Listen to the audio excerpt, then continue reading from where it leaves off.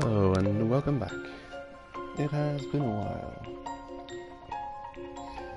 I was convinced that the game was pretty much over and that the final trophies would be like grindy kind of trophies. The game's got a lot of quests and a lot of side things you can do, so I thought it would have quite a few still trophies to get, but then I knew there weren't many trophies left. Unfortunately, the game could have a lot more trophies. I think it should have. To help the longevity of the game. Or longevity. I don't know how you pronounce that. Yeah, they could have put more trophies in there, because I really do like working on trophy sets in games. And I do feel like that extends the lifetime of a game. Sure, it's got New Game Plus-ish, kind of, or it reverts to an end game state, and I guess you can always make a new save, starting all over again.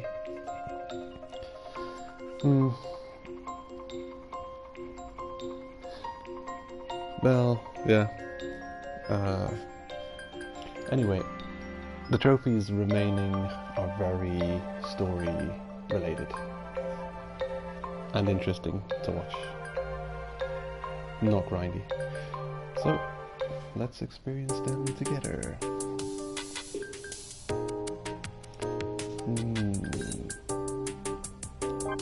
Yeah, basically the same save.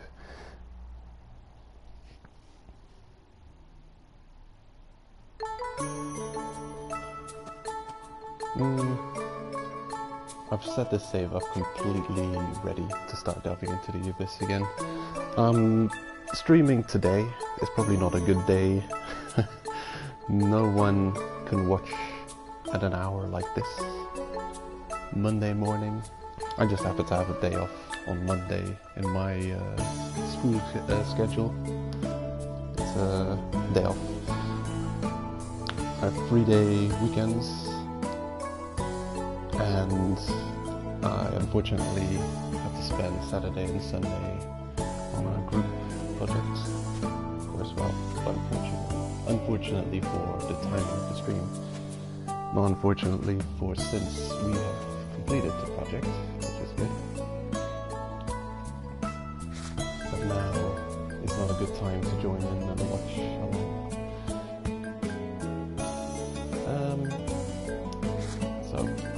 A few things have changed since last time. I've taken the time and liberty to grind up a bunch of relic, the latest relic stuff.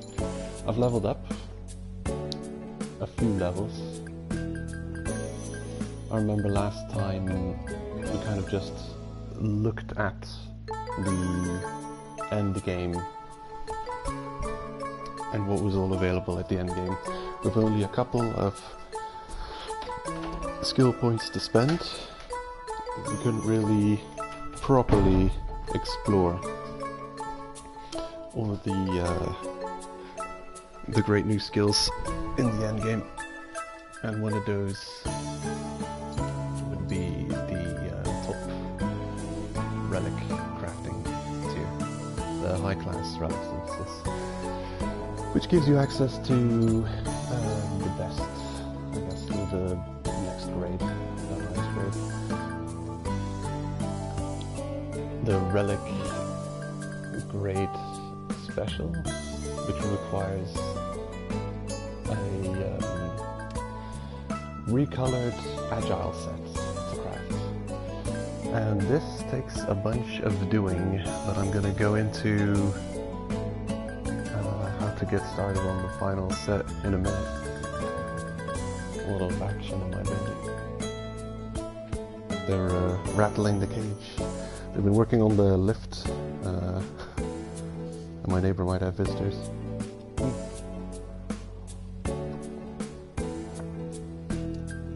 So yeah. Anyway, there's a couple of things I need doing. First we'll pop in to the abyss and have a quick peek. the situation. You'll start at layer, and this is definitely cool. When you become a white whistle, you can go anywhere, and it costs almost nothing. You can't fast travel from layer 5. I don't think you can ever fast travel from layer 5. But the moment you manage to get back to layer 4, you can instantly fast travel. So really the return journey always is as short as just returning from layer 5. And of course the cost is severely diminished. So as long as you are not on the brink of starvation, you'll probably easily get back to the surface as a white whistle, which is great. Tremendous sense of freedom. Yeah, it takes away a lot of the challenge, and it turns the game more from a tense experience to a much more relaxing experience in the end game state.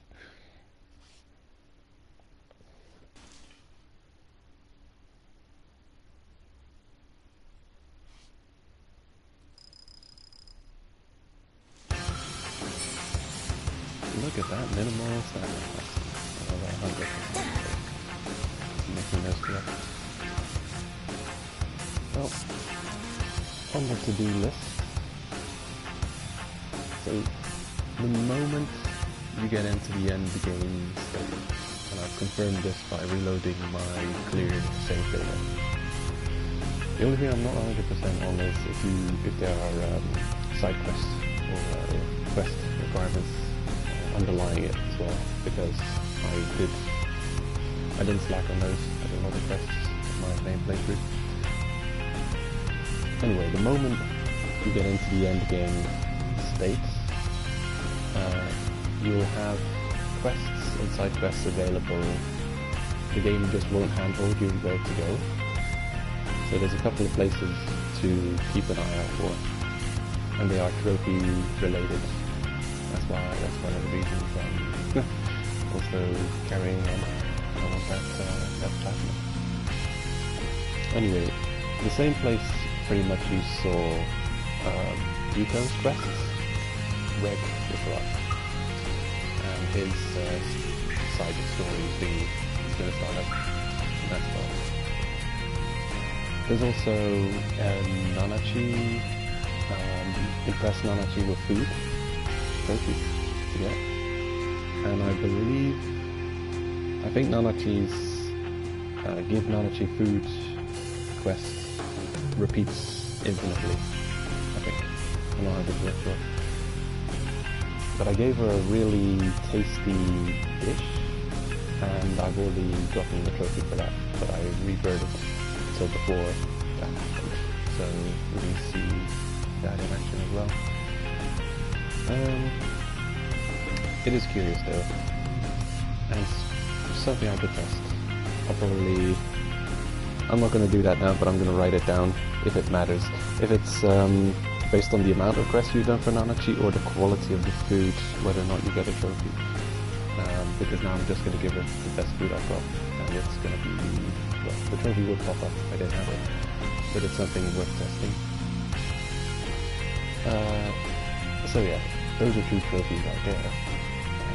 Reg and Nanachi's trophy. And then there's still a sneaky little encounter in one of the layer 5 zones. There it is. It always blends in with the map coloration. And it's referred to as main quest. This is Hidden Boss Dechuanga, which shows up also while you're on a clear game file.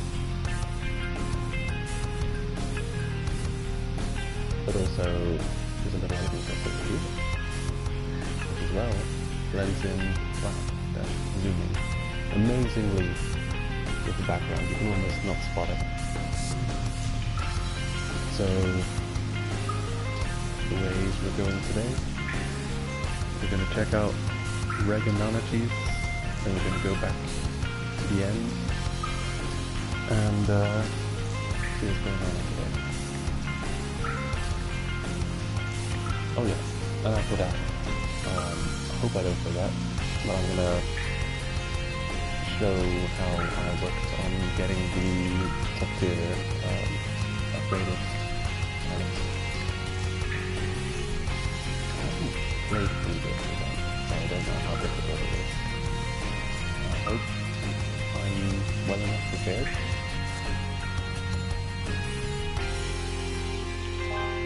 So some healing items might be important.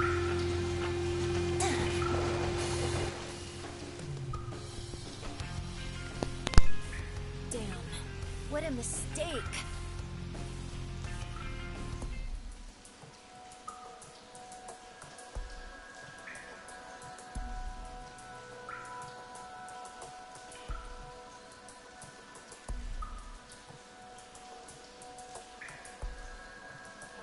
It seems like I fell a really long ways down. I can't hear Rico's voice. Wait. If I make any noise, it'll attract primeval creatures. Maybe Rico is just staying quiet. Damn it. I have to find Rico immediately. Rico! Rico! Can she not hear me? If she stays in the 4th layer of the abyss by herself...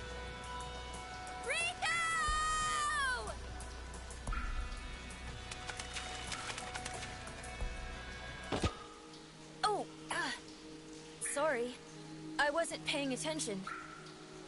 Huh? Are you a cave raider? What a surprise. I didn't think kids other than us would be raiding down here. I'm Reg. What's your name?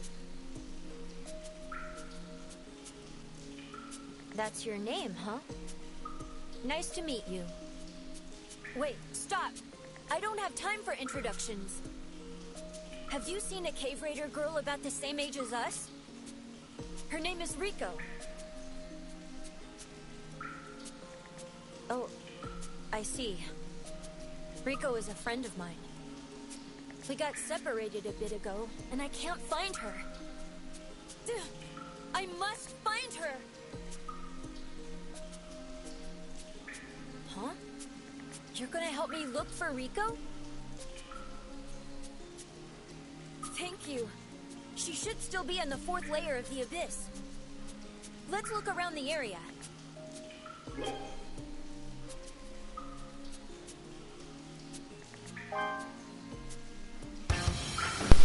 I sense something nearby. Oh, right. And we've got a fellow cave raider with us.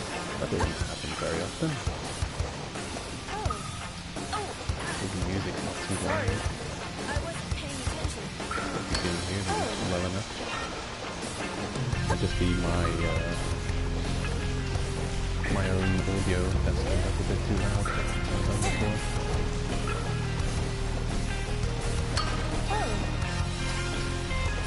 Speaking of age, Greg says we're the same age as him. Pretty much young teenager. Is this place? I don't think Greg is that young.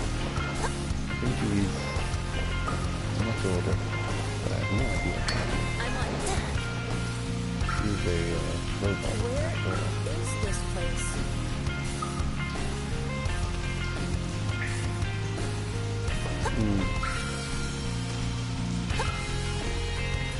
Put him in the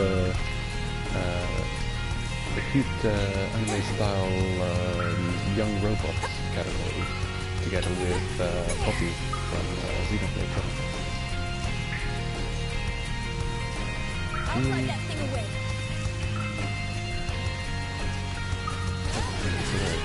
Searching.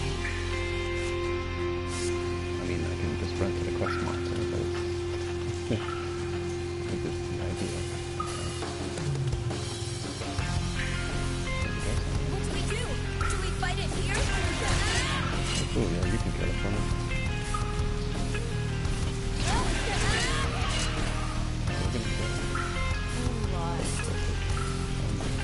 these hitboxes on the defeated enemies, some of these hitboxes are crazy. They're wild. The hitbox of a dead enemy can push you off of a cliff. This game is really, brutal, hilarious.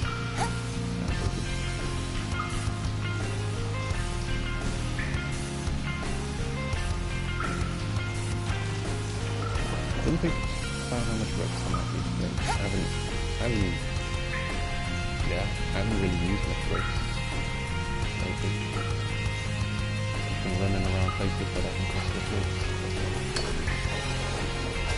Ooh. Notice I'm getting double item pickups. That is a skill that I unbelievably underestimated its value while looking at the skills. I'll quickly show that off again. It's in gathering. It's so it looks so inconspicuous. So in cave raiding skills, and you can already get the first one pretty early on. In gathering, it says increases gathering speed. That is the worst tooltip in the history of, unbelievably misleading. It's just wrong. Increases gathering speed.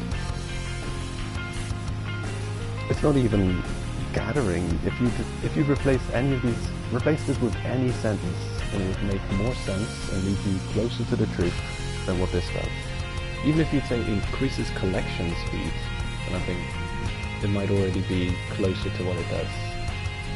Well, you're doubling your pickups.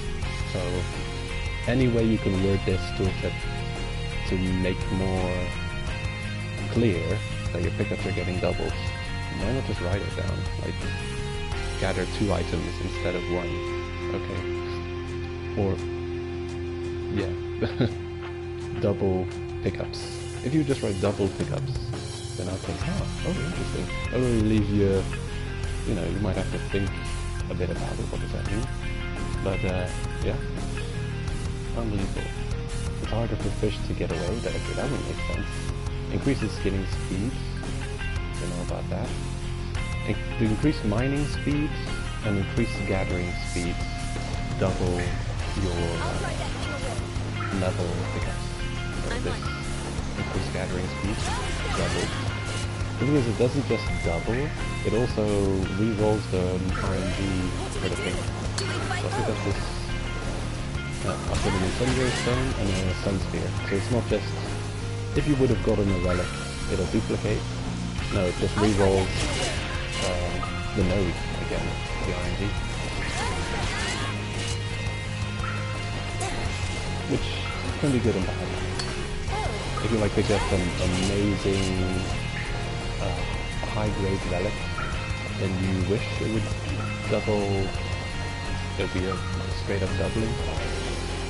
And then other times when you're farming for something like incendiary stones, then you're happy that it,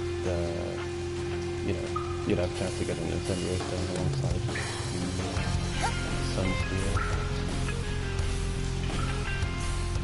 I'll try that thing away. And just the rocks. There's a bit of roaches.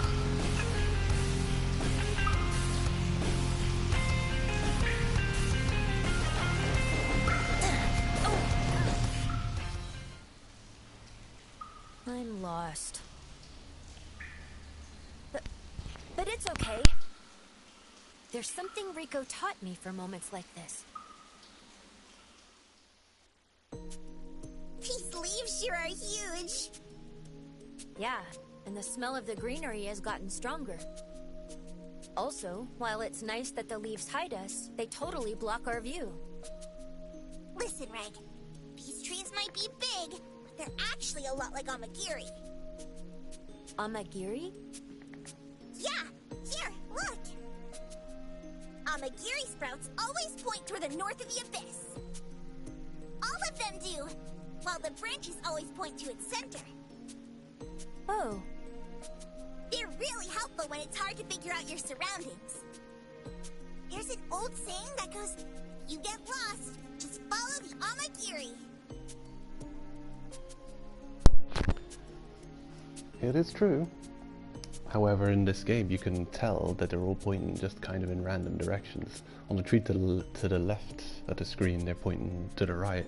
On the right side, they're pointing to the left. And here, they're just pointing up. So, yeah, good luck following this game's Amagiri trees. Unless they're referring to the giant leaves at the top of the trees. They might be pointing to the center of the abyss, but... the jump puzzle Amagiri mini things they find in the levels, I don't think they could manage to have them all pointing in the same direction. Or maybe they do. I don't know. I'll have to take a peek after the scene. Huh. You sound pretty smart right now, Rico. Nothing like when we were back in Orth.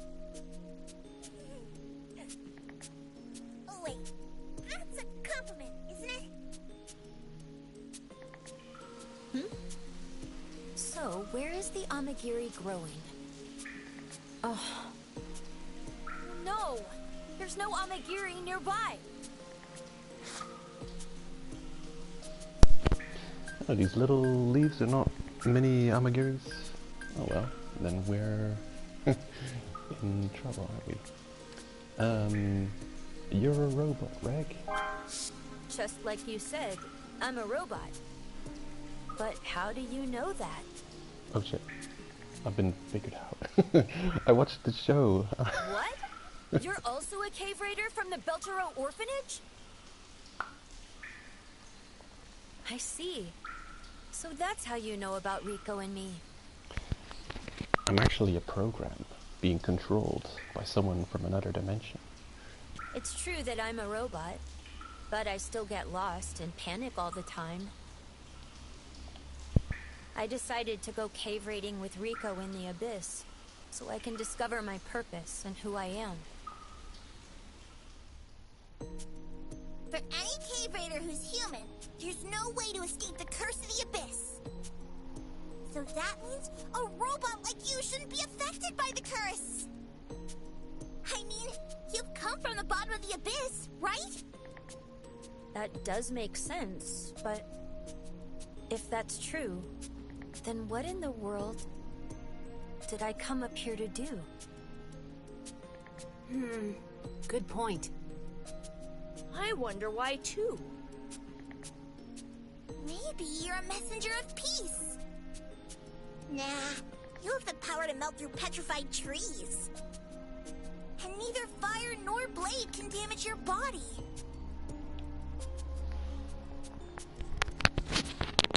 Which is funny, because I think she was actually tested. And also, the idea, the messenger of peace is like the religious aspect of the Abyss. I know! I bet you were an attack robot who was coming to invade the surface! Come on now. But to save a young maiden, you used all your energy and turned your cruel weapons against that creature and lost your memory. And then you got rescued by us, and we started communicating. That's right! You awoke thanks to the kindness of humans! That imagination of yours is irredeemable. After what you did to me, what in the world made you think I'd be kind to you? I still haven't gotten my memories back. Anyway, I have to find Rico as soon as possible. He makes a good point. I do find it pretty cool how this game actually just doesn't completely just copy the anime, not at all. It actually quite often adds its own thoughts to it, like that extra dialogue there. What made you think I'd be kind after what you did to me? Pretty much always, well, experimented on him. You could say tortured, but sure enough, yeah, at that point they're strangers still. She wouldn't know how he'd react. Also, Reg's memory loss is a mystery to me even now, and I've watched the the first 2 seasons of the show, and as they've said, because it's pretty much caught up to the manga, we might have to wait a little while to get any further story out of the anime, or yeah, for the next season of the anime to show up. It's gonna take a while. Well, we must be patient. You seem to have more experience with cave raiding. You take the lead.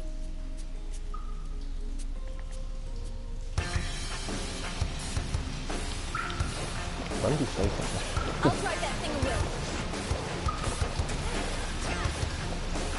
Cave raiding. Officially cave raiding. Oh, I'll drive that thing away. But when it comes to death, who's got a speak?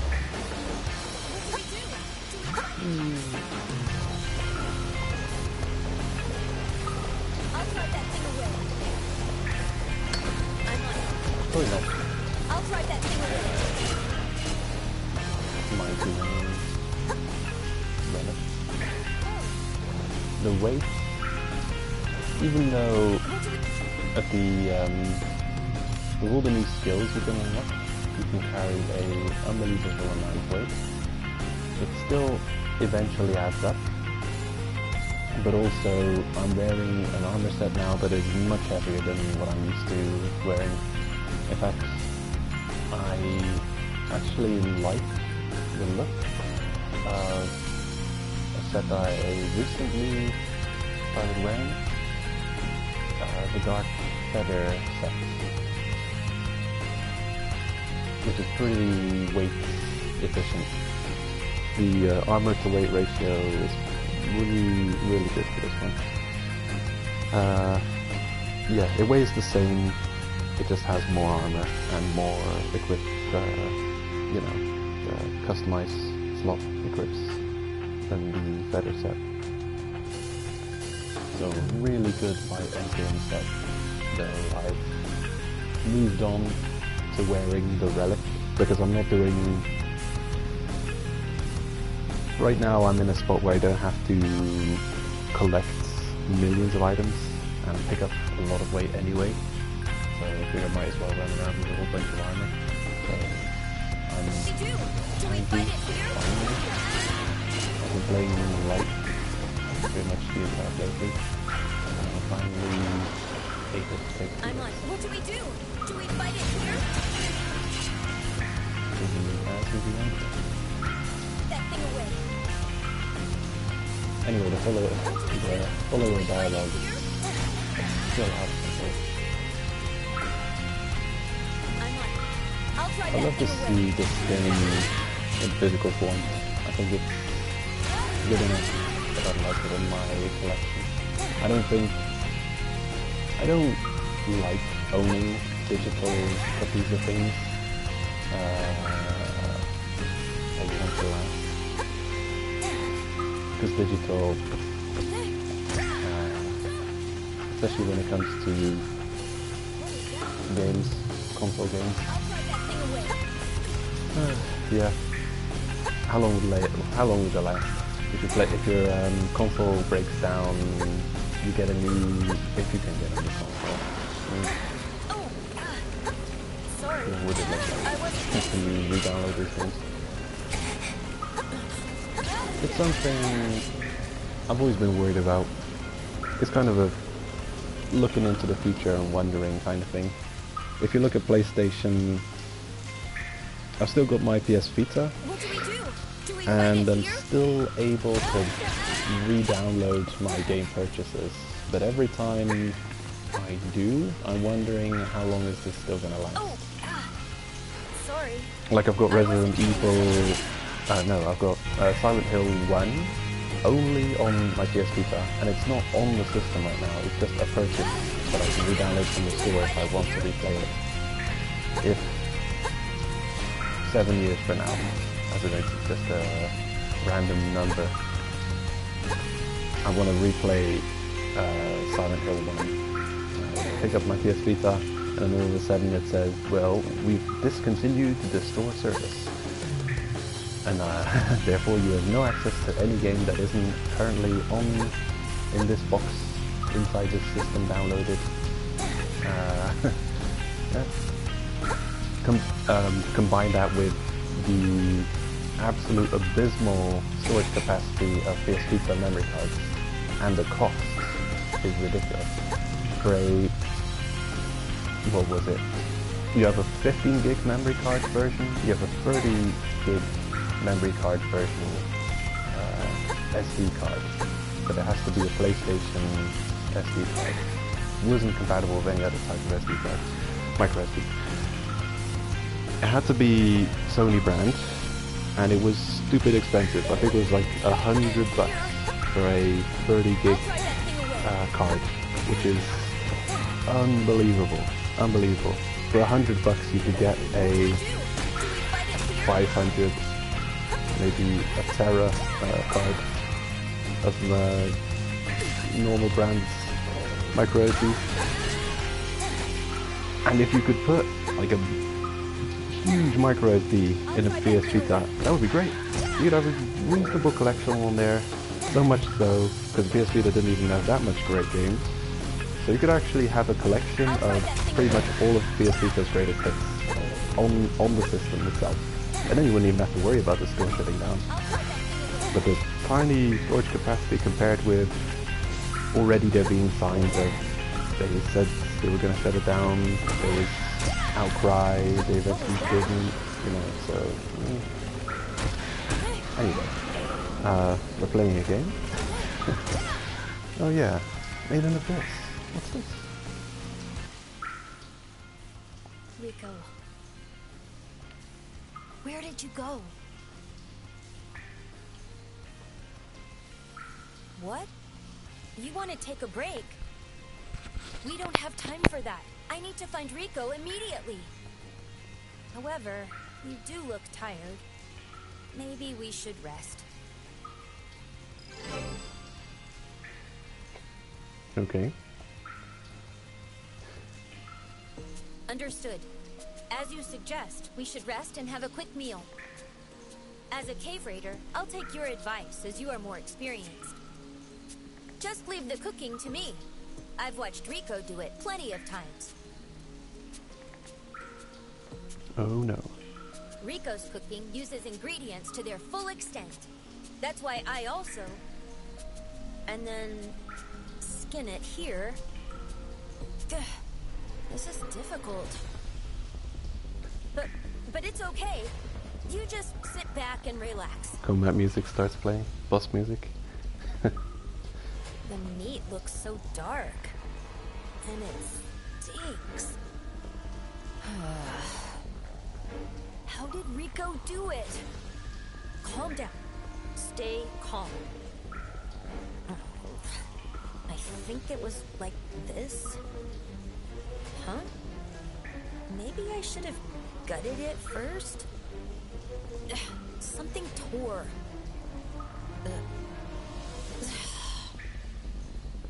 Should I wash this? Well, yes to all of the should-Is, but also if he's cooking shroom bear meat, I don't think that is ever tasty. I don't think you can get that tasting good. It's just a foul-tasting creature.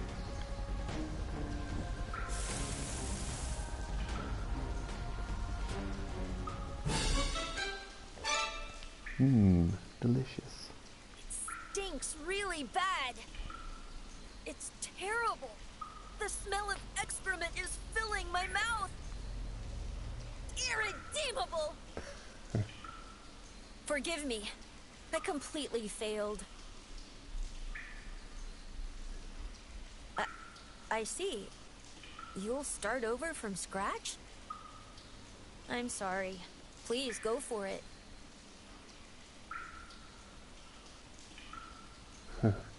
Irredeemably dangerous cooking.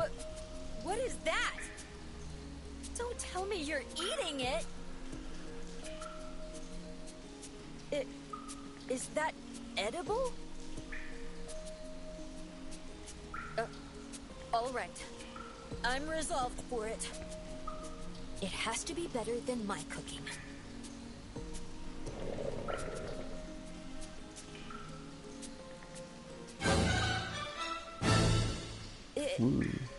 It's delicious. This may even be better than Rico Hodgepodge stew. I guess cave raiders have to know how to cook. And be willing to eat just about anything. A bit ago, a cave raider was eaten by a corpse sweeper. Rico cooked it up without hesitating. The meat for the orphanage was mostly hunted by blue whistles in the first layer of the abyss.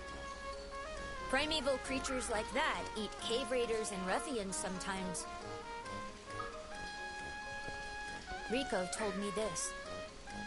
Death is a sad thing, but they will become flesh and blood for other living things, giving them strength.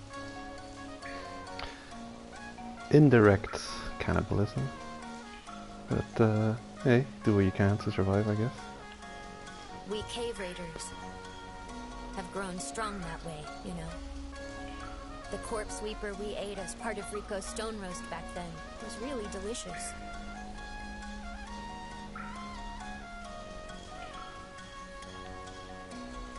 Irredeemably delicious cooking.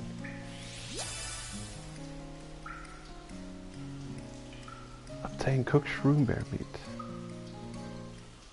By the way, I've been wondering. Well, why do you have two whistles on you?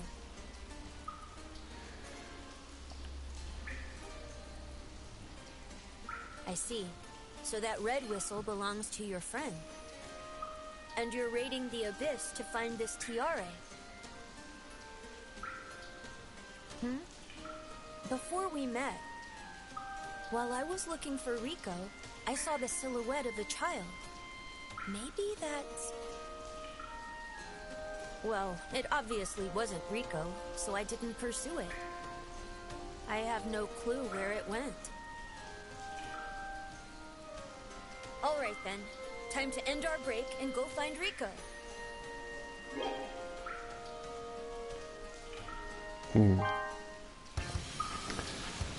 I'm really wondering when this is supposed to show up, actually.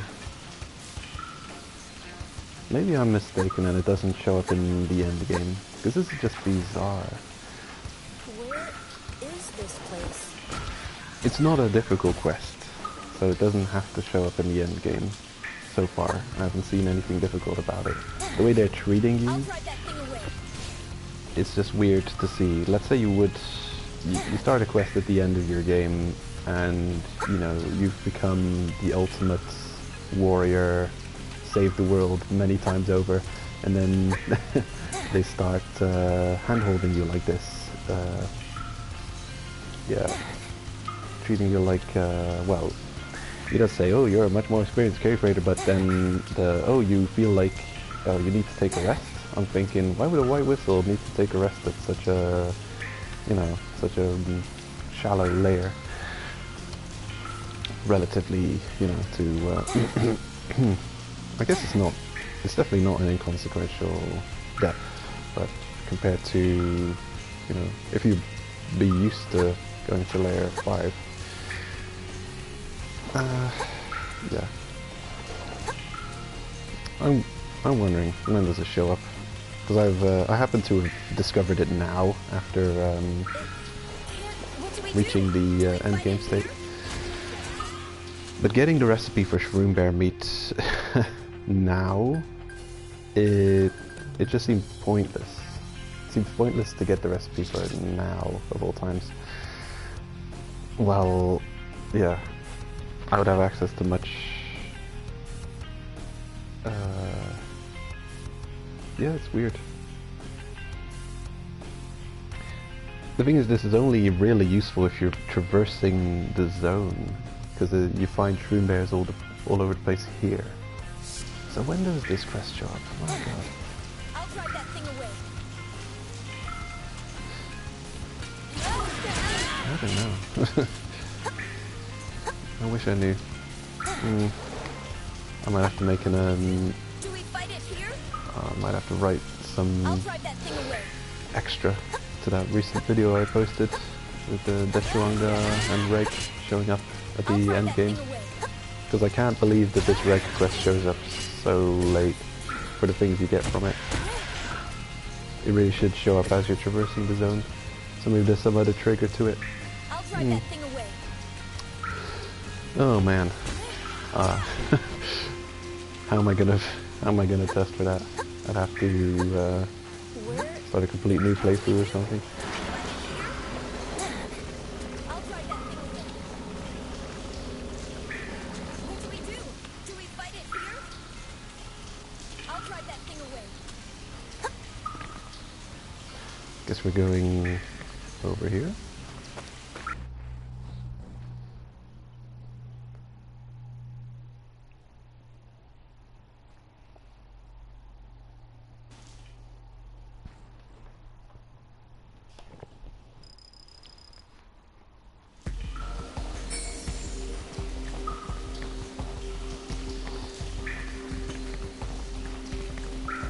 The longer I play this game, the more reasonably good habits I start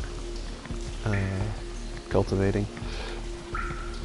And one of the things I started doing at some point, and I think it's just the way to go, is to already have a bunch of really good cooked meals before you even just set out into the abyss.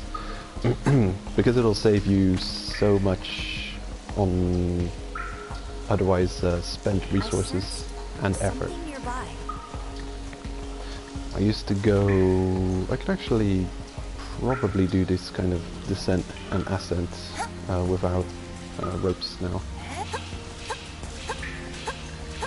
Ooh yeah, I love doing that. That mechanic is actually really well implemented. The timing is extremely catchy. You can really learn the timing well, and it's a skill you can master. You can master the hop combo timings, and you can do that in any direction. You can down, up, left, right. In any direction you can do the hop chaining. It's a skill.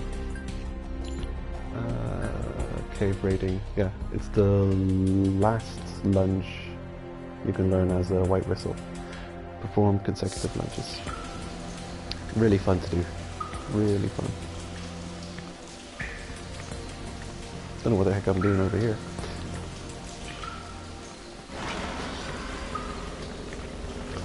But yeah, certain things.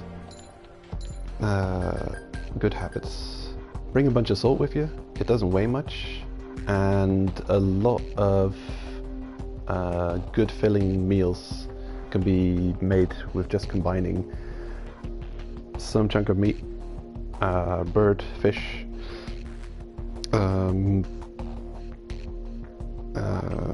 creature, yeah, any type of meat with salt is already a dish. Bring a bunch of ropes, pitons. What I've also started doing is bring 2 reticles poison and bird blue poison, just to craft antidotes as and when needed. Also have a set of antidotes already on me, of which actually I should not bring the paralysis antidote because I never use it, even when I get paralyzed. I just wait for the 2 seconds it takes to drop off anyway. But hey, you never know. Maybe there's some kind of weird creature that you need to defeat that can paralyze you and kill you while you're paralyzed. Then, I still wouldn't use it, I'd probably just die. I'd probably just die and restart the zone. What else? Oh yeah, just that. A bunch of ready cooked strong meals. I like this because it doesn't weigh a stupid amount. It weighs a lot, but not a ridiculous amount. And it recovers a good amount of hunger, while not costing unbelievably expensive ingredients. It's reasonable. So yeah, you can easily just buy that in bulk at Orf, and then craft a bunch before you go cave raiding.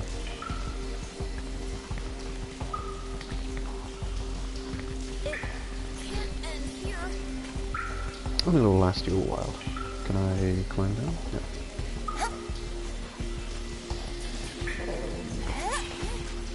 And only when it's all of your reserves are finished that you can think about Where is this starting to worry about heading back.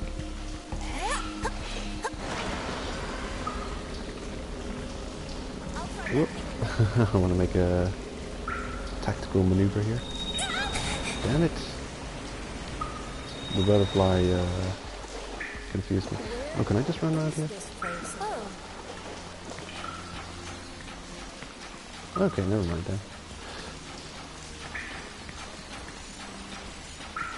I'll drive that thing away. Oh shit. I totally didn't see that bug blended in with the environment there.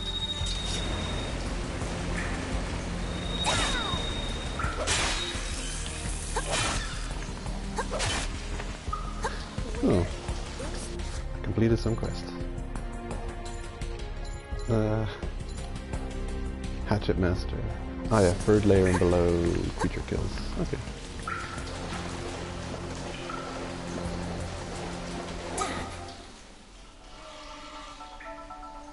Oh no. Such danger. When did we get surrounded? The situation is bad, but I have a way to defeat all of them at once. However, if I use it... Are you telling me I shouldn't use the incinerator? That's right. Go ahead and use it if you want to get Rico killed, though. Once you fire it, no matter what, you will faint after 10 minutes. Then it's a full 2 hours until you wake up. During that time, even if I slugged you or dunked you in water, you still wouldn't get up. Go ahead and try to leave a helpless child on her own in the depths for 2 hours. I wonder just how she'll be torn to shreds and eaten. Well, when you really do have to use it, go all out to make sure whatever it is doesn't come after you again. No matter who or what it may be. No matter what lies in the vicinity. When that time comes, don't hesitate. Show no mercy. Otherwise, your adventures will be over in the blink of an eye. No matter what, you will faint after 10 minutes. Then it's a full 2 hours until you wake up. It truly is your weapon of last resort.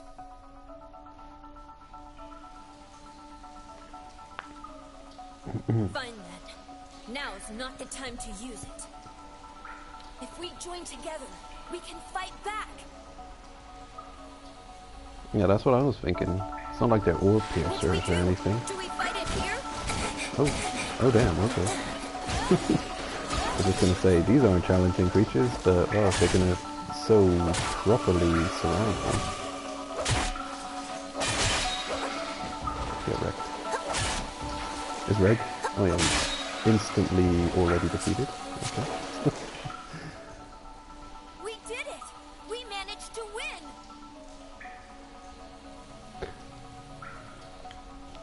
Still, the primeval creatures around here are very strong. Could Rico have made it this far in the 4th layer by herself? I don't think I should go any deeper than here. Let's head back to the Goblets of Giants and search that area together.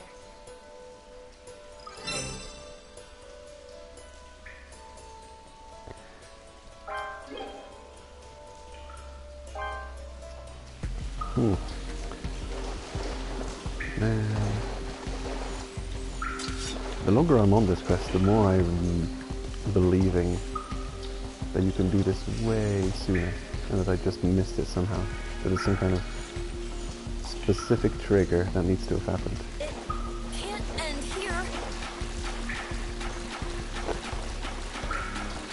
I wonder if it shows up if you just... Roger. Just leave it it to me.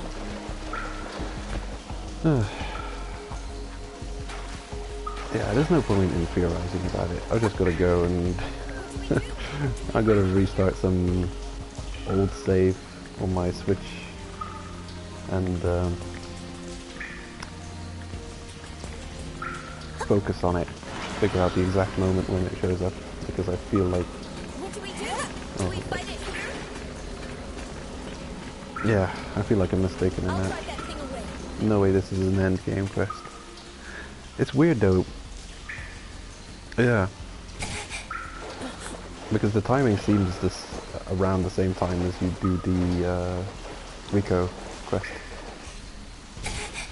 Or shortly after. I'll drive that thing away.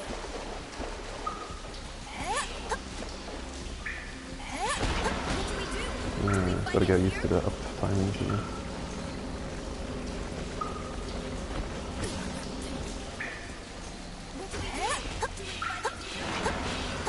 Oh yeah. It's a bit tricky to... It's tricky to practice because you're rushing into the Curse of the Abyss every time you do up chains. Maybe there. Oh yeah, look at that climb. Unbelievable.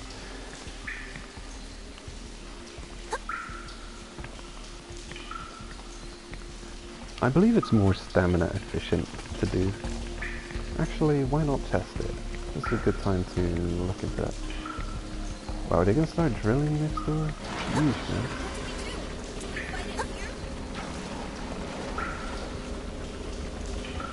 Noisy, noisy.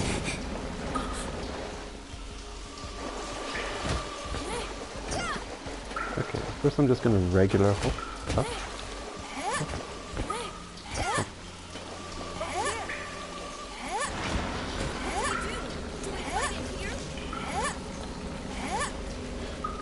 And then I'm gonna hop using the chains.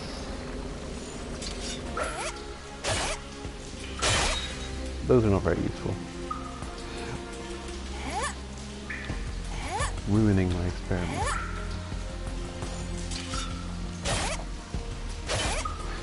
If I would fall to my death here, the game auto saves after story events as well, side story events. So we'd restart after the defeated beasts that we just saw.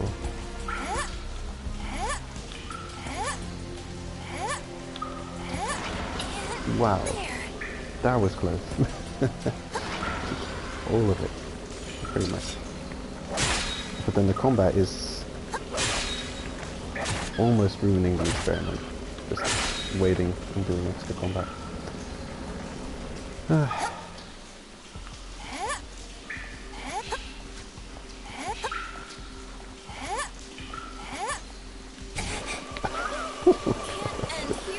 Nice timing.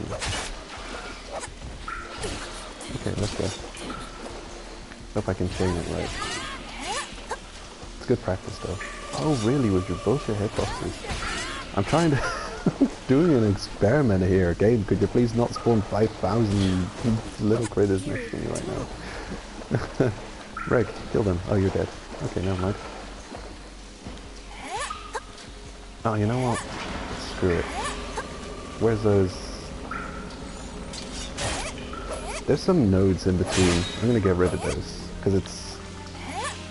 I'm getting tilted by just the idea of bumping into nodes, so I'm trying to...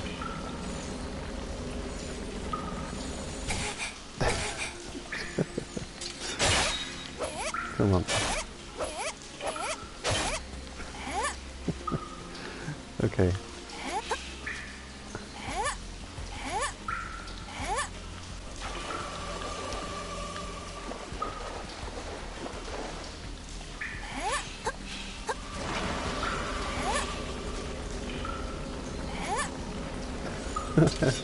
Oh,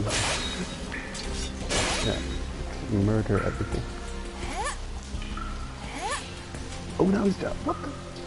Something. Oh, I know. Honestly, I don't know what's going on. The controls being really bizarre right now. I jumped up twice there. I swear, I was pulling the analog down. So I was pulling the analog stick down and I was jumping up twice. What the hell is going on? Maybe there's something wrong with this wall.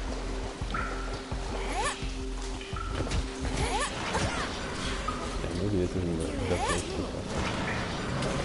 That's not helpful.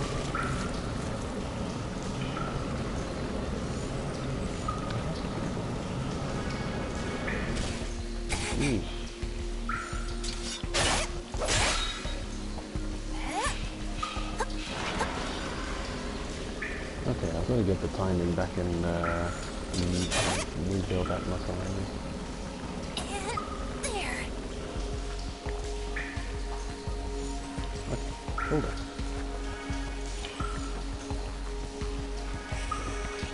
This is so silly. I simply want to do. I want to do a simple scientific experiment, but yeah, it's like this isn't a controlled environment. This is a very sensitive test that has to happen in a vacuum, but I'm trying to do it in a jungle. Mosquitoes buzzing around me. What do we do? Do we fight it here?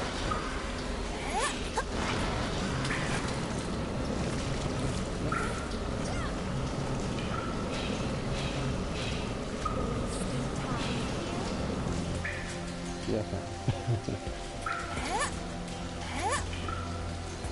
Oh man, I can't get. I can't do. This is stupid. I'm wasting time. Over there. I'll try I'll that make a video of it.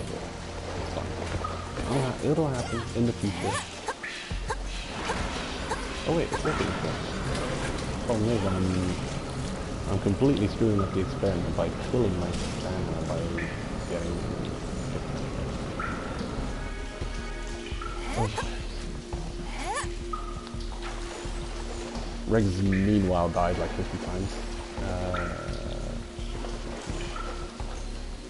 I'm out of here.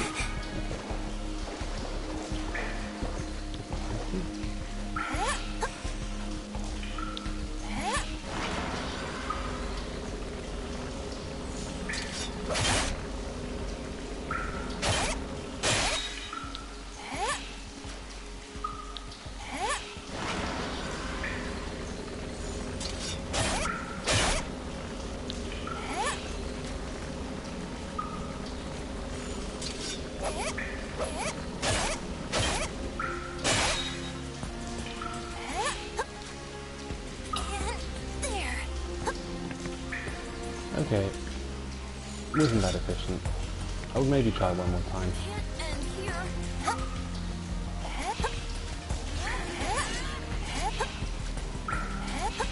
For some reason I just can't figure the timing out. Maybe the timing is being a little messed up just with the sheer enemy spawn. It's reading inputs differently. God knows. But just look at that weird weird shit happening in front of me. Look at that, we could change. I don't know if I started with develop stamina.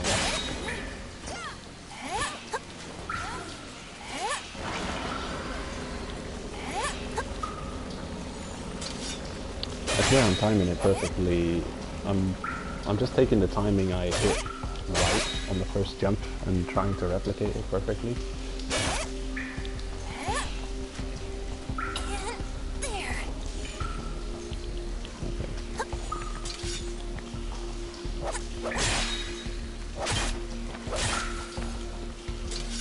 I'm gonna start collecting the loot from all these kills.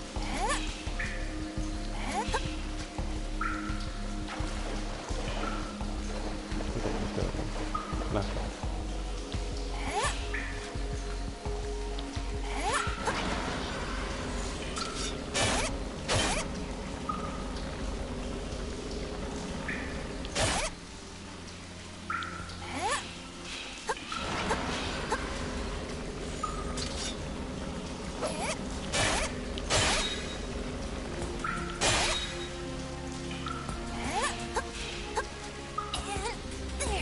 Yeah, definitely definitely more stamina efficient to hop chain.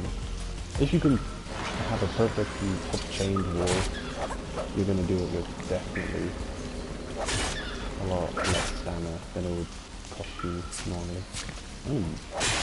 Decimate all of you.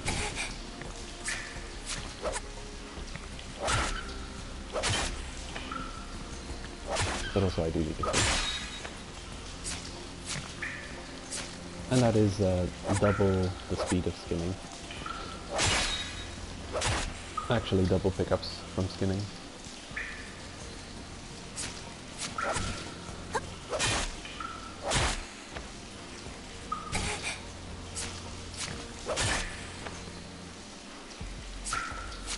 Okay, one more will do it.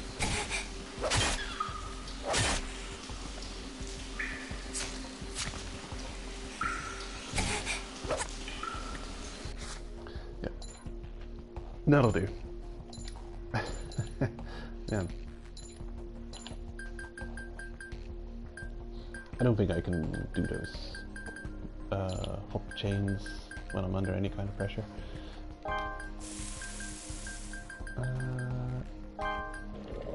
Thanks. That's fine. I'll leave these first. It can't end here.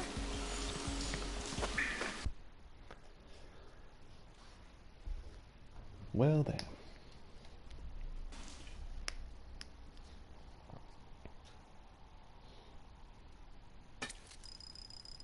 I'm lost. You reasonably conclusive evidence. What's that? The top of a rope? Oh. It's trying to tell me something. I sensed something nearby.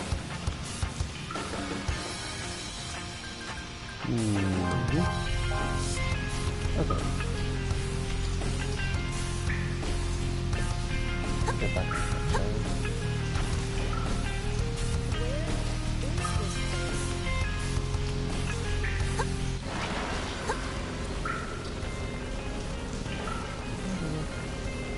Well, I've picked up enough rope parts. I'm lost.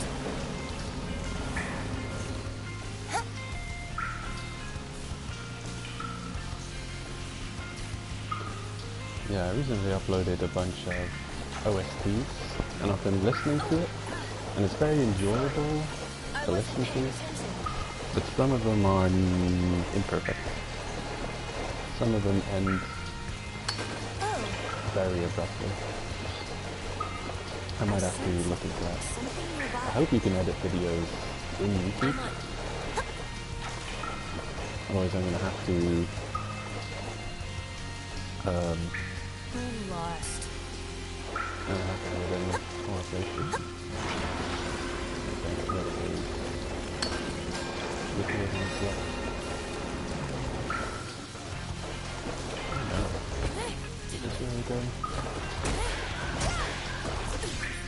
Meg, how do you take so much damage with a single hit?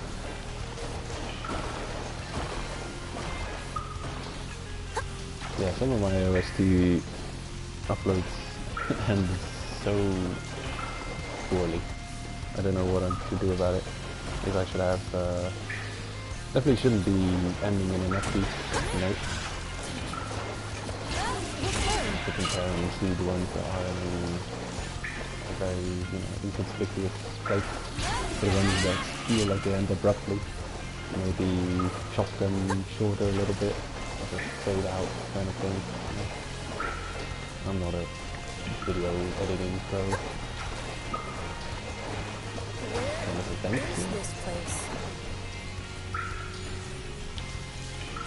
Hello, Mr. I'll try that thing away. Media bank? That's a habit that I've recently broken, having the Orpheus surrounded on me. Used to always have it, now I don't. I say, well, I'm not quite not going to fight. I'll try that thing away. What do you think about that?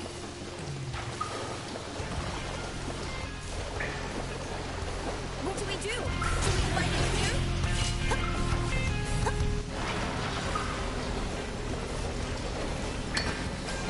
I'll try that thing away. the higher whistle rank you are, the quicker you recover from the first build-up, which is nice, because it means you have to wait a little less long.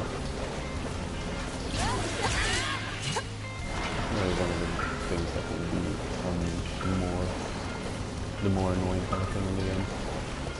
Along with the unbelievable enemy spawns. It's just having to wait for the first. Where is this? What do we do? Do we fight it here? Try to stay alive, right?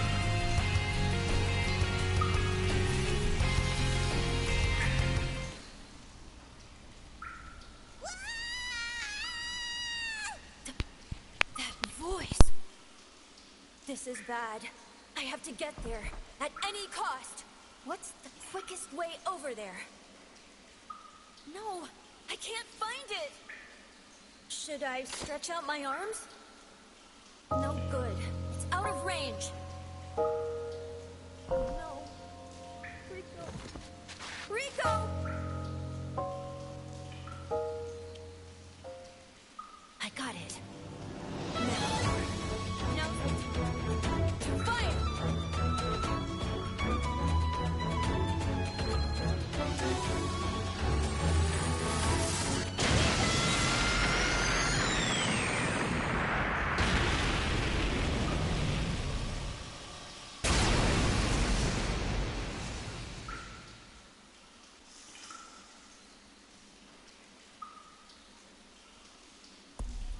I have a request.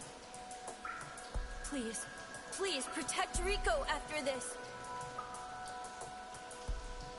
Starting now, I'll be immobilized for around 2 hours. In the meantime, please protect Rico. I'm counting on you.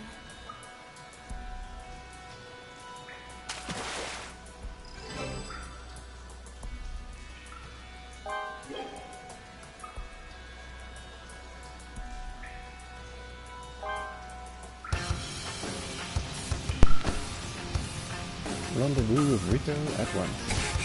What have I done?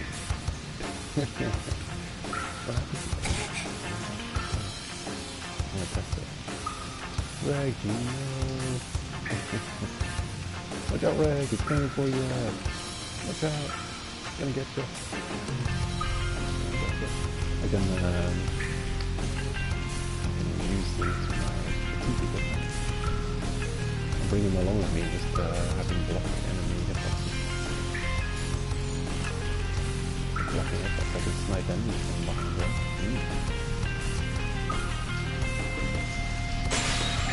Ah, good job. It's cool, it's cool.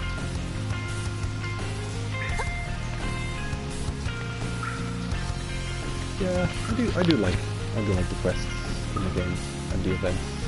None of them, well, except you know, the kind of made side quests with where they're not just sending you to collect a bunch of stuff. The story side of the quests is very cool. I appreciate it.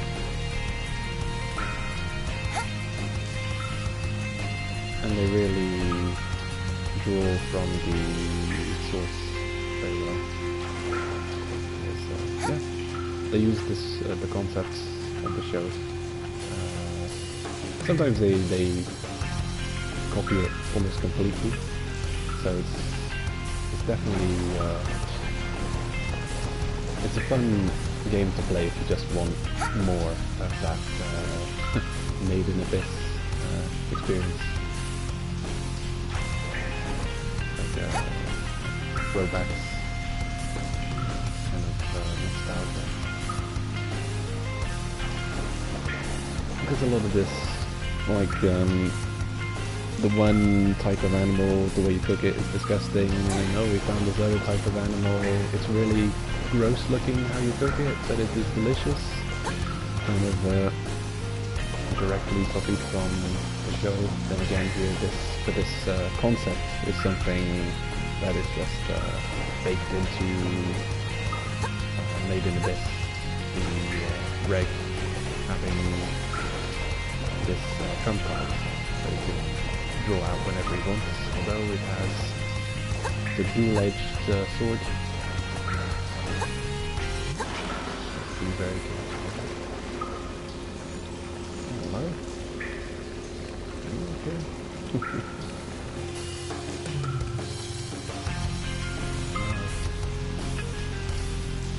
Petrified. She's so shocked by the experience she can't move. She almost got taken out by a giant laser again. Hello? Who are you?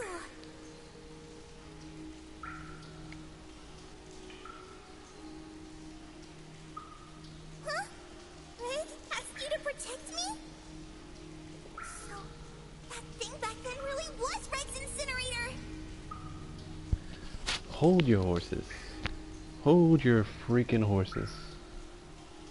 What do you mean, who are you? We've met you before. Oh, this is weird. This is so bizarre. Why would you ask who we are? Maybe she just doesn't recognize us yet, and she's gonna recognize us in a minute. We've done Rico's chapter. It's weird. It's really weird. Yeah, what's the... How does... Ah. I just don't know how the continuity of this... what's the timeline of this game? Bizarre. Reg must have passed out and is immobilized! Please, take me to Reg! Also, what we're seeing here is a glitch. Whenever there's a character, or I think often when there's a character on the right side of the screen talking, they'll be much lower volume than they're supposed to be.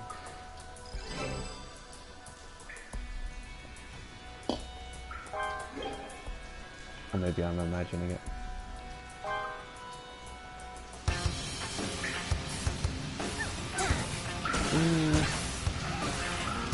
If you really just get this, excuse me, if you're, this is the normal order of getting things, where you do Rico's quest first and then you do Reg's quest, and it's really just a contained experience.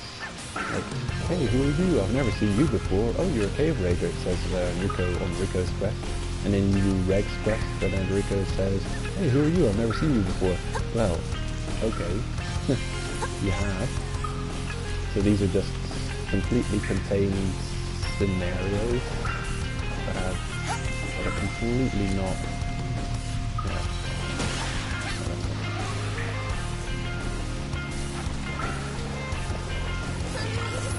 I'm not sure how to interpret them. I think it's weird, confusing what we're doing.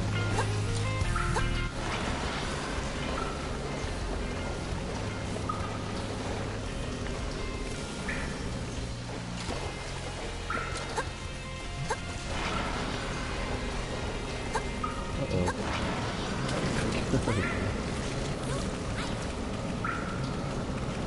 Oh no, I'm not okay. Very much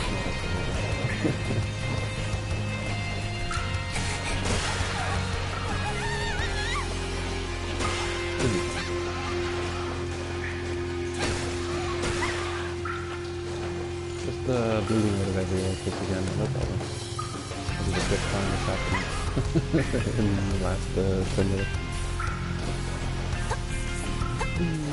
I like it. Once you get used to it, it's kind of an enjoyable experience.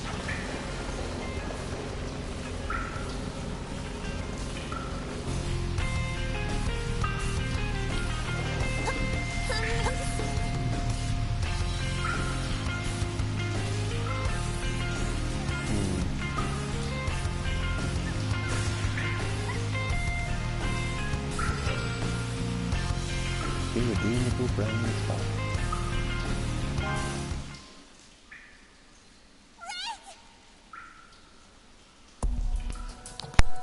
Thanks for saving me.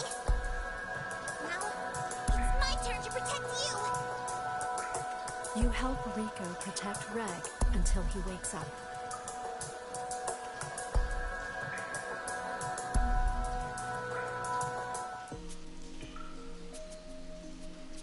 Thanks for protecting Rico. Only thanks to your help was I able to find her again. You have my deepest thanks. I want to thank you, too. Thanks to you, I was reunited with Reg. Are we really going our separate ways from here? All right, if that's your decision.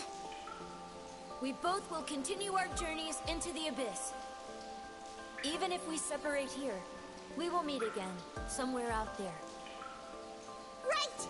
We will see each other again! We Cave Raiders are always connected by the abyss!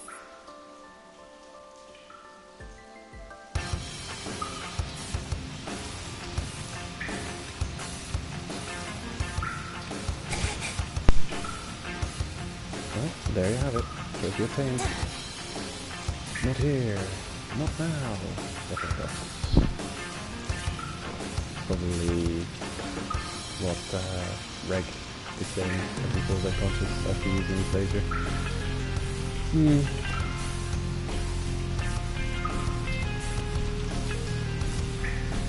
So that's Reg's, what do they call it, episode?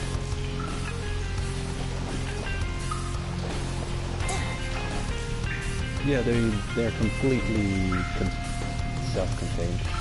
They're like just side story. Completely non. I don't know.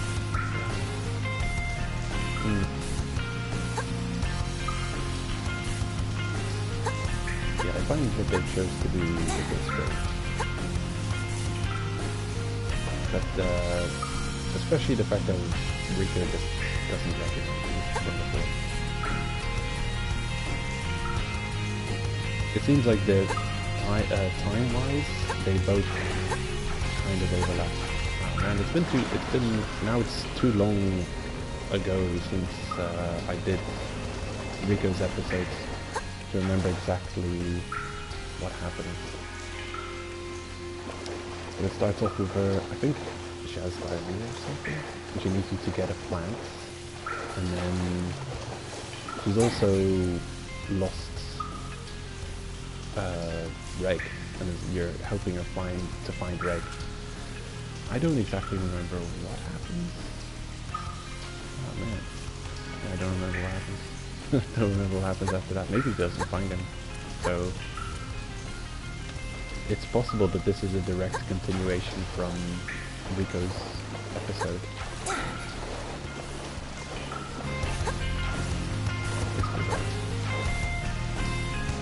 I'm gonna make it a list of all the things I have to look into. Check. That's just my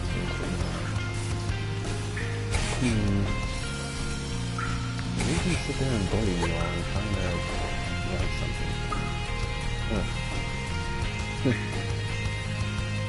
Okay.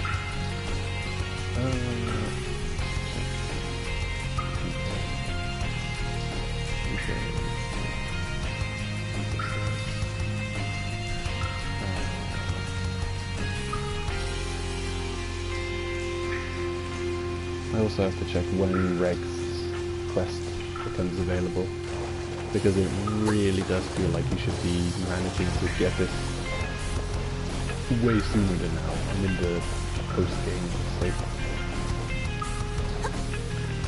So, yeah.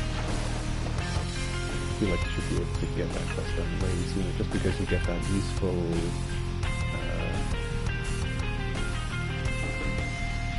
I've never looked at the zone map.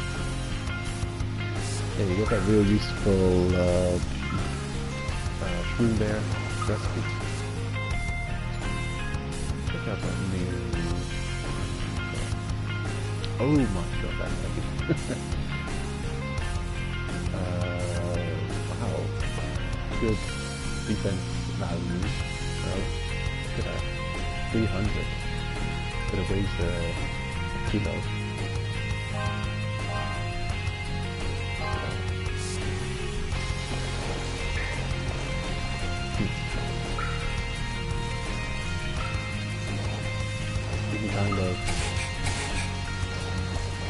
can cosplay kind of a lot of characters, but they don't seem to give you the rest of their clothes. It's always just a hat.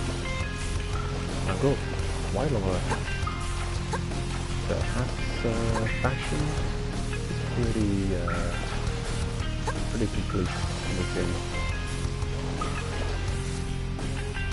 Actually, I can check it out. It should be in my notebook. Other items.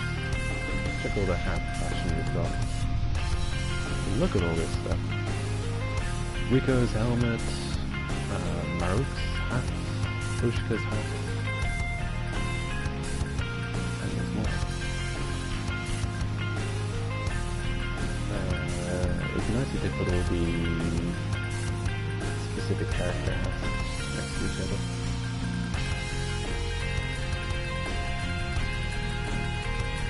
I don't know, the hats are all next to each other.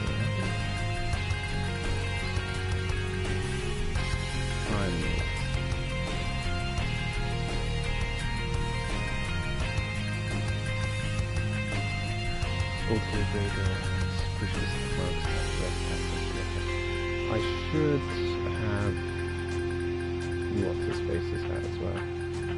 Doesn't seem like I've got it though. Damn, I forgot his name. Yeah, I think I should have his hat, but I don't for some reason. Anywho. So that's the trophy. I've got 2 more trophies that I need, so platinum. One of which, actually I think I've only got 1 more trophy left. I would have 2 trophies left, but I could show you the most recent trophies before this that I got. Nanachi's pleased with your food. 5 trophies.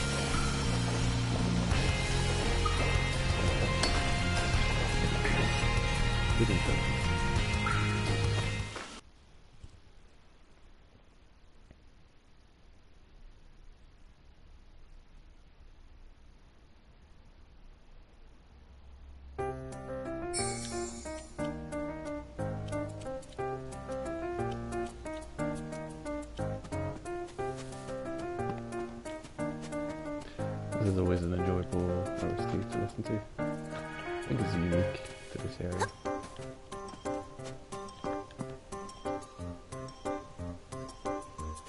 Hello. I'm hungry. You got anything to eat? I've got the most delicious thing you've ever seen. A gorgeous hot pot. Here you go.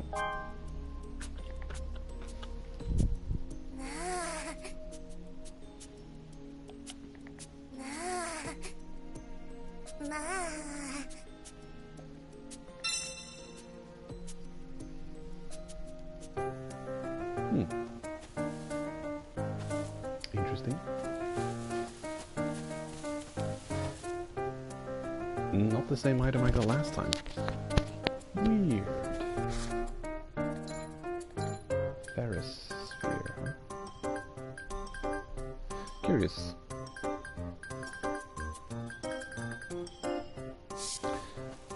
That is curious. I think that's... oh, she seemed happy with that. But that's not the same item I got when Trophy popped up. I wonder if this quest, I want to check something. I'm gonna head back to the Out of the Abyss. And I'm gonna return with more tasty, delicious food stuffs. Because it's, I'm finding it a bit confusing that she's not giving me that same item. Last time I pretty much gave her that same thing. I got the trophy. Yeah, I don't think the trophy would pop up with this. She just gave us a high rank relic. What she gave me when the trophy popped up was the highest tier of Orb Piercer poison resist charm. Which seems like a pretty big deal item.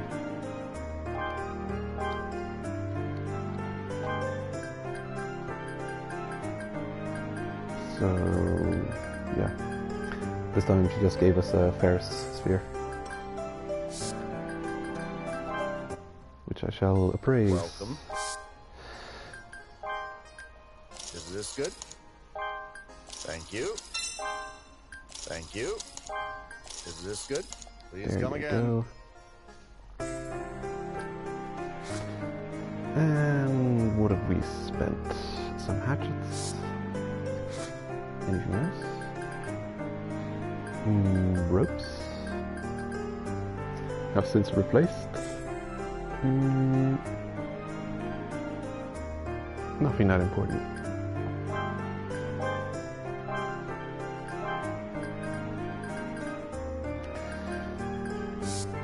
Okay. Just some hatchets. Welcome.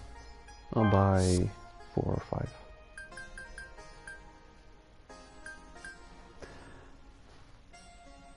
These weigh 200. Yeah.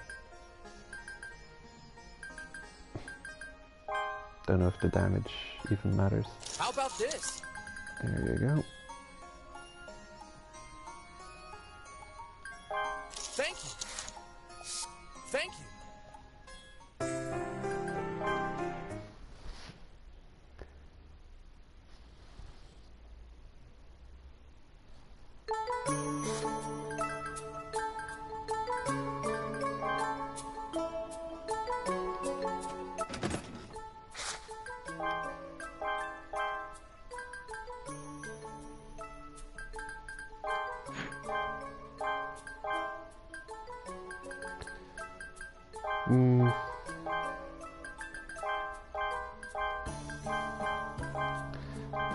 I'm gonna make some more food. Let's see, 1 down, 1 to the right. And craft 10 of them. And then we're running out of sugar, beast meat, all of that stuff.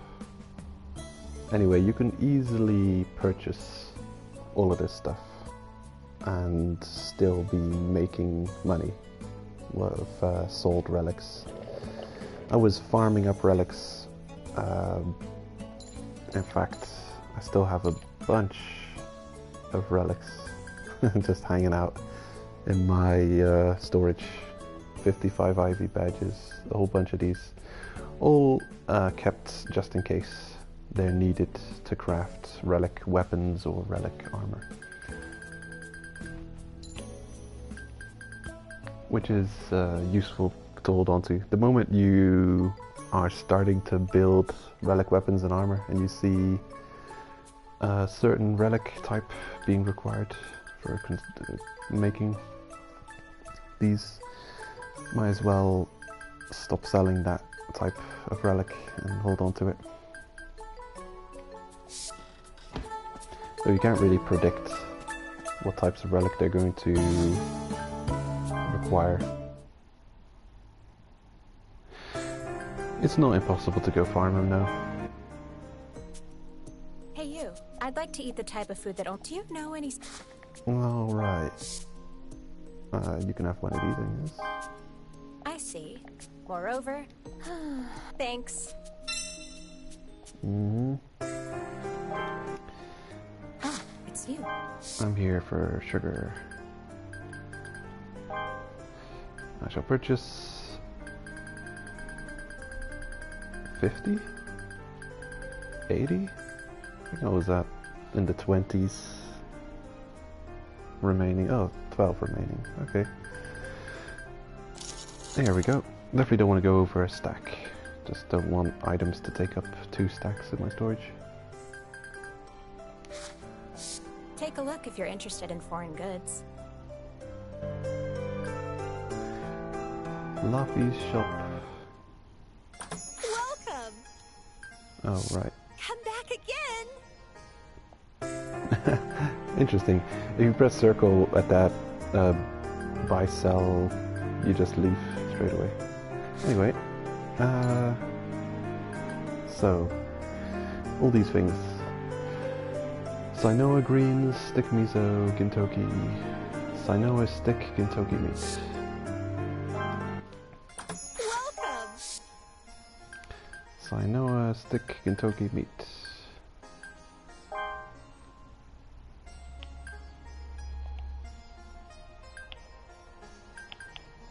Thank you. Damn. Stick.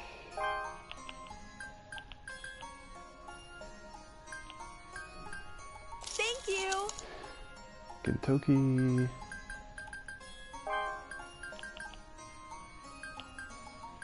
Thank you. And beast meat. Yeah. Thank you. Here we go. Come back again. I forgot how to count to 100.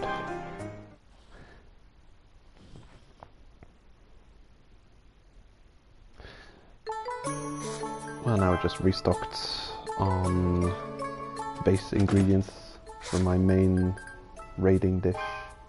Is this really new? Foreign baked sweets? How do I not have that yet?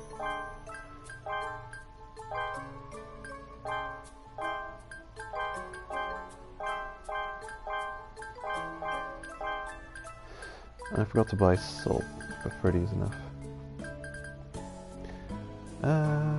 Yeah, there we go. Perfect. And we're good to go. Almost. Yeah. Good to go now.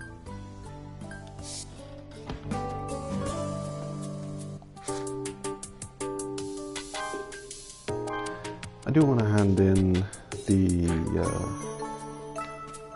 thingamabob, the completed quests.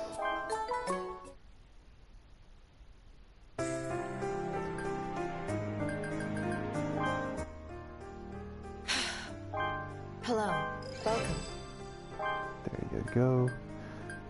At the at this stage of the game, every time you complete a quest, you want to look for its successor, because they've got the weirdest quests.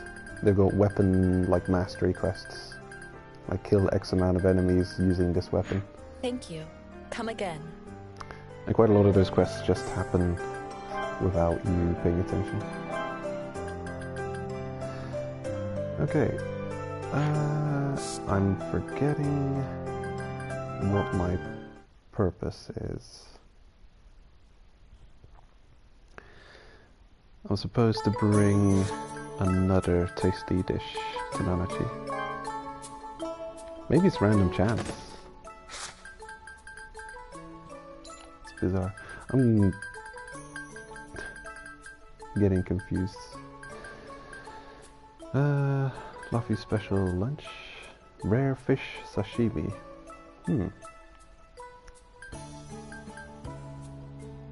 It looks delicious. Like this is the reward you get when the trophy happens. This one, but the highest rank, the special grade of it, is what she gives you when the trophy pops up. Last time I fed her that delicious meal, I got the trophy, but this time it didn't happen. Let me see if I can craft it again. What was it? Memorable. I think it may have been a quest reward or something.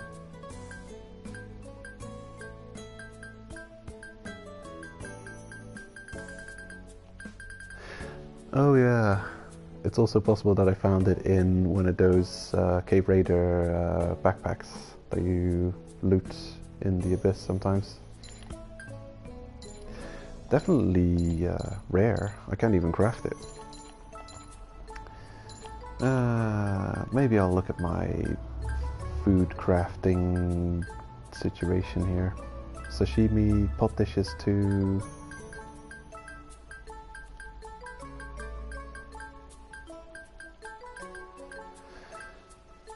Fried dishes? No. Roasted? Fry roasted. I definitely think the pot dishes are going to be the most delicious dishes.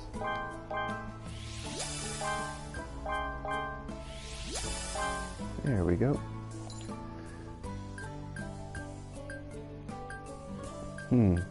Ugh. What the heck is this? A Hamashirama, which lives in the sea of corpses, is cleaned, rubbed with algae, salts, and cut into pieces. Oh, it's a completely grotesque looking thing that apparently is delicious. Gintoki, hearty stew, gorgeous hot pot. Yeah, it's the absolute top tier dish that I fed her last time. Yeah, the last thing you can learn. Apparently I've still got 3 of them lying around somewhere. Okay, gorgeous hot pot. Maybe I just overlooked it. Oh yeah, I do have Nat's helmet. It just doesn't say it's Nat's helmet. It says it's a feather helmet.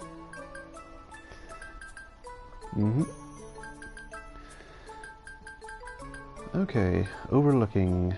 Where are you? Oh, there it is. Yeah. Sure. I'll feed her the same thing again. Maybe with better luck this time. I've been playing a lot of No Man's Sky recently. Or lately. The game has... they keep adding more and more to it. They keep making it better and better. It's crazy.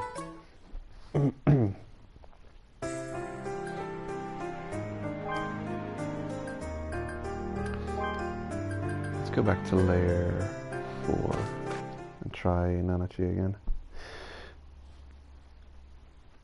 At the moment there's they're bringing back expeditions for the holiday season. And they're doing back-to-back expedition. I think there's 4 expeditions or so that are happening. One expedition is over. It ended yesterday. Exobiology. I finished that expedition. And now the next one has started, which I think is going to be the Leviathan frigate expedition. But yeah, expeditions are on again. Each of them gives you about a week to finish, maybe longer.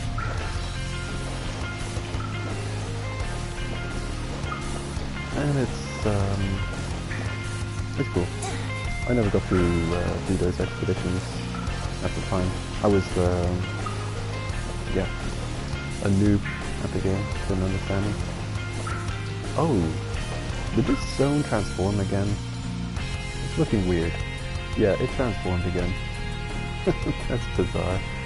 Deep Tree Remains, what are you doing in here?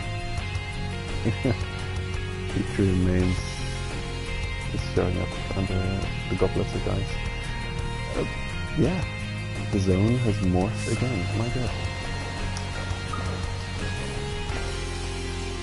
Curious. This is a weird zone.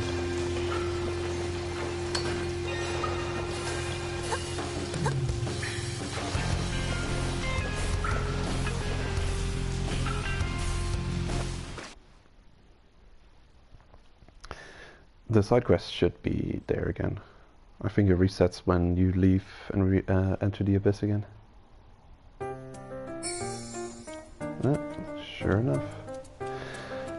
And I've got a feeling there's some random element to the reward you get given. It's maybe a % chance depending on how tasty the dishes you're giving, which I think, except for those weird dishes that in their description says, oh, by the way, this tastes disgusting. If you don't feed anything like that, I do think it's probably based on rank of the dish. So if you're feeding her the absolute top tier dishes, probably the trophy should show up. I got it the first time I fed her this, what's it called? Gorgeous hot pot. And I did get that special or piercer poison resist charm. So since I've already got the trophy, I can't get that confirmation anymore. But we'll see what kind of reward we get this time. It's you. There's something I want to ask of you. Thanks a bunch. Can you get this for me? Request. Now she's quest free. Chop chop. Oh damn. That's strange.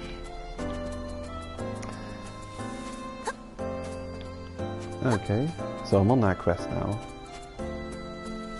It's not a feed Nanachi tasty food quest, which is confusing.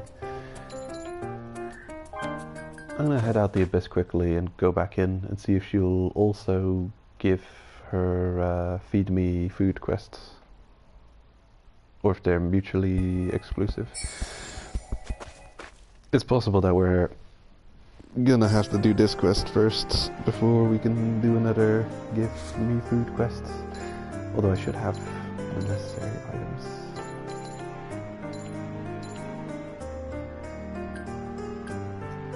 There it is. So you want bird egg, satsugi root, and crustacean meat. I should have that.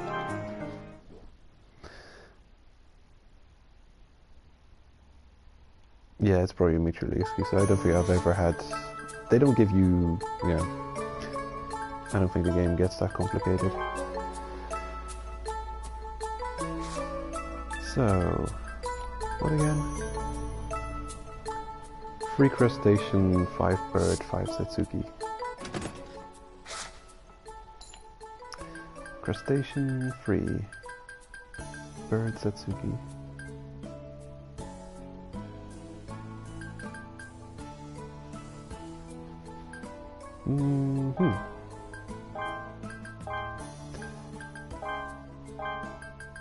I should actually stop cooking bird eggs. It's actually quite a frequent quest objective. And it's not worth that much hunger restoration. Satsugi. That's the weird looking one. That should do it. Quest complete.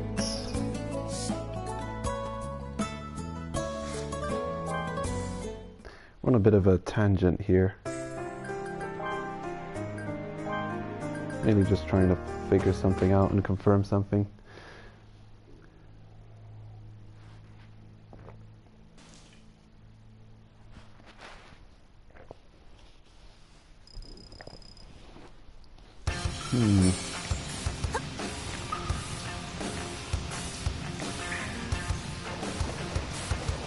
Oh, hold up. The zone morphed again. Well, as long as I've got an easy path to Nanachi's place, it's all fine by me. I just find it a bizarre feature that it's there's not random generation, but there's yeah. Different versions of levels, but it's not a feature that you see a lot in the game. It's just like specific. There's like 1 or 2 zones in which there's some variation of level layout. Pretty much, it might just be Goblets of Giants, but I think I saw it's. No, it's not there. It's also Water Crystals 1 and 2. Yeah. Yeah. I don't know which one. Maybe both. But Water Crystals also have variants of levels. And some are more annoying than others. I was on one, which would have costed about 7 ropes to get from start to finish of a single zone. And I actually ran out of ropes. And it was at that point that I figured, oh damn. These Water Crystals areas are going to just cost an unbelievable amount of ropes. And then I went back to bring an unbelievable amount of ropes, and then it morphed into a configuration which cost almost no ropes. So yeah, a troll zone. Yes, that's it. Thanks. Here's a little something for your trouble. Keep it. Delicious. If I need anything, I'll ask you again for help. And you will, because we still don't have that special Ore Piercer poison resistance charm. So let's go reset Nanachi. Resetting Nanachi. Initiate.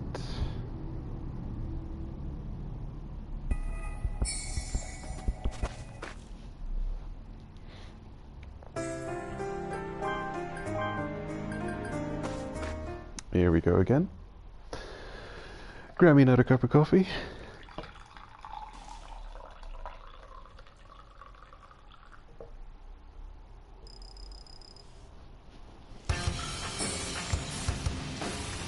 And this will be the last Nanachi check.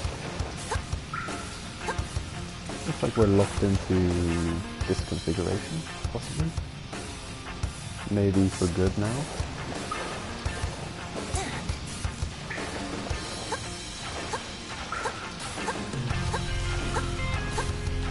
I'm not 100% on how this, how the area morphs, what influences it. I do think it's locked into a certain configuration when there's a side quest to be picked up. So the Rico and Reg episodes, if you leave them and don't pick them up, it's gonna stay in that configuration until you've done that, and then you know, morph in whatever conditions it has for morphing. Hello. I'm hungry. You got anything to eat? Probably not a good idea to give her this. Here you go.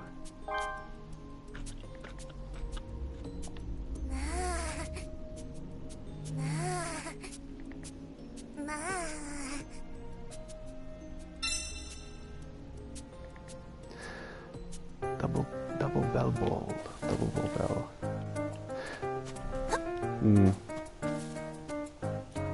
I don't know. Her reaction doesn't seem different.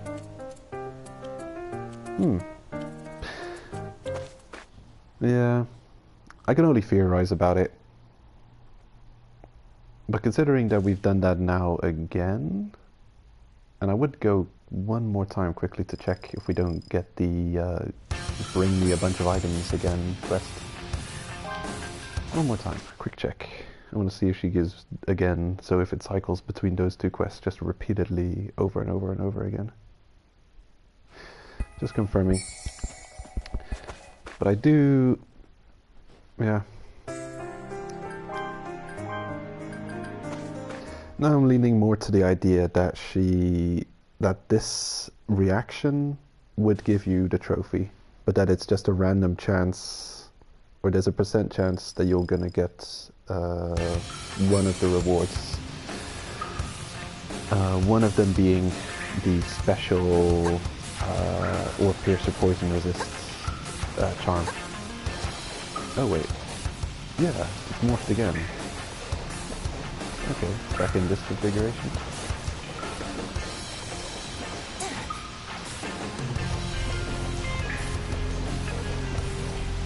And she should always have a side quest available because it's an item that you can get as a reward. As long as we haven't got that, it should keep showing up, because otherwise you wouldn't be able to, you'd be locked out of getting the item. But it does seem like Nanachi's the game's infinite repeatable side quest.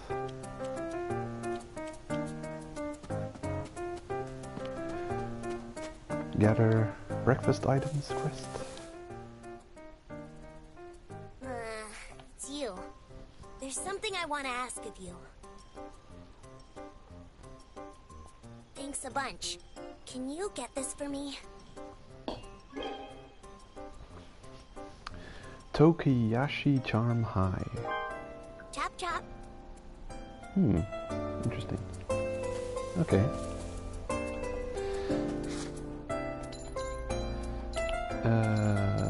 Notebook. Relic. Is it a relic?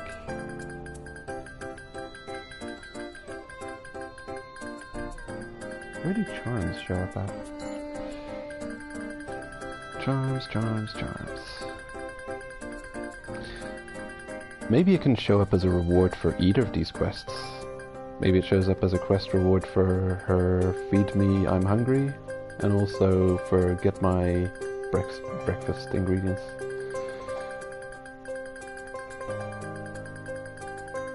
Yeah, because I did notice it's not even the special charm now that's showing up as a reward, but it's the high rank charm. Here they are. Tokiyashi charm. Anyway, speculation, all of it. Not sure. Needs testing. Don't know if I'm going to be the one to test it. Yeah. Who knows? But I do think that giving her that grade of food item, the gorgeous hot pot, is enough to get you the trophy. Getting that reaction. I think it was just coincidence that when I gave her that item, that she also gave me the top tier 4 piercer poison resistance charm. But it was just really good RNG. That gave me the impression that, oh, get trophy, get best charm. Always a package deal. Well, it might, well, probably not the case, considering that I I reloaded my save after I got the trophy before I fed her. So yeah, I don't have that charm anymore. It's in an alternate reality. It's in a different timeline. Anyway, let's carry on doing something else. There's more to the game that needs doing. Just checking. I've been given a bunch of rewards. Are they heavy? Yes, they're heavy. Especially this one. I don't want to just throw these things away. Okay. Once more returning, preparing for the next act. Next dive, we're heading back to the end. To, what's that place called? What is that place called? Bing, bing, bing. Idaho Front. Yeah, going back to Idaho Front.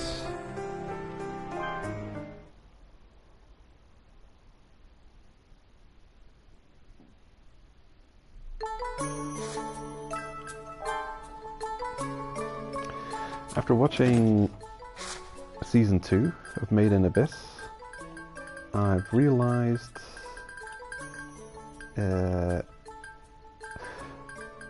coming across, there's a boss you come across at the end of each layer in the game, and it's the guardian to stop you from getting to the next layer.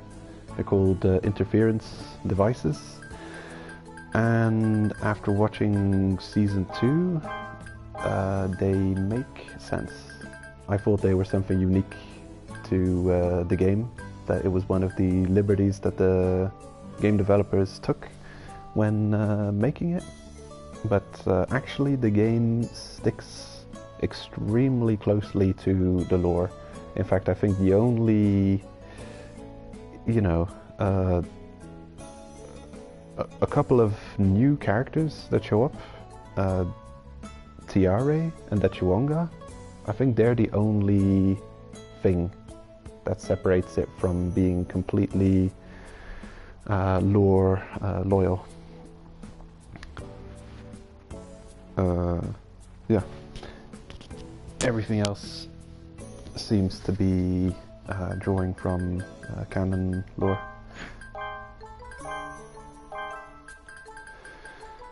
I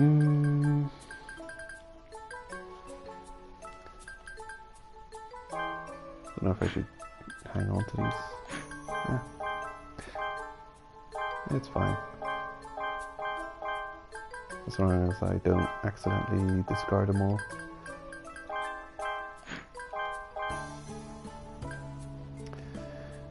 Okay, also I don't need to have a giant stack of sugar on me.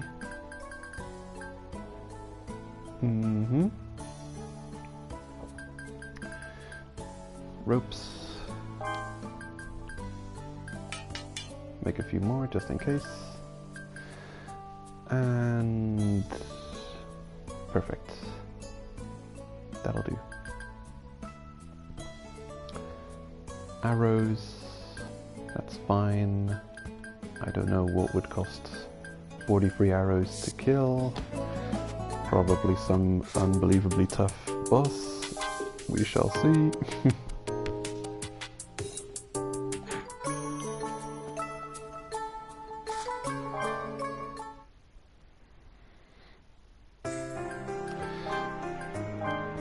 I don't think anything exists in this game that can take all these arrows from my special grade relic bow.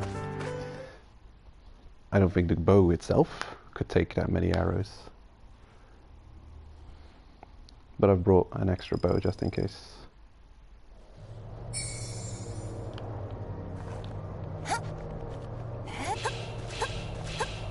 Okay, there. It works again. Just gotta chill.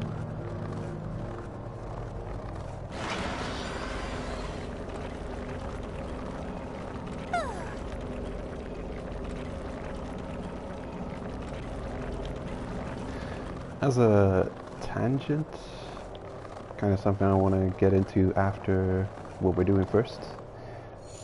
This is my start of my farming route for this layer's relics, to go up there and pick all of the shinies. There's not much on the outside, but in those resting areas there's a bunch of shiny rocks. You can get quite a few high grade relics from this area. And definitely, probably mention it again later, you definitely want the quicker mining skill when doing that.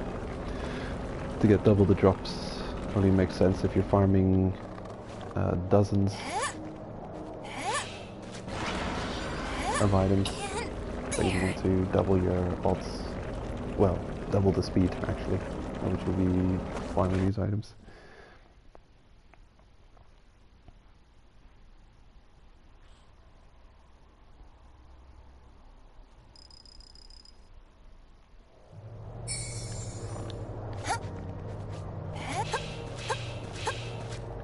The timing for the down combo is pretty much when you land again after a hop. The timing for the up combo is about halfway between, or it's actually just after you've left leap. Like way before you land, you have to press the jump again. And the sideways, I don't remember. Doesn't happen often enough to test.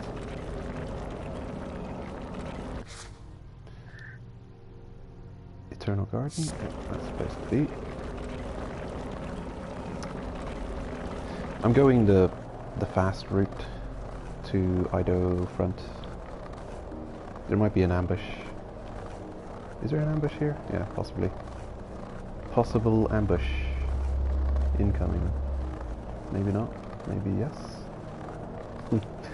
Maybe I just walk around it. Maybe if you go this way there's an ambush. I'll check. Ambush. Where are you? There's a couple of specific zones that if you walk through you'll get ambushed. It's around here somewhere, I'm sure of it. I'm not gonna spend any time looking for it though. There's an ambush spot just before Ido front building that I'll try and trigger.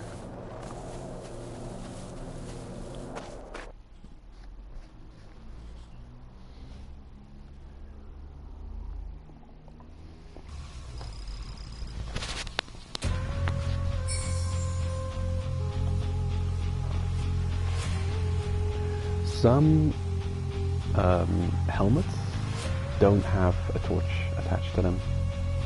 One of the downsides of this highest grade relic armor is it's one of those armors that doesn't have a torch attached, which is very annoying, awkward, annoying, depending on what you're trying to do. If you're trying to farm insect exoskeleton in layer 3's dark caves, you probably want to change helmet to something which has a torch on it. For these lowest layers, it's not that big of a deal because there's not that many complete darkness areas. This is just one of those rare actual dark areas. We can easily navigate through them because there's not much to it. It's just one of those things. Maybe you want, if you're wearing armor for its toughness. Yeah, if you're wearing heavy armor specifically for its toughness and durability, you might want to bring a very light extra hat just for the torch feature. So you might not, well, you're ready for a moment where you might be stuck in darkness. Hello?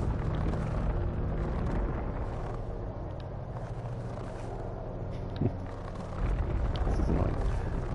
Come on. Okay. Ah, got him. Yeah. It's tricky. It's instant death if you're standing on there when they break free. Bonk. And then you do stuff. Ooh, critical.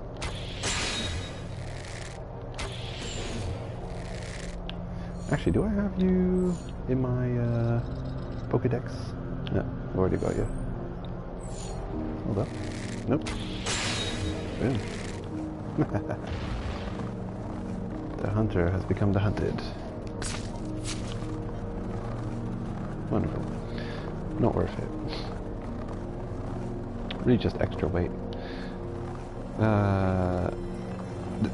At this stage of the game, there's probably quests to kill everything. Literally everything that exists, there's probably a quest to defeat it, including this thing. Do I have you? Slicer.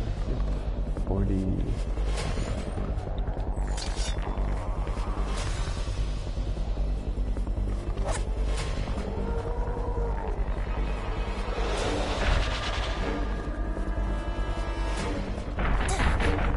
Ooh, look at him go. Yeah, that's usually how I fight this guy. I think the underbelly is the weak spot. He can only be damaged when he's actively engaging in combat though. I think. Probably shouldn't be wasting Boru's durability just for no reason.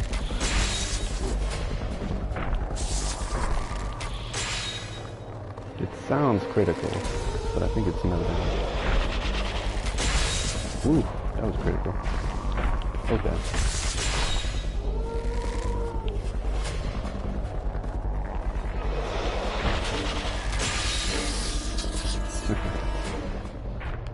Gotcha.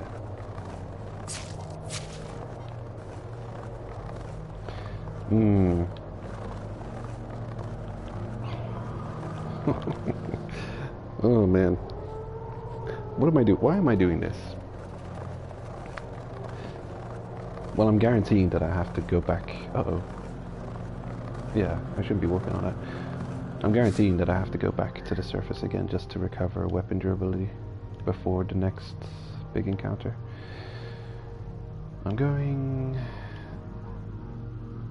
what's the way? Sandy Ice 1? Hill Jail, Sandy Ice, Ido front. Okay. going a bit the wrong way. Damn you. Any idea how resistant to paralysis I am?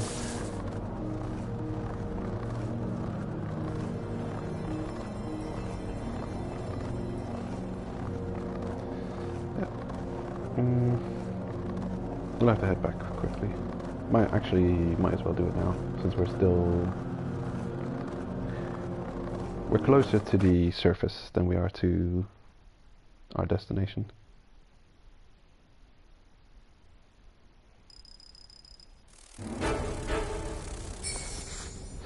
Let me check my skills. Do I actually have the highest bow durability reduction? Bow durability decrease, yeah. Bow critical damage increase. That might come in handy. Yeah, I think I'll take it. How about this? Yeah, that could also come in handy. We're gonna engage in some combat pretty soon. Might as well take the top level combat skills.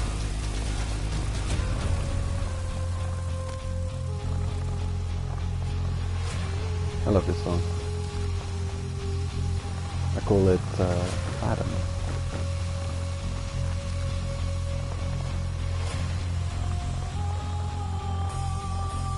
I was wondering what to call it. I wanted to stay in the theme of the series of Made in Abyss. Gets into some really deep concepts. I want to call it unfathomable depth, or maybe unfathomable. But then I'm thinking, well, what if you go to the unfathomable depths? Then maybe you can fathom. There you go. It's all just, yeah, kind of the feel that I got from the OSTs is my naming convention. Or they sounded like. Some of them I wasn't sure what to call. A couple of them I wanted to call Contemplation. Because they were just more quiet sounding songs. It's difficult to choose. The Updraft, the Heaven's Waterfall, Updraft Wasteland, I was wanting to call Tempest, just because it looked tempesty. But it definitely didn't sound tempesty, sound more quiet, contemplative, and mysterious.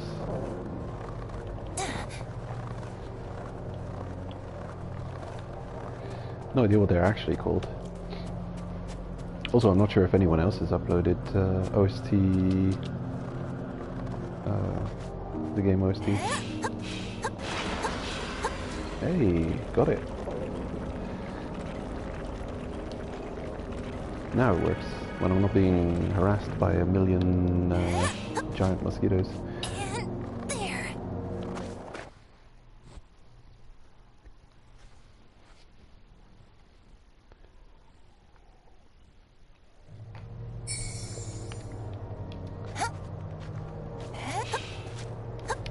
Yeah, it would be ideal if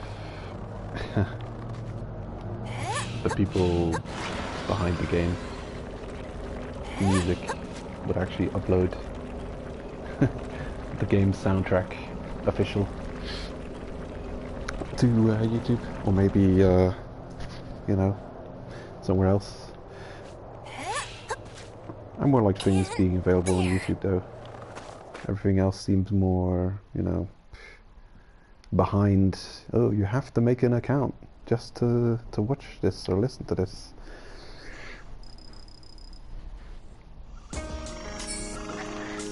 Okay, this is what going back to the surface looks like from the lowest layer at the end game.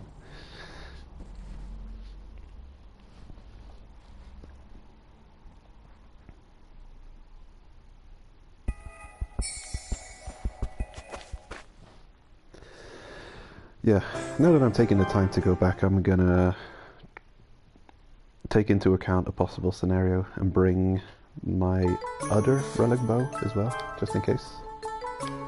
Make a quick trade.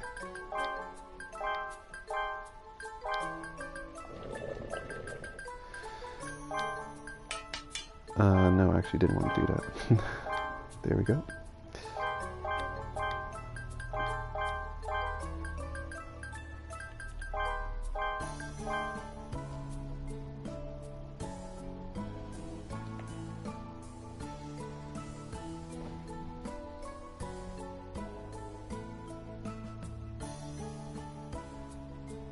Hmm.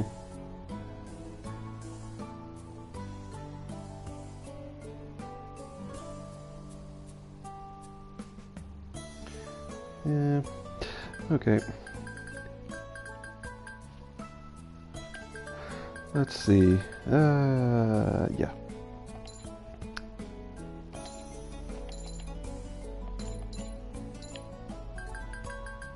My relic bow. Yeah. I'm bringing all 3 relic bows. Starting off with the most damaging bow, and then downgrading if necessary as the battle goes on. Preparing for a difficult fight. Running low on powerful arrows. Should buy some more. Amount of healing items should be fine. This might be a bit much.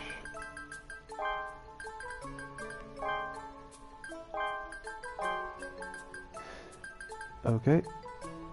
Otherwise, we seem prepared.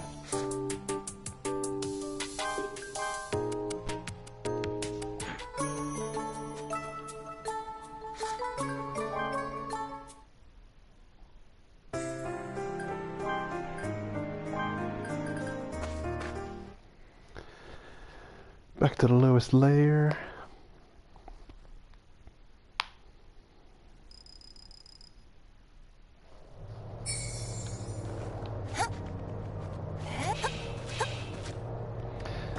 Oddly enough, the least dangerous route is the one which is also seems to be kind of the fastest route.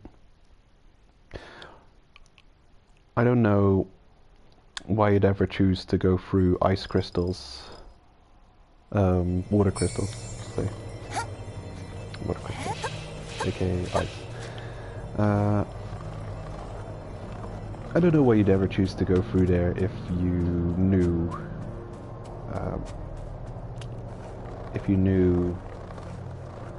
the layer well, if you knew layer 5 and all the options available. Because there is a very direct and safe route to go, completely avoiding water crystals. They just cost a lot of effort to get through and a bit of resource in the form of ropes. They're awesome zones, but they just, yeah, they're not the safest way. And also not the most direct way. Which is, I don't know, kind of unfortunate. They're so awesome, you'd want to be forced to go through them. Like, it should be the absolute most direct way of getting to the end. Which it kind of isn't. This more safe route is equally fast.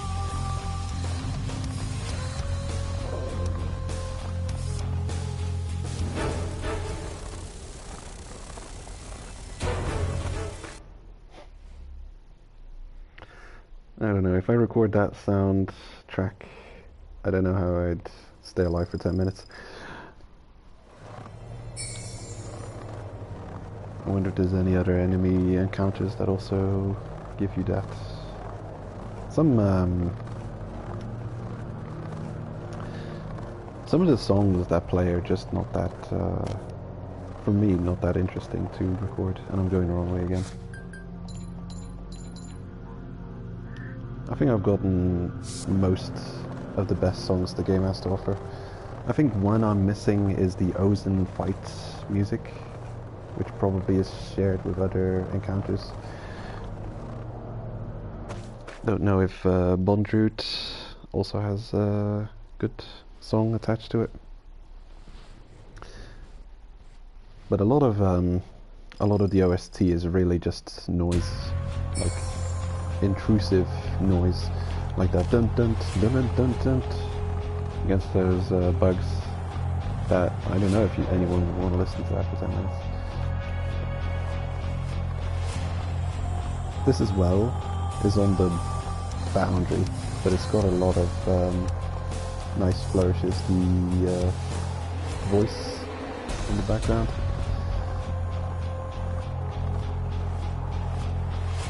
And if the guitar would keep the same tone over and over again and never change, maybe less, but it does change sometimes. Here we go. And the drums.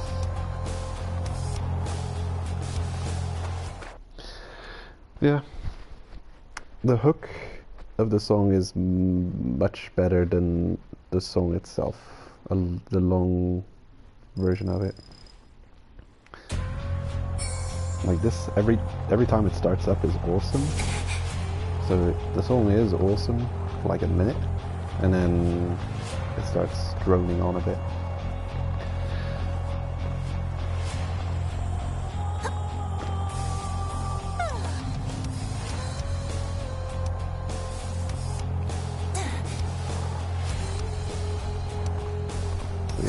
I would definitely prioritize certain songs to try and find a shorter version of them. It would cost time if it did.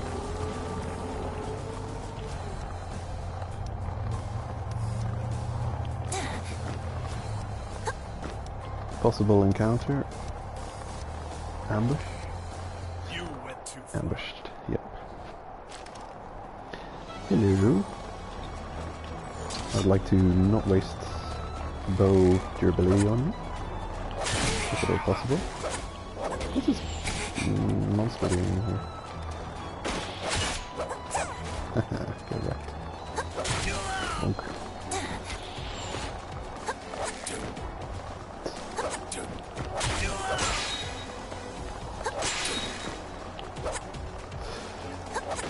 The enemy iframes are nonsense. Look at him iframing all of this damage.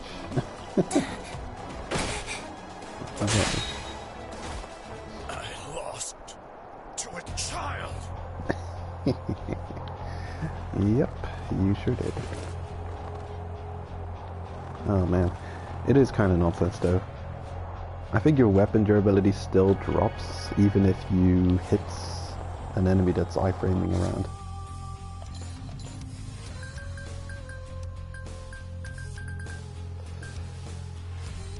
Sounds like the background music has been dampened by some effects. It wasn't that easy to record. There was a lot of nonsense to deal with when recording the OST of this game. The shiny rocks meddling, the audio of the shiny rocks coming through even though all other sounds are turned off and only the background music kept on. So I would have loved to have been doing something, exploring, fighting, traversing zones while also recording the OST, but I couldn't because if there was any shiny rock nearby it would ruin the OST. And yeah, that's the main reason for recording it, is to listen to, not to look at. So yeah, of course if I was better at video editing I could like edit some kind of a action gameplay to go with it. I wouldn't necessarily match the OST recording. Yeah. Also it could have just been a picture of game artwork or something to not spoil zones or things like that. But we're late enough after the game's launch to not too much be worried about spoiling people on game content. It's one of those things. When it comes to spoilers, you can only really take into account that much. You know. Eventually, yeah. Hmm. It's difficult to take into account spoilers and not spoiling people.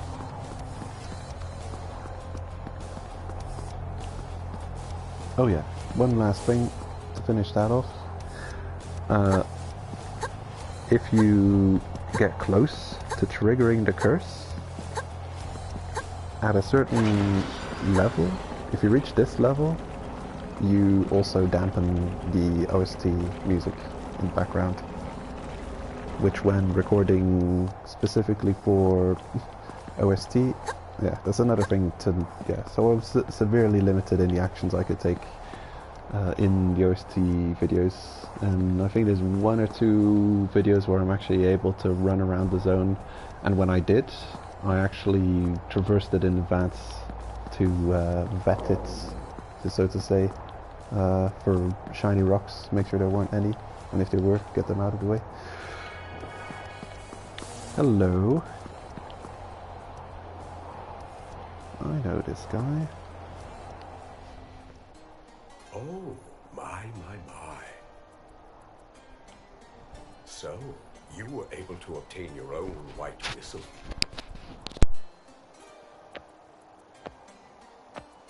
Splendid.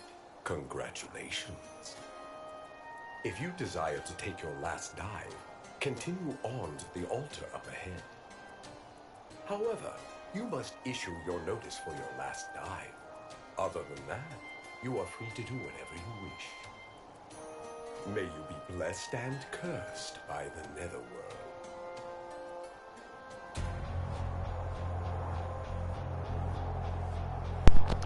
That's a screenshot.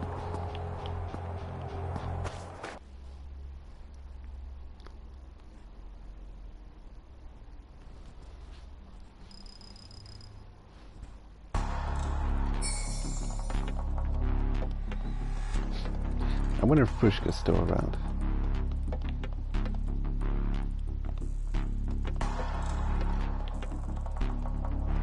Oh, I can't interact with the door?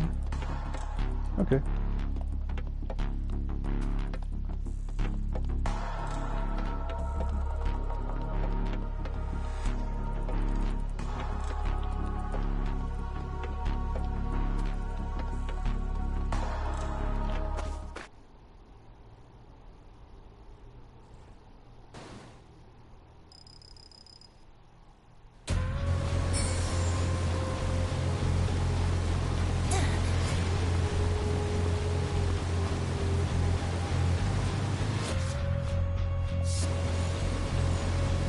Okay, there's something I want to check out.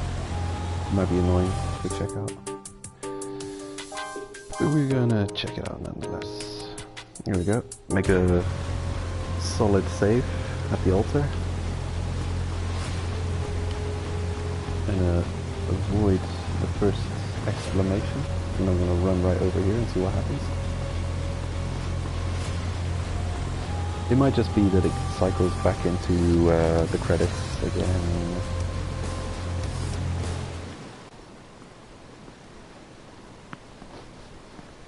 Only you or I can become one.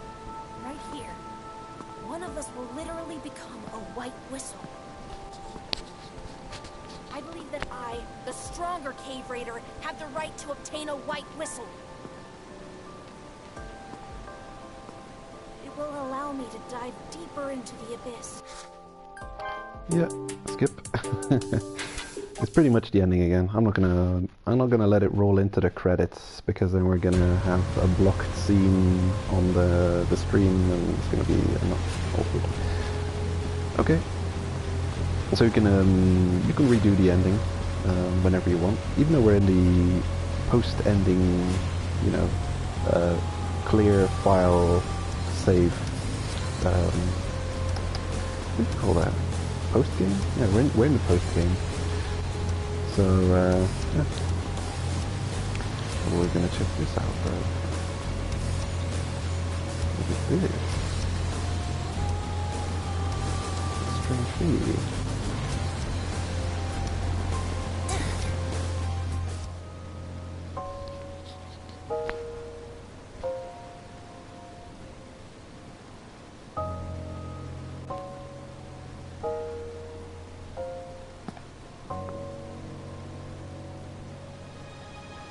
Not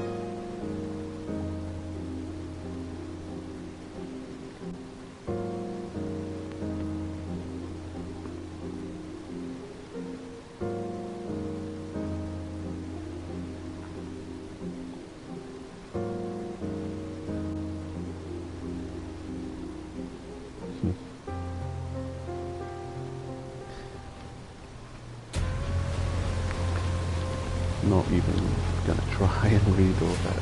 Can't read fast enough for the text to go past. There's still things to do before the last time.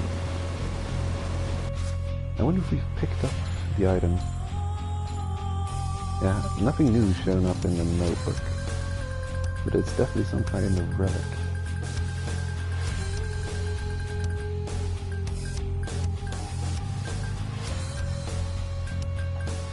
Yeah, it's not showing up.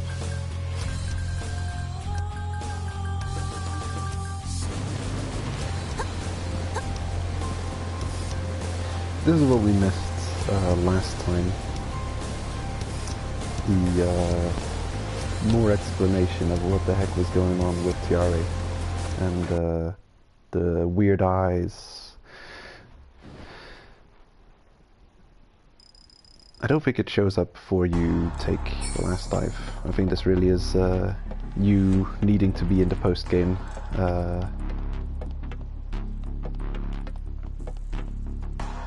state.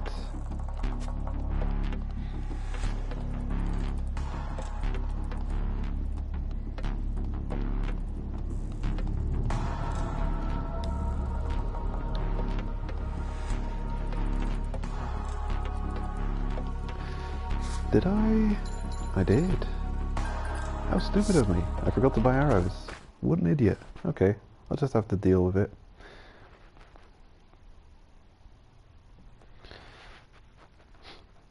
I go through the effort to go and grab an extra bow and I forget to bring arrows for said bow. Oh, my.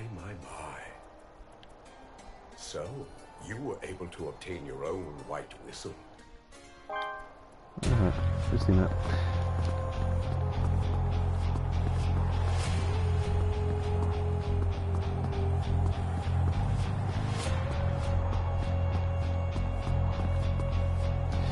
Okay, so we're now moving on towards the final achievement for Platinum Trophy, which is the secret boss battle Dachawanga.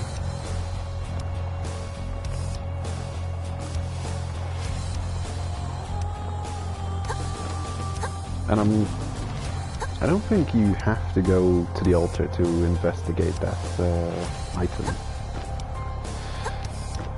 But it makes sense to do it in this order.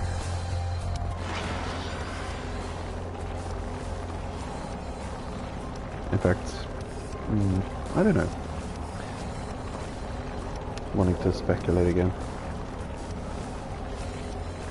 I do wonder what that one event would do if you go and defeat Dechawanga and then go back. What we just witnessed.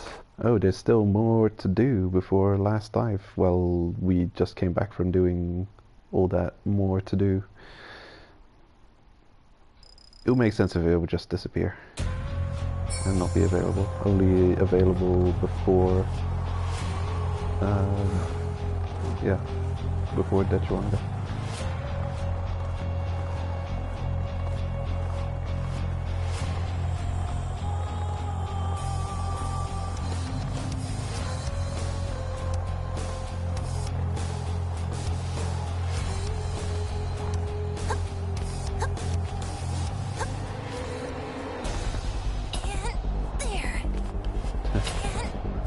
This is kind of annoying. You get an animation locked into the climbing animation.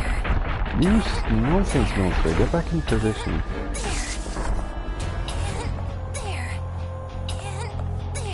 Okay. Good on you.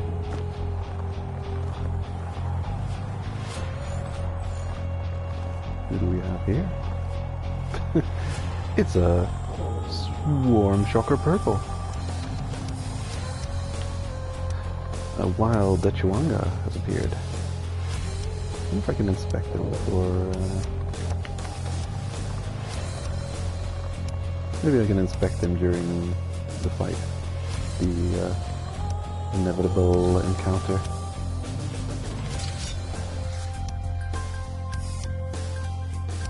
Okay. No, it's not that strong then.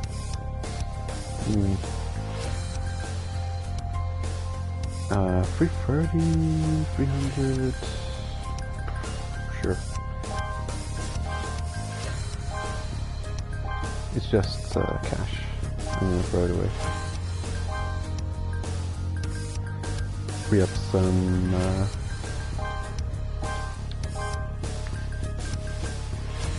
equipment load.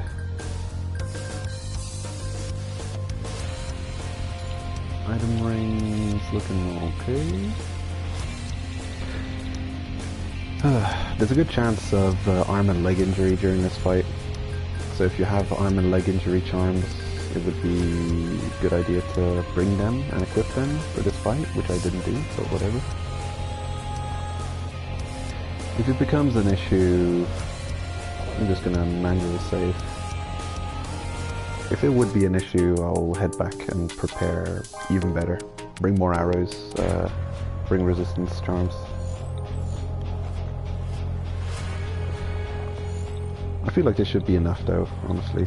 Like having the top tier weapons and armor should be enough. Let's get right into it. Hello? Will you show it to me? Your white whistle. Or should I say tiare? So this is the mystery of the abyss. It's unbelievable to see a human changed in such a way as this. Permit me to accept that white whistle. Oh, not to worry. I will reward you handsomely. Right. How about 100 million orth? Would that suffice? I see. Not enough. How about 1 billion or 10 billion? Name your price.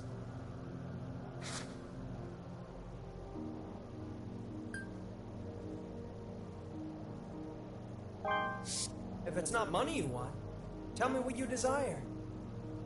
Why are you so angry to begin with? Oh, right. You don't know my history with tiare. You'll understand once you hear my side of things.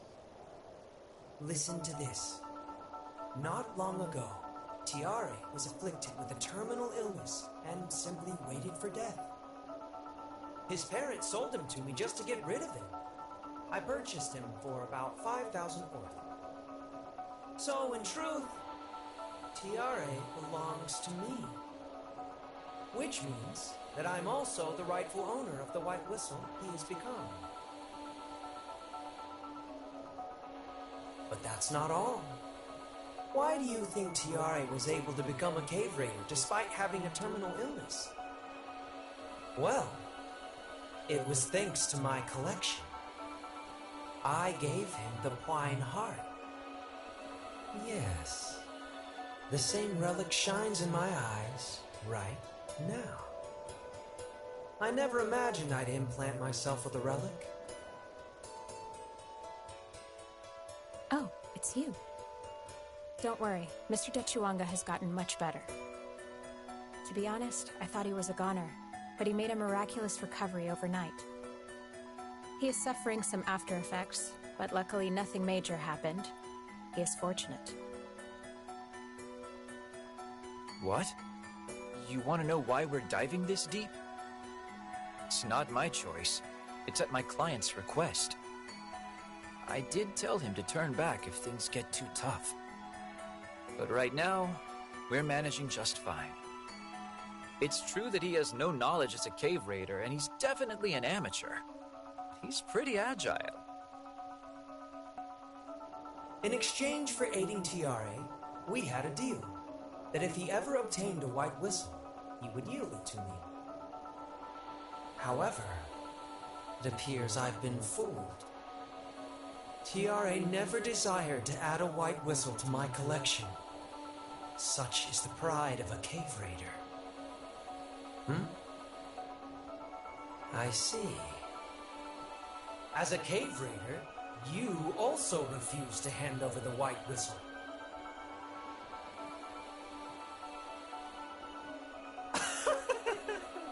If that's the case, then I just want it even more.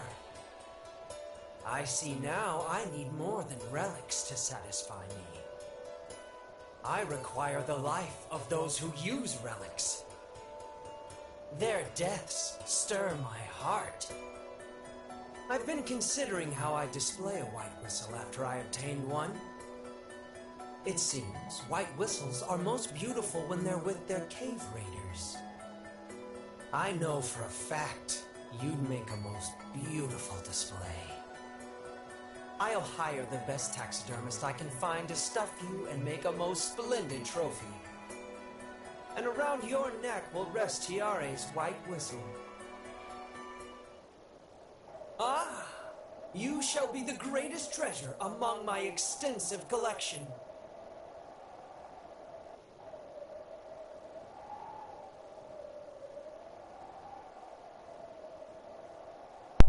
A more touching sight than anything else I own. Come. You are mine to obtain.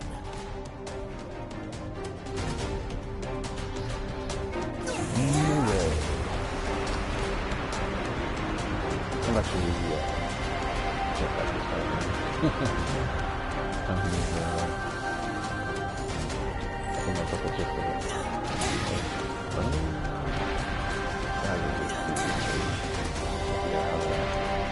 What a balance you upload into a concept that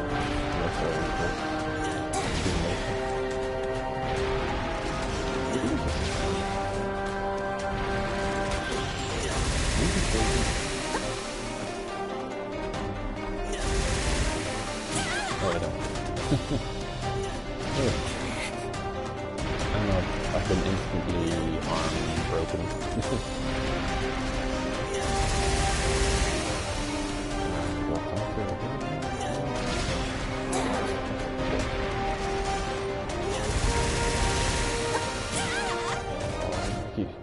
Can you jump or dash or something? Yeah, it's pretty much instant arm injury.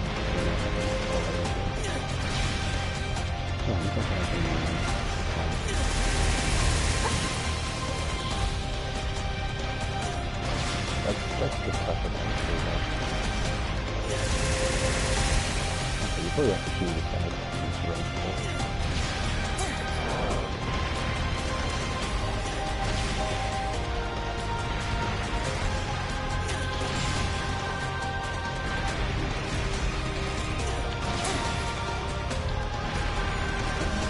We could both the translation if we can even do business.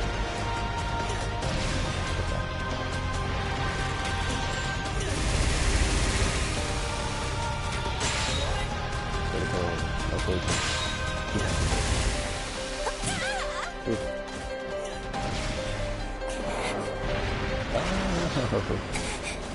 Nope.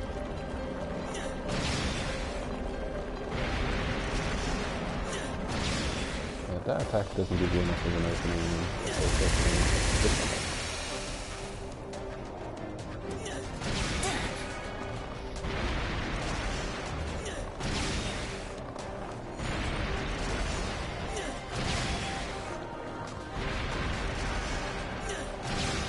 I wonder if I can take on those things with my current yeah, this is just running the direction. The moment I thought, oh, I figured you out, and it gives me that other attack. So it's a free attack.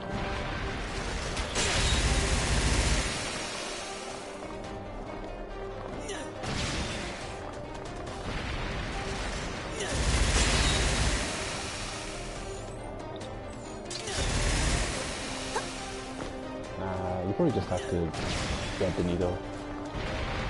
Yeah, it's in between.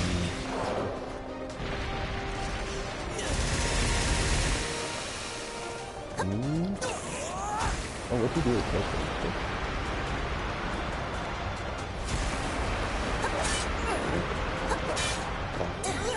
What do you do? Okay.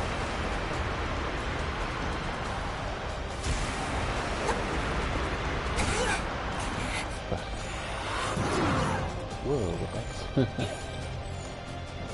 okay. I'm injured again. Come on. Oh wow, oh, that's the first range.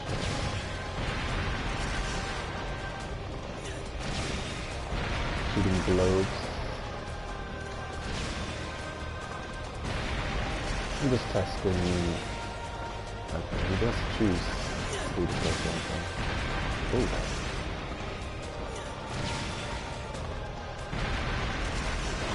Okay, the game decided last minute. Okay. Do that.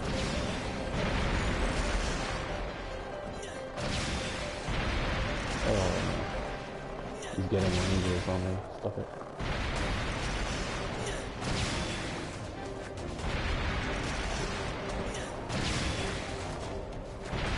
Pretty high level for the fight, or too high level. Wow. This is nonsense. Okay, whatever. Just stun with me.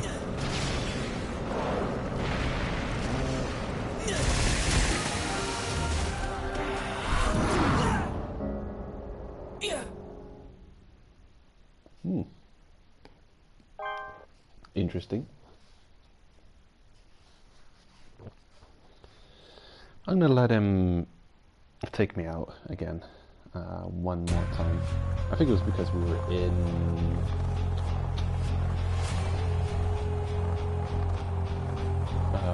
cursed state. But he does have a unique you do have a unique death animation. I'll show that off. The next time I'm gonna take him seriously. Which means he's probably gonna oh.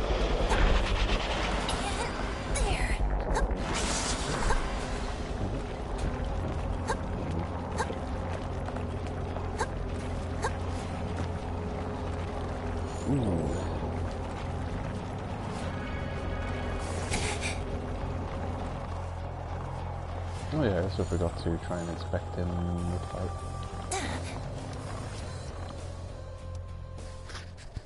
Hello? Hello? I'm not joking in the slightest. Why are you so angry to begin with? Ah! Yeah, I thought so. I guess ultimate dialogue options and just that's the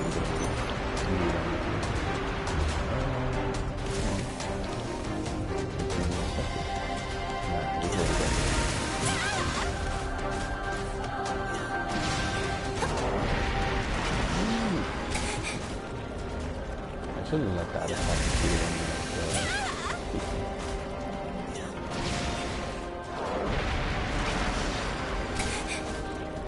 interesting that it's the wall, I guess it doesn't mean below this, it means doing damage. No. That's how people quit. I mean, it might be fine if I don't, of course.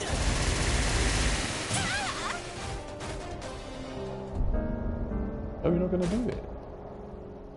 Oh, that's weird. Okay, whatever. I've recorded a unique kill animation that Chuanga does to you, or he doesn't kill you, he kind of like just holds up your corpse after you die. I'm surprised it's not happening now.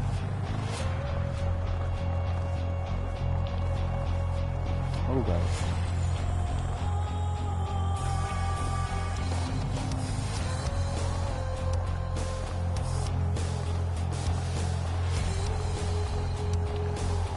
put it on the pile of my to-do list things to figure out about the game.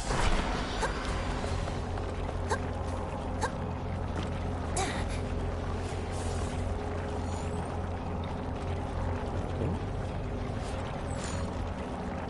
Oh yeah, weird. I'm reloading my zone quick save instead of the manual save. Oh. Saves me a save for the next. No, this is the slightly lower rank. Okay. Prepare yourself, Tetsuanga. I won't go easy on you again.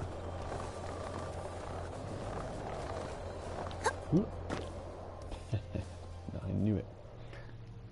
Hello? I'm not joking. Ah! You...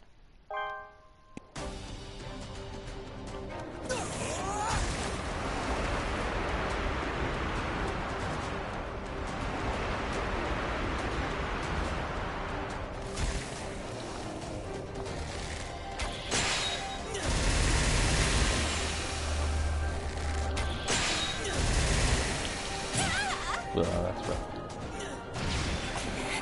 Oh, goodness. Okay. Get out of it. Go. Wait a minute. Can I grab time between you and that? Oh, okay. This is a good time.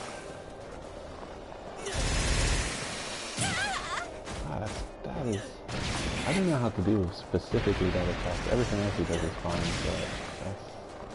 You can't crouch or jump it. You can probably dodge it, but the iframes and rear dodge in this game are crazy bad. Oh. He's gonna instantly leg in the arm. Okay, I'm not. Oh? How did you do that?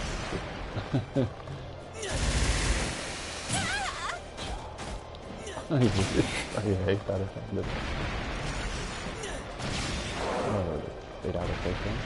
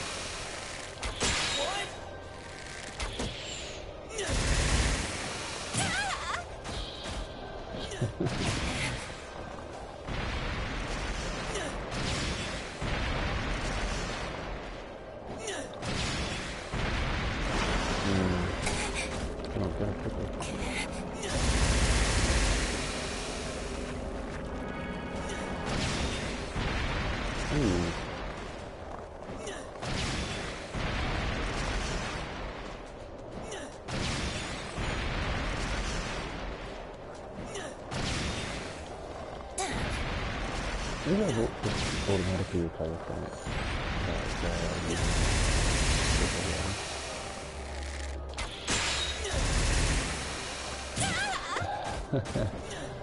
Oh boy.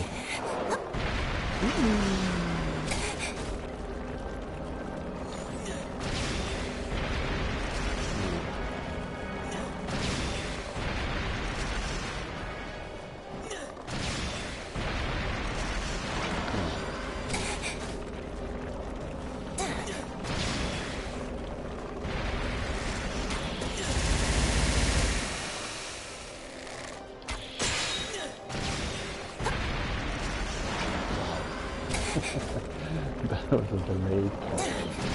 Okay, whoa.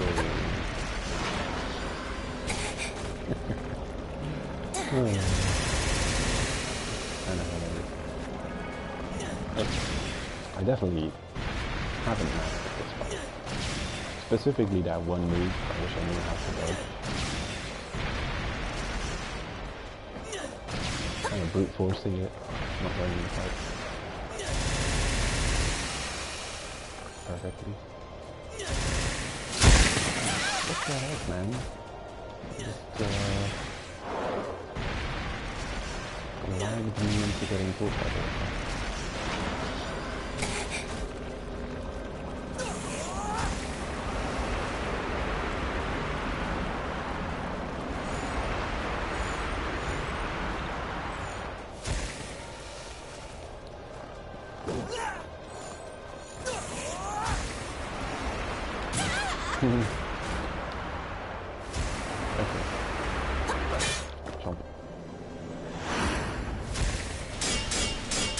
Oh, I'm having to press buttons now.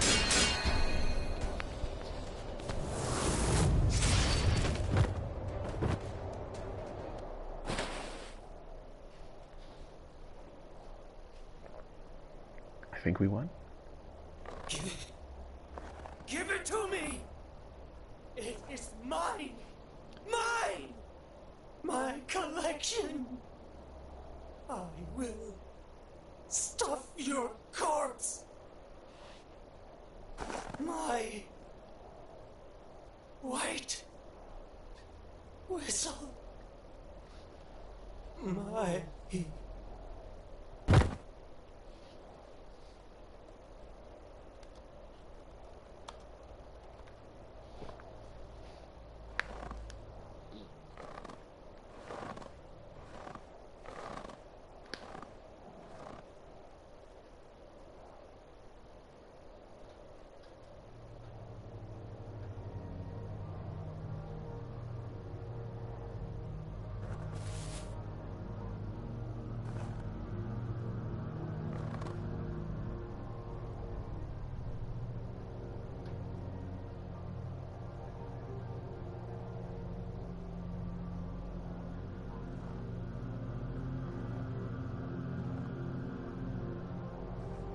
Huh.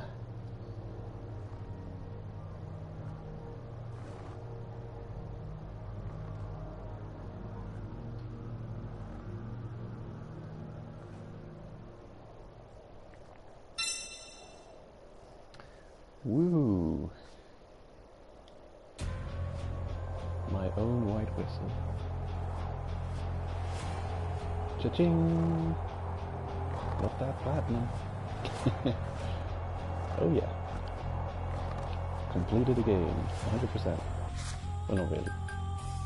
Completed the trophy set, 100%. Damn.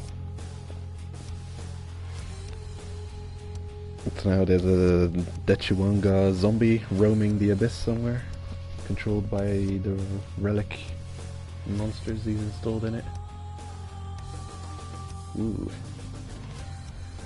Grade 1 relic. Liza's weapon. Everlasting gunpowder is stored inside. Originally used as a cave raiding tool, applies a shock to create an explosion.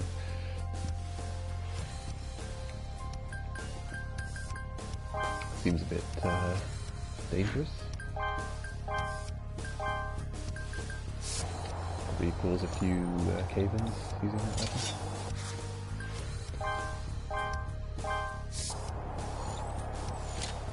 Ooh.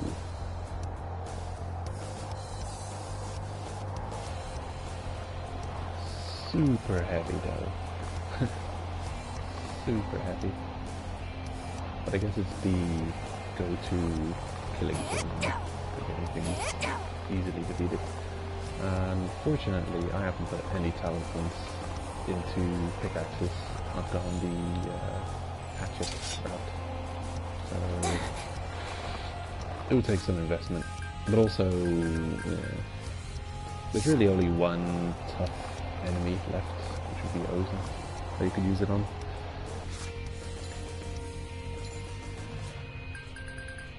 Ooh, ouch. Yeah. That's a bunch of talent points I have to put in. It's a lot of damage, but it's not unbelievably much more than the damage we've already got on the bows. That's 50% more, so it is melee, so it doesn't give you... oh well.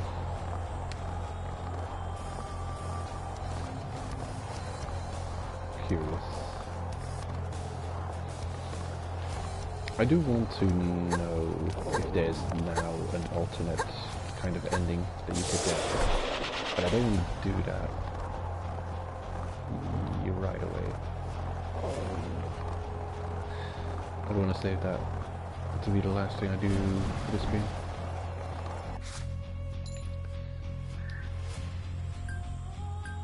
Let's check the sounds. No, main quest. The only main quest. Anything else I'm overlooking?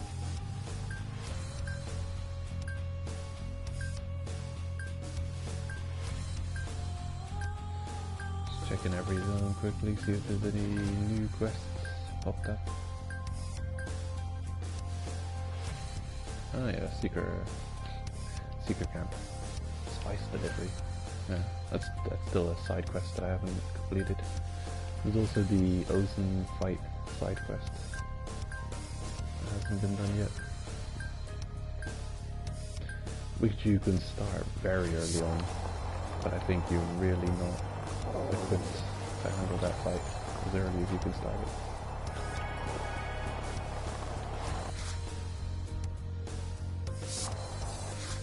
Alright, let's unpack. I don't think.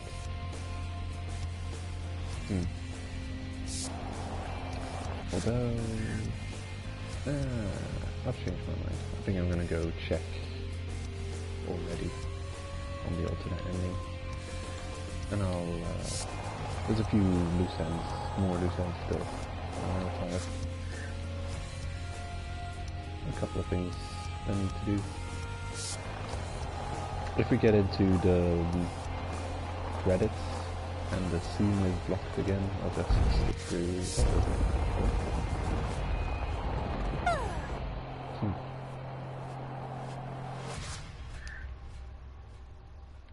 Hail gel. Microphone.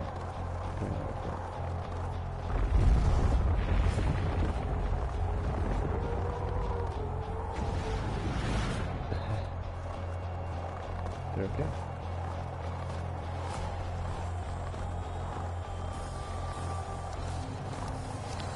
Yeah, let's go check that possible new ending scene, shall we? I wonder if we get a different title at the end. Last time we were called Sovereign of the... I forget. Mist. Sovereign of the...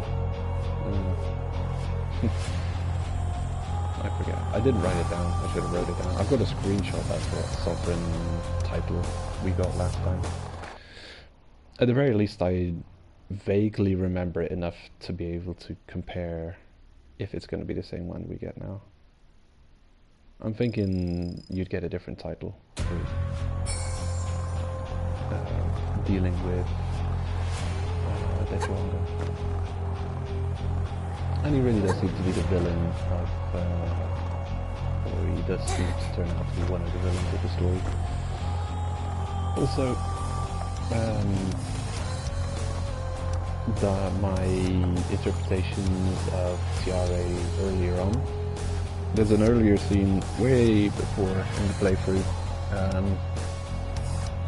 where I'm thinking, why is he in such a rush and why is it such a Death Wish-like scenario with Tiare just saying, oh, I'm never again going back, I want to live the Cave Raider life, this is me completely.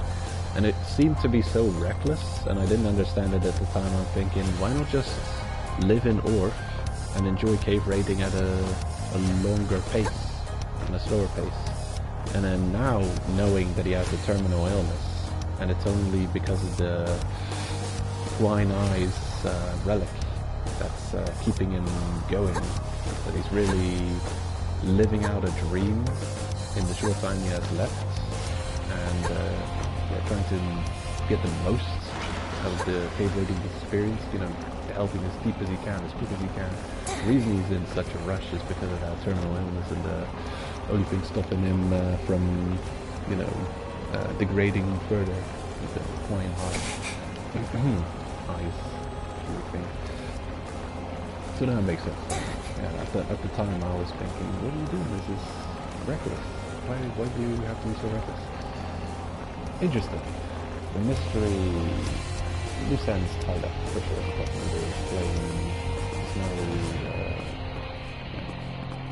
You don't end with questions. Although I'm still wondering about the Rico and Rex episodes. You have anything to say? Oh, so you were able to.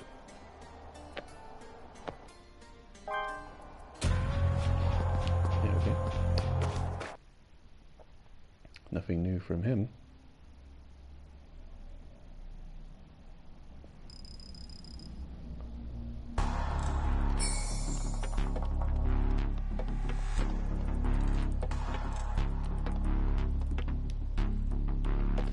So I'm expecting a altered event to happen at this main quest now that we got last time, being sovereign of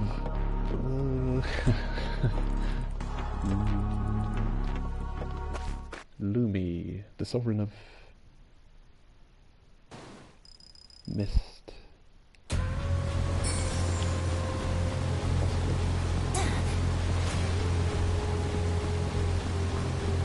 We'll see. The moment we get locked into a block scene and skip through.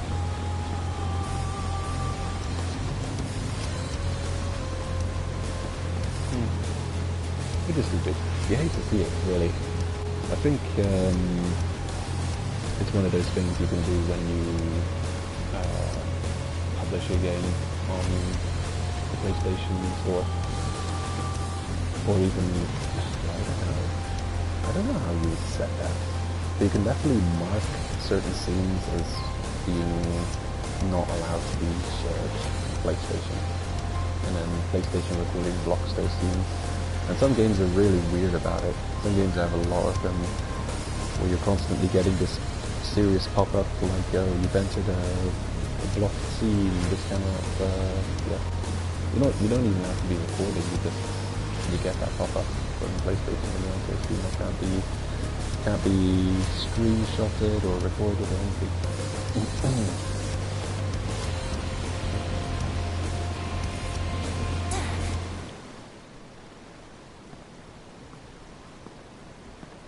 Only you or I can become one. Right here. One of us will literally become a white whistle. I believe that I, the stronger cave raider, have the right to obtain a white whistle. Seems the same. We'll wait and see It how will it progresses. allow me to dive deeper into the abyss.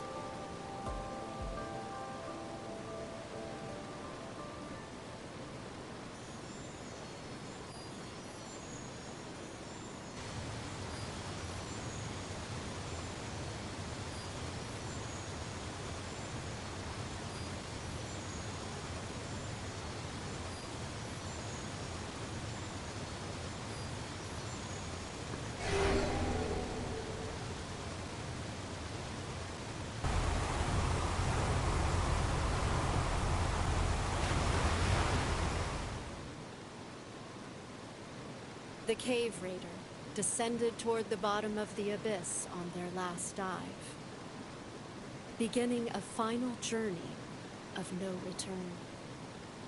That cave raider would later be called the White Whistle of Mirages, the sovereign of phantasms, the unseen.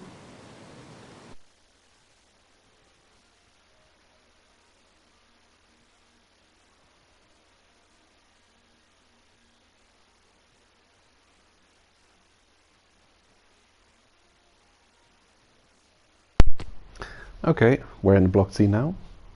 Pretty much just a black screen with white scrolling names and some nice music in the background. Another OST that could be captured. What should I do? Point my phone at it and record the audio like that? Anyway, skip this nonsense.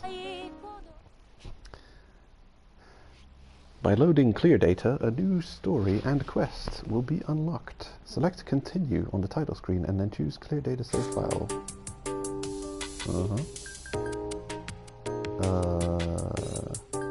What are you doing now? I don't want to do that. Well, here we are again.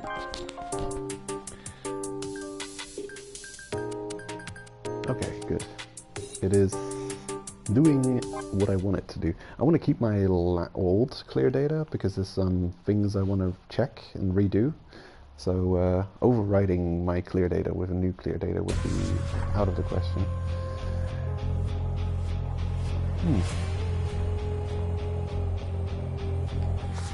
That was a mistake.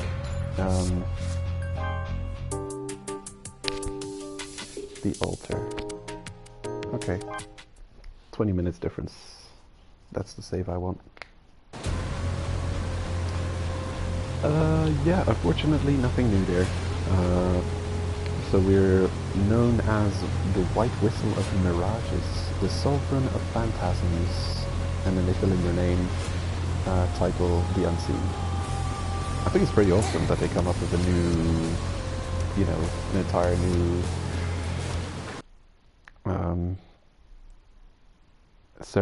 ceremonious title for you, just like the other white whistles, the official white whistles. I think it's awesome.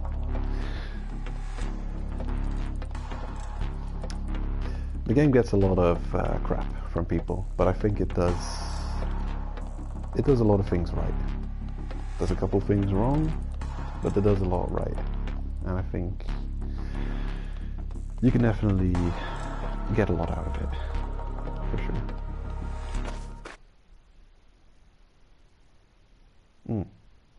Yeah, I do think it is for fans of the show, though. I think you get most of it, most of what it has to offer. You can really appreciate mostly if you are a fan of the show. I don't know who would play this without knowing the anime. Yeah, they would probably say, "Oh, this is a bad game.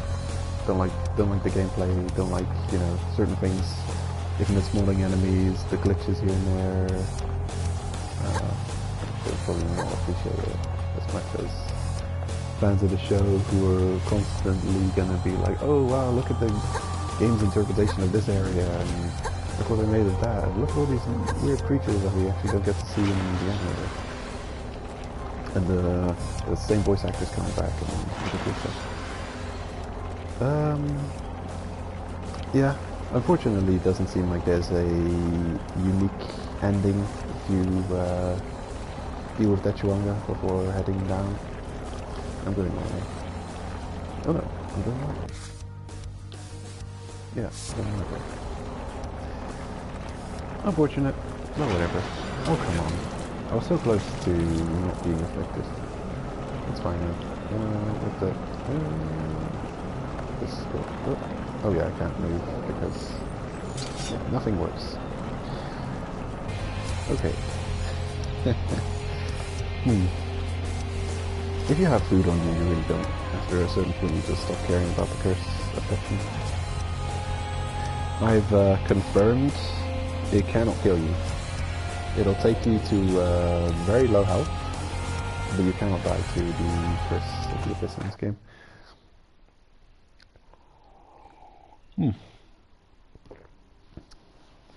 Also, I think you might be immune, maybe-ish, to damage while you're in the cursed state. I'm not 100% on that. Anyway, it is only dangerous if there's a really tough enemy nearby as well. With some other damage source to take off that last bit of health.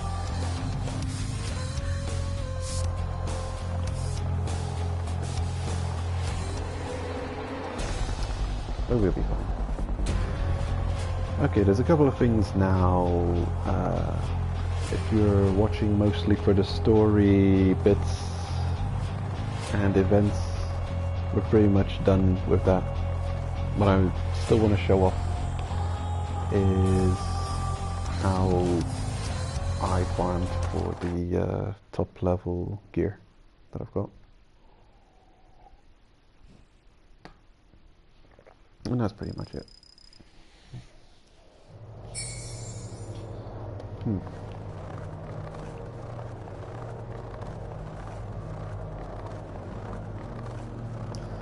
It is a curious thing, this Dechawanga character. I guess they go in with the idea relics are very powerful, but they also are very dangerous, and that there's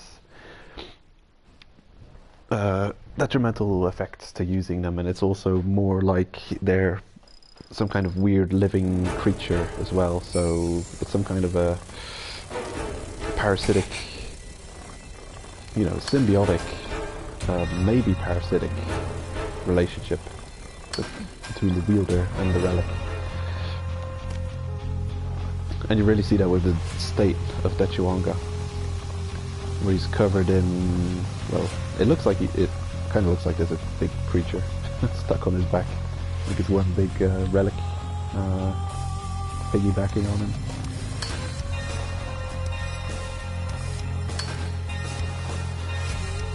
And he sees it as a strength, having it, but who knows what side effects are and what price there is to be paid in the end. As here we can see, it'll keep his corpse moving even after he dies, which is very gross. Anything I can get rid of?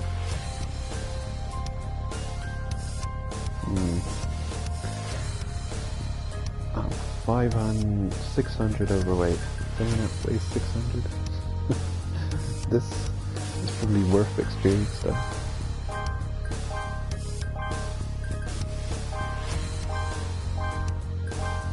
There we go. And now I can not pick up anymore. Oh yeah, no. I almost forgot. Ozen. Also Ozen to deal with. Okay, so before I show off the other stuff, I'm gonna go take on Ozen.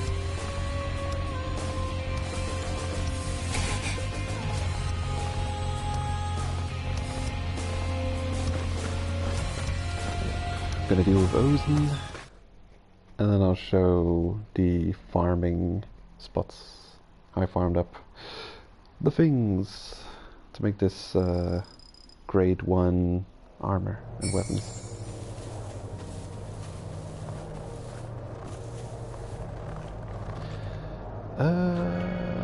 We're almost done, actually, just completely with layer 5. It's dealt with. Nothing really, except side quests, which I'm, you know, I can choose to do them or not do them. There's pretty much no real point to it anymore, except maybe, why would you do side quests? I think it's everything's experience in this game.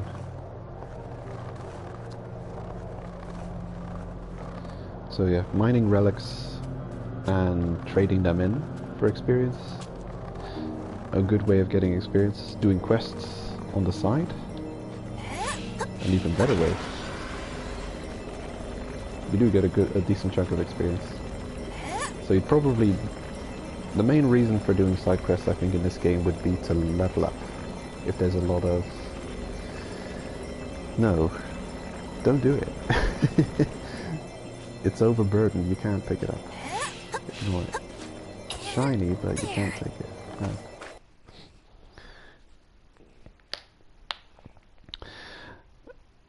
Yeah, to get skill points, to put points, put more skill points. Simple as that. You do get to a certain point where you've got all of the most useful skills, and really everything, all the rest is just extra. Don't really need, like, a lot of skill points. Every weapon has its own upgrade skill points. So yeah, if you're probably not going to use both the bow and the gun, or also not going to use both the hatchets and the pickaxe, or maybe you will, to play the weapon durability game, where you try and return without spending an entire weapon, and then you swap to the other type of weapon and work on that durability. Then I guess you could have two full top tier weapons that you cycle between. But yeah, you can have the most useful combat abilities without putting in all the points. I'm happy with how upgraded we are. Also, this storage, way more than enough storage upgrades. I don't even have the last two storage upgrades, and I've got more than enough space in my storage. And I'm a hoarder, so I've got a bunch of unnecessary things. Oh, what have we got? Blaze Beep. Oh, yeah. It would have been nice if they would have mentioned the Twine Heart. Oh wait, they do. Or it's a different thing. Fruitful Orb. A relic used by Dechuanga. Equipping it significantly increases one's physical abilities. It heals injuries but cannot cure diseases. Wow, crazy. Do we have this? No?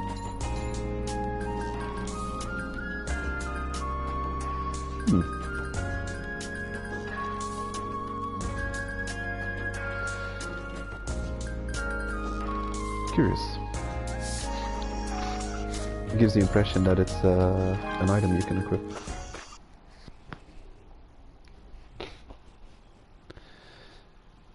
Okay, gonna buy enough arrows now. Might even go for the heavier arrows, the explosives, for the next fight. Not sure if we're gonna be just powerful enough to deal with the fight, or if we're gonna be overpowered. What's it gonna look like? Not sure.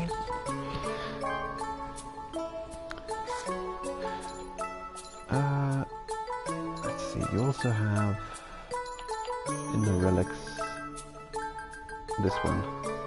This is cool. This is something you don't get to see so much in the anime. 1,000 Men Wedge, a grade 1 relic that gives one person the strength of 1,000 in each strike. Ozen has 120 of these relics on her person, pretty much wedged into her body. So just like a attack, just pricked into your skin. Looks like it might be painful. I wonder if that ever like kind of heals. It looks metallic. You'd hope that it's some kind of more like living organism, and that it eventually just fuses with your body and thus doesn't keep stinging and hurting. Because if it is just 120 metallic, sharp, jagged pin objects that you've got stuck in your body, you must be in constant pain. Yeah, imagine having 120 of these stuck around your body. But also being as strong as 120,000. Yeah. She's just as strong as 120,000 people. Wow, crazy. They could even be 120,000 weak people. Still adds up to being unbelievably overpowered.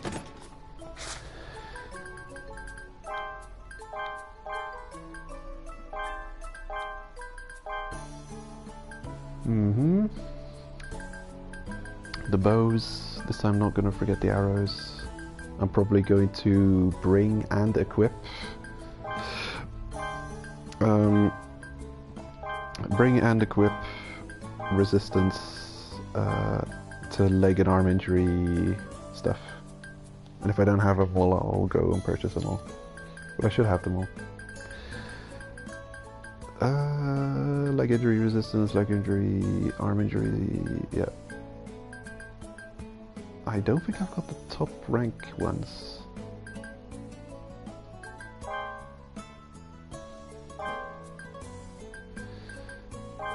There we go.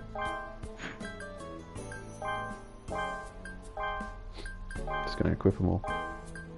Got more than enough equipment slots for him.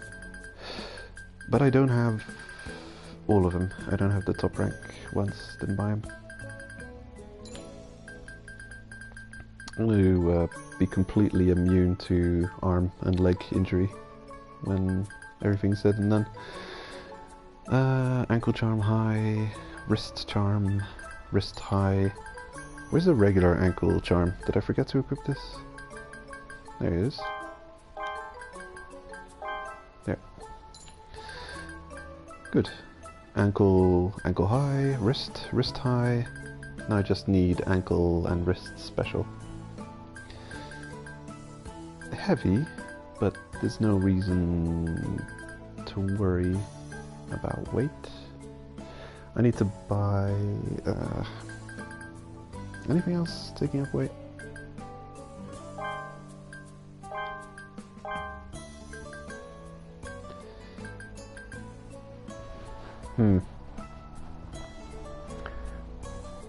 I wonder. This might be overkill bringing 3 bows. We'll see. Move you, but also craft another of you, just in case.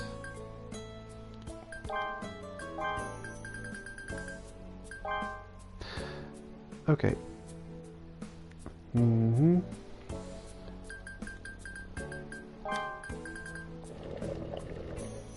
That might not be necessary. We shall see.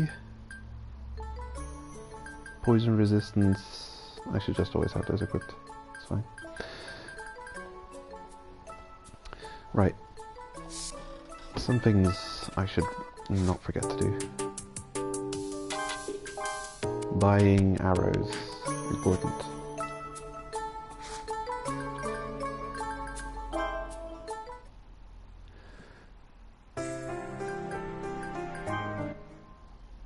Hello.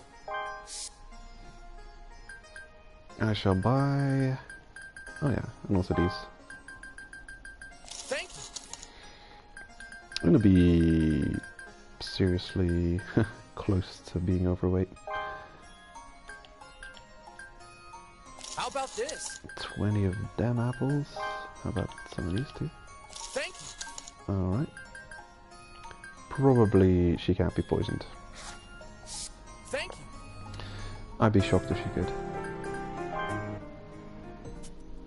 Hey you, I need your help. That's too bad. Okay. Ah, it's you. I need the wrist and ankle special.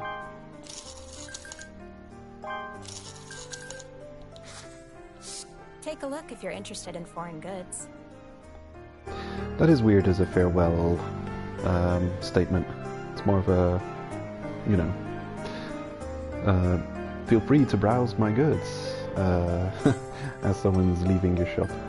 I think, yeah, that would confuse any customer. I think we're just about set to go and fight Ozen. I might be overestimating the difficulty of the fight. At least I know last time I tried to fight, I felt completely, you know, out of my league. There, fully decked out with charms. All these charms are equipped. Unnecessary poison resistance charms, but then fully decked out with the arm and leg resistance. Well, injury resistance. Just in case. I feel like that's the thing to worry about with these fights. Considering how often the injuries happened during the Dechuanga fight. Oh, interesting. There are 2 stars next to my save here. I wonder what that means. Huh. Oh, that's weird. What does that mean?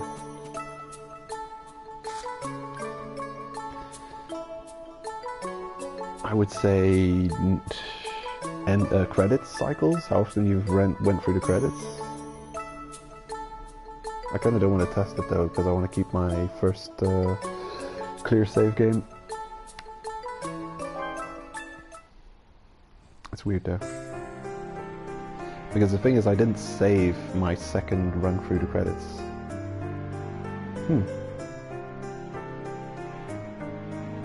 So maybe it's something else. Oh man, another mystery to solve. I don't know if it's going to be me to solve it.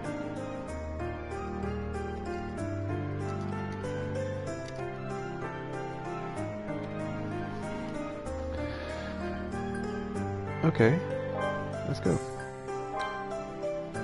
The easiest way to get to Ozen is to go to layer 3 and head backwards from there. Grab me possibly the last cup of coffee.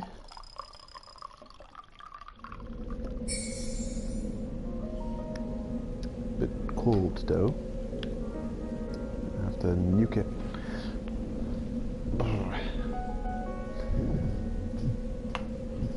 For 30 seconds.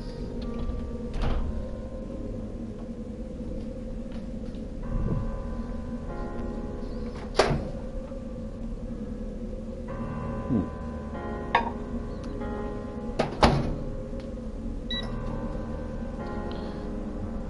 30 seconds.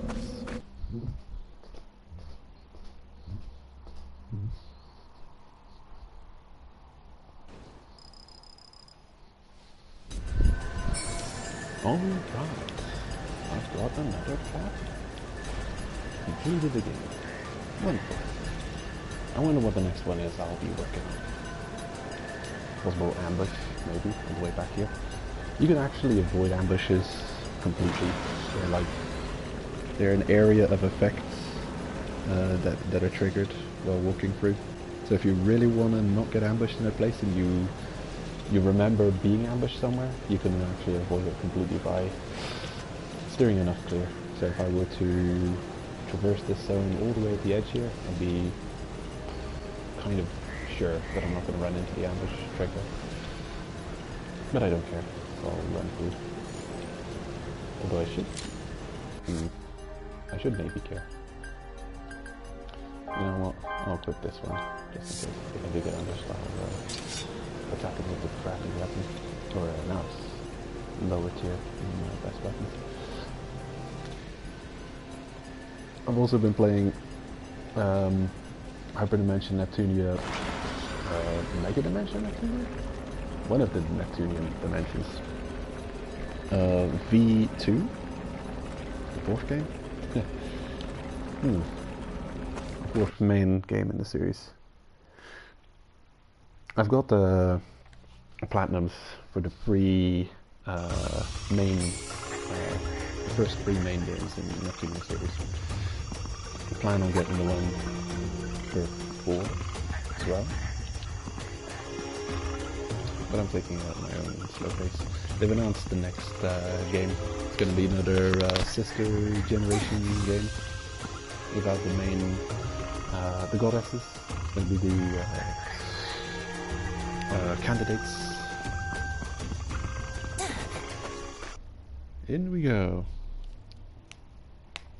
And also I'd go for the platinum for No Man's Sky. Although the trophies are a bit weird for that game. Welcome. Oh, hello. Huh? Is that a package of spices from Laffy? Great job delivering it here. Right this way.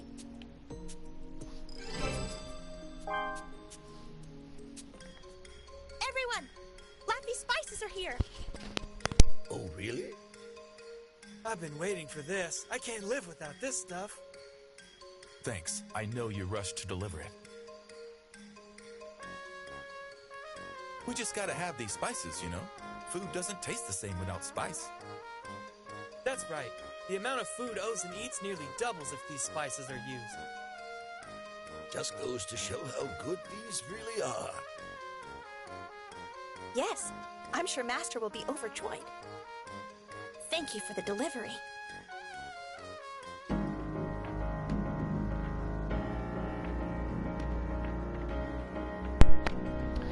Alright. That was a lingering side quest I still had in my pocket.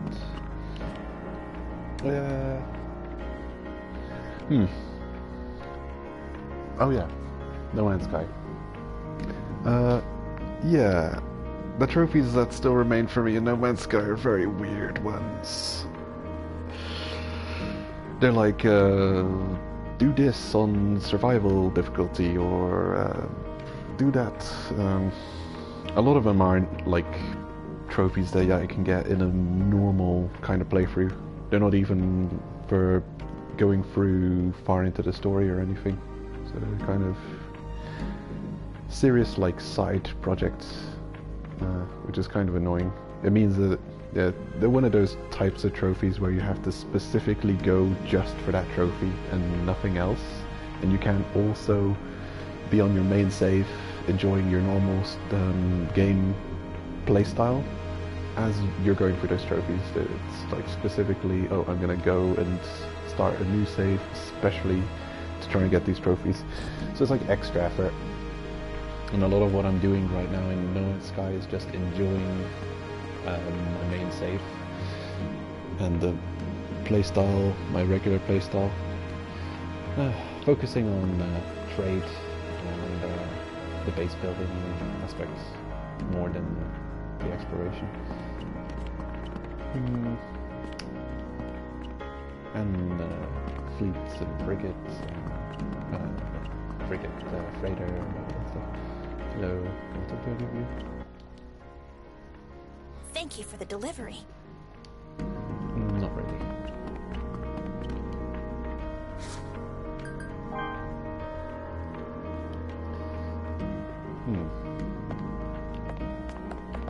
Hello? What is it? You want to fight me again? Yes, please. This is becoming a chore. But I made a promise, so I'll play along. I promise to kick your ass whenever you feel like it. That was our promise. I think we jump right into the fight. Yeah, here we are. Here, we can fight seriously, without having to worry about damaging anything. Yeah, except me. Well, I make no promises about your body. Of course. Don't worry. Even if I break you, just try not to die.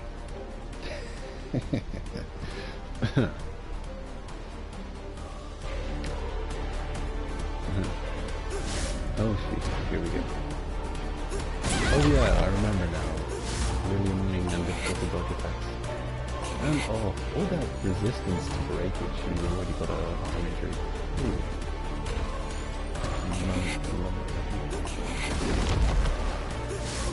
No!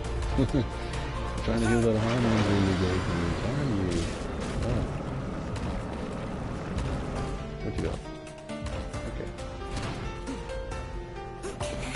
That's dodgeable. No! Jesus.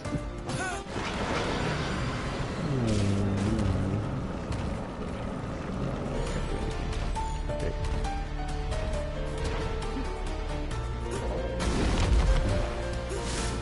No! That's such a... it's so annoying. I'm gonna have to retry this probably. Okay, the timing is tricky because when you'd want to heal, it's just when she comes at you with another attack.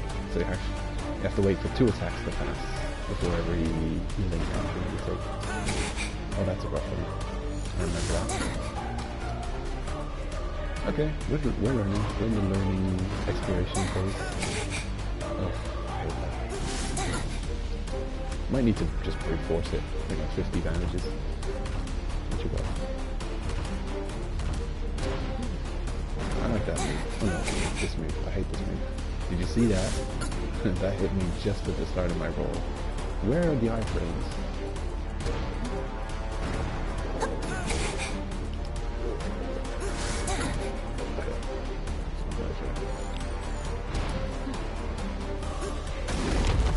That's good. The other one's not so.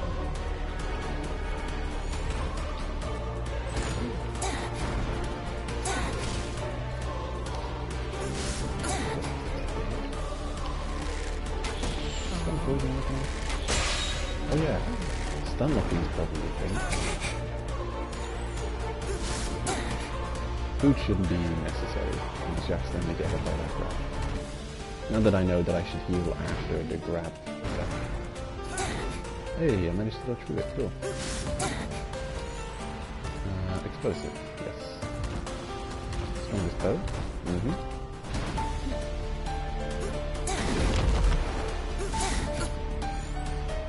Oh, hold up. Don't hit this cool button. Cool hit her with Blaze Reed. Yeah, the fight seems definitely doable now. It really is just a point of do you have a good damaging the high rank weapons there.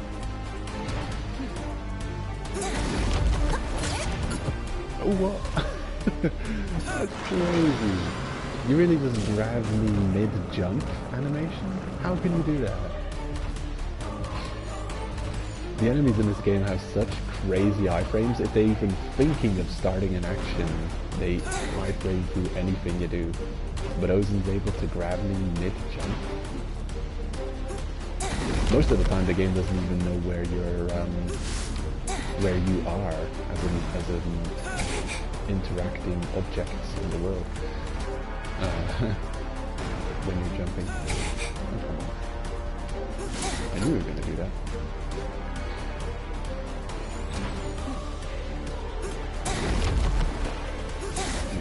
Okay.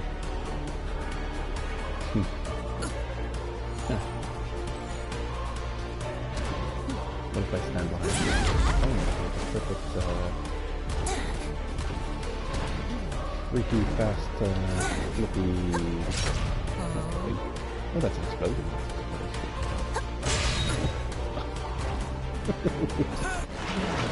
Grabs you out of the air. Mid-air catches you, unbelievable. Nonsense. I didn't need to, no! Iframes, they don't exist where you can clear a character pretty much. So, like, so specific. They're probably somewhere in the middle of your roll, I'm guessing. Okay, what are you gonna do? The moment I'm gonna...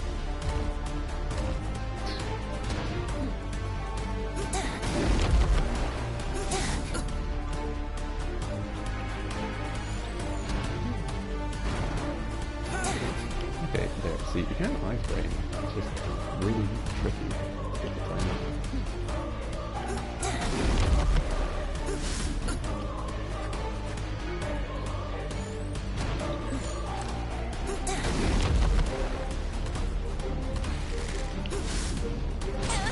Oh, damn, okay. That also hits you with a stomp.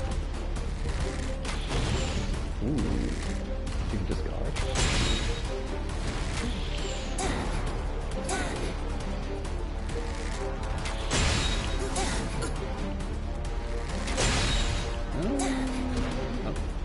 It's not very clear how much damage is happening.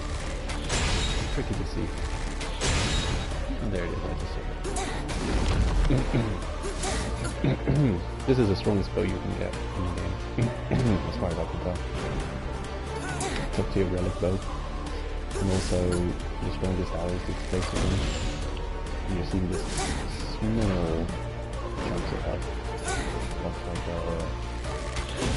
boss health like that actually.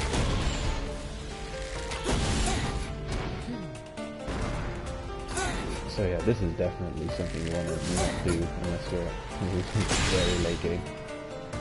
You can try it, it's going to be a serious challenge anywhere sooner than this. Just me.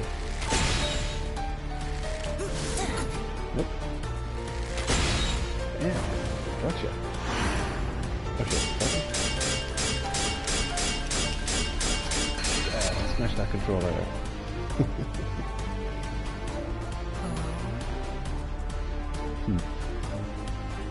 Oh shit. How about this?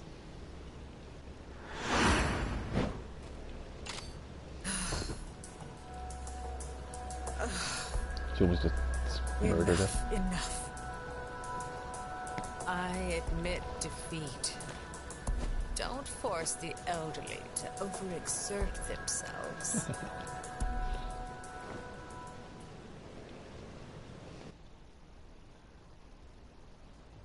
When did you become such a monster? Taking some screenshots here. I thought I could easily make you mine. Seems like things never work in your favor in this world. Jeez, it's always the same.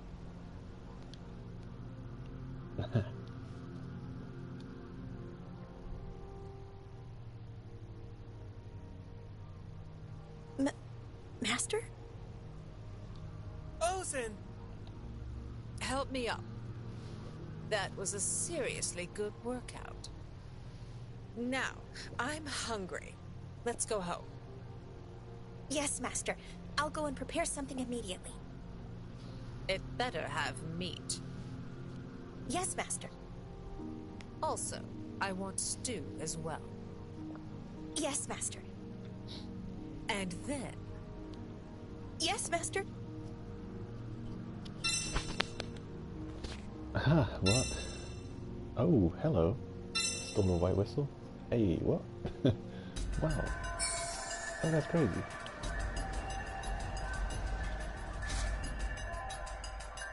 What's it?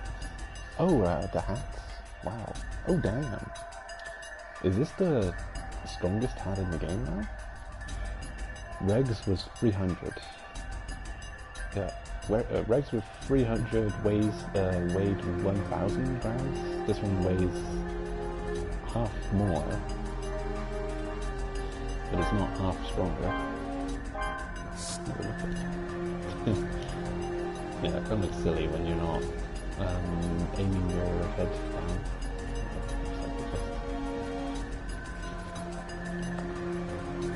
We've got a saucer on our head. Silly looking on the character, but okay. Grade 1 relic. Oh wow, you can just equip this? What does it do for us? Oh, that's awesome.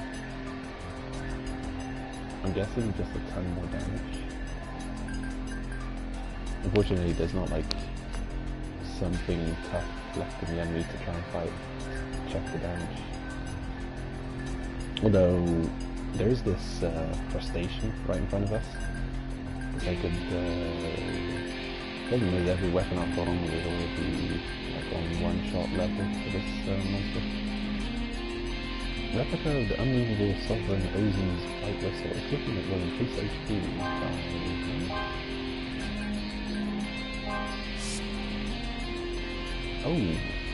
Oh damn. I normally have 500 HP and this just brought my HP to 800. Okay, that's crazy. That is wild. It's like a serious HP increase. 80% HP or something increase. That's wild. Yeah, so it would be a serious challenge to defeat her earlier on, but you do get seriously rewarded for it. And I'll equip this in a minute as well. Let's see, I wonder if I can craft crafting weapon. Yeah.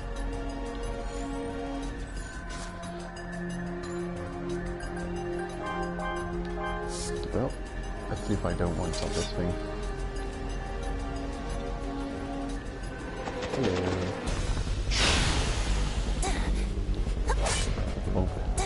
Oh cool, okay, I do less than half its health damage, not critical.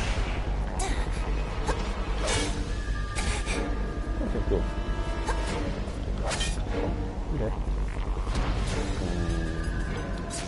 I wonder if I can respawn him by resetting the zone. I hope so. Oh wait. Yeah, I hope so. I don't remember how this game works. Okay, equip the 1,000-man wedge. The 1,000-man wedge.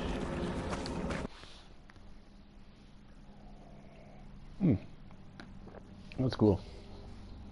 Yeah, you can do this quest very early on. If you take up the challenge and I guess get really good at the fight, how tough would it be to defeat her early on? I think it's not to be underestimated, because there's compounding factors at play. Like, it's not simply... he's not there anymore. He's out of existence. Oh well. There's another one in previous zone probably.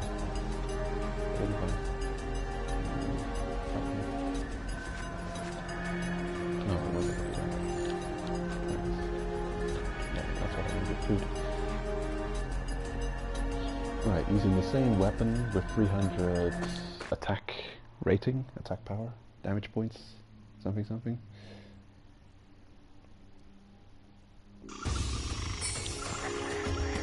There he is. And now we've got the 1,000-man wedge equipped. So you get some really good rewards for doing that. Really good. Honestly, there's so much about the game that's actually quite great, you know. They do so much right. And a challenge like this, to have a meaningful reward, is good. I think it should happen more often like that. Lately it seems a lot of games I play, reward for really tough content is trivial. And it seems like the reason they choose a trivial reward for really tough content is so it would always be optional. You know, you can choose to do this. It's a tough challenge. You don't feel like you have to do it to get the reward, because the reward is trivial, so it's 100% optional. The reward is pointless, so it's 100% optional. It gets pushed to the side, you know. But I don't actually like that. I don't know if it's an evolution or a trend or something. But design-wise, I don't mind something unbelievably powerful. I'd say it's the most strongest thing in the game, but you have to take on a challenge so tough that you probably never even want to do it. And I'm not even thinking about Ozen here, I'm thinking about other games which may have like just an unbelievably tough boss. Really difficult to deal with. I think you should get rewarded for that. You should get a really powerful reward. And then still, yeah, you can lament not having access to this powerful item, but yeah, I don't think you feel that bad about not having access to it, knowing the challenge required to get it. Anyway, I don't even know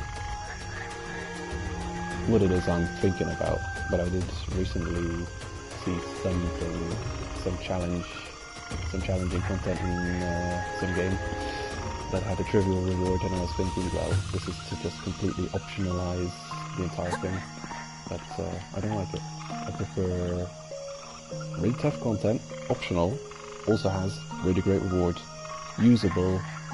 If you're up for the challenge, take out the challenge, you can play the rest of the game with some really cool and overpowered shit.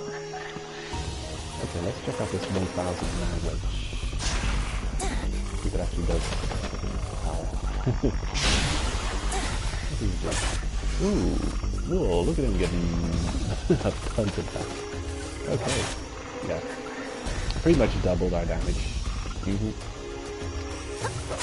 And I think that's what it actually possibly does.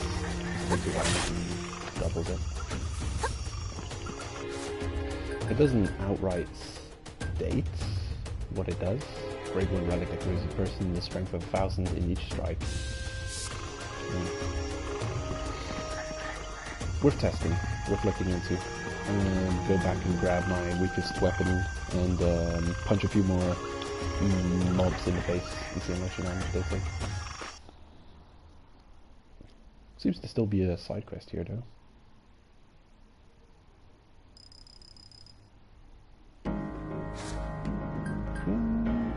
Might be Hablog's quest. Or Hablog. Oh no. Hello? A moon whistle who went down to the 3rd layer a while back hasn't returned.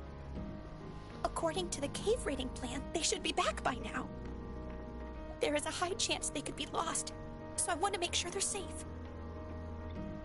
If you happen to go down to the 3rd layer, would you mind searching the area? Thank you. Good luck. Ideally, I'd go look for myself. But I'm still a blue whistle. I'm not skilled enough to descend that far. Ta-da! Yep. Just a forgotten side quest I still had.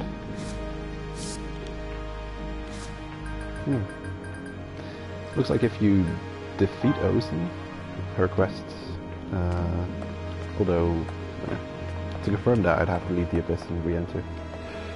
I'll do that. It's been so long since I fought seriously and lost. I don't like this one bit. I hate getting old. How old? The age of characters in this game is a mystery. An annoying mystery.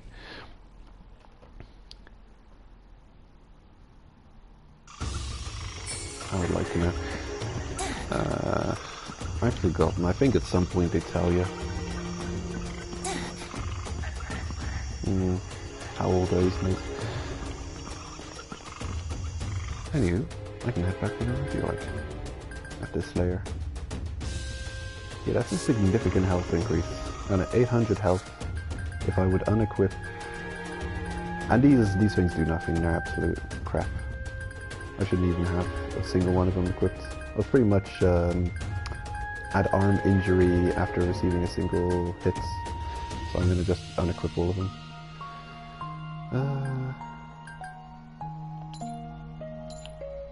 Where do I see these equips?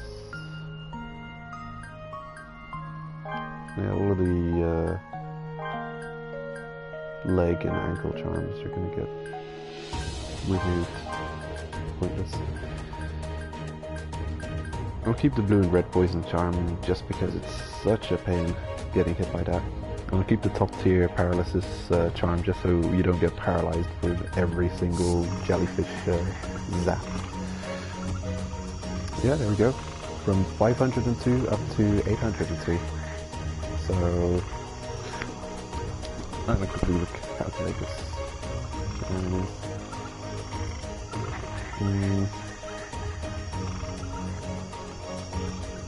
800. 1.6. 60% health increase, I think. Yeah? No, that's not how it works.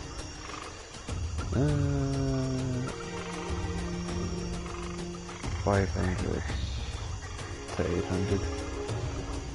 500 divided by 2. I don't know. I'm not good at maths on the spot.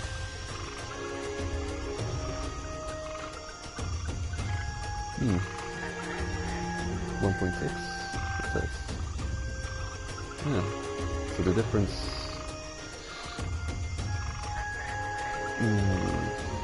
60%. 200.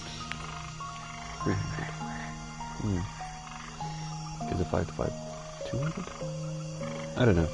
In any case, it's a lot. It's a lot. Almost doubled. Almost doubled. So I'd say it could be 60%. 60% health buff. It's a substantial health buff.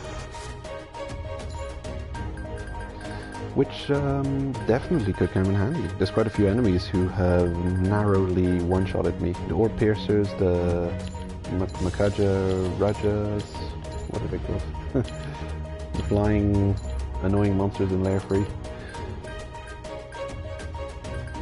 Curse repelling vessel.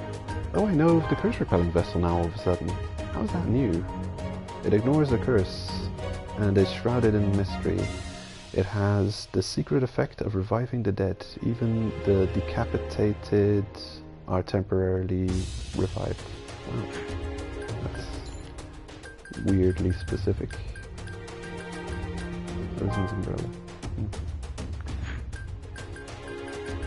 The umbrella hat.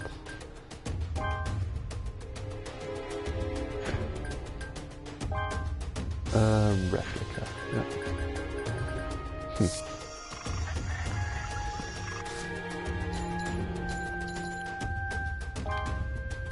Let's return.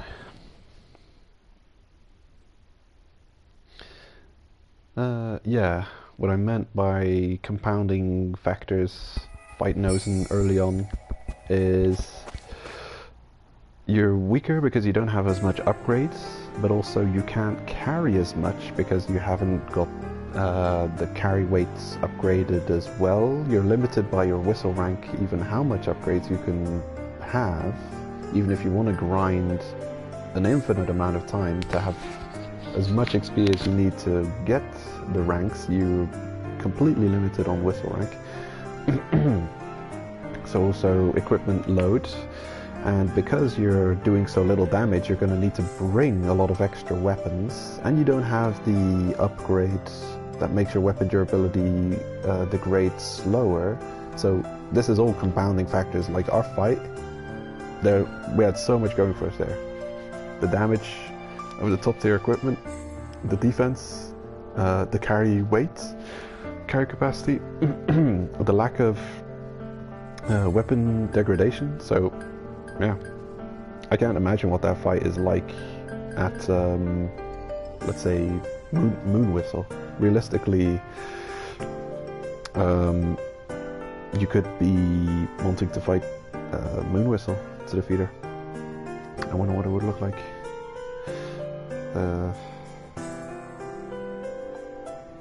Yeah, it's not worthless to try and get that done at layer 5, even before going through layer 5 and dealing with layer 5. At White Whistle rank, I don't know. It's not, yeah. If you're, no, it's one of those weird things where it could be that if you're strong enough to deal with Ozen, that you wouldn't need those rewards to deal with the next fight's challenge. It's one of those things, but that's another, yeah. That's a whole other conversation. There's a side quest in the classroom. Interesting.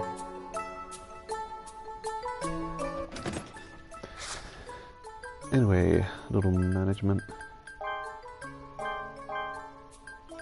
I'll get rid of a couple of things.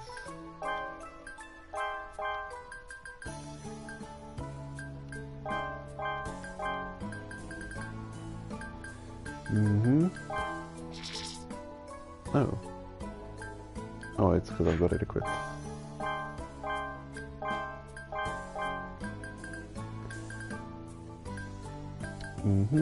All these useless injury resist charms that seem to have been doing nothing for us. Oh, isn't the White Whistle. Just gonna go ahead and equip that. There we go. Liza's White Whistle also increasing crit rate. We've also got increased crit damage from our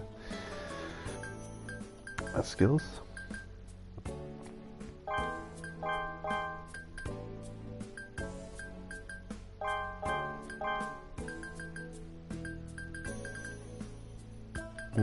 Everything seems in order.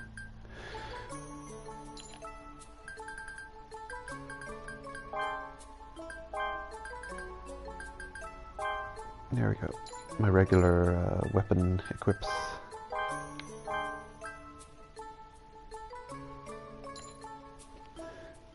Yeah, the balloon goes on the left.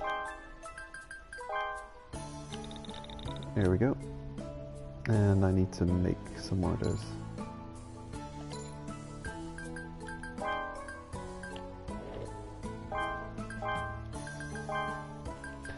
There. Perfect. Now we're good to head out again. Technically, I don't really need the heaviest armor anymore. I could wear the cool looking feather armor. So I do have a lot of charms equipped, but then again, don't really need all those charms either. A lot of them, yes. Not all of them. Ah, there it is. What happens if I just straight up equip it? Are they gonna put my top tier relic in the storage? Nope. So it doesn't matter if I take it out first and then equip.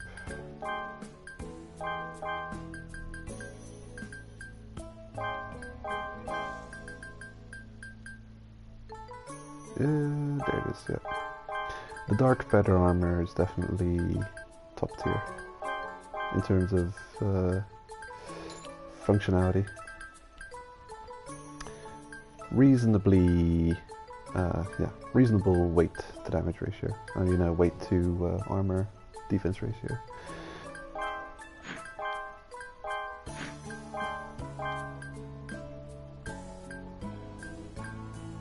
A good amount of relic slots. Of course, nothing has more. When I'm saying charm slots, nothing has more than the relic armor, but it should have enough to equip all of the charms that I want to equip.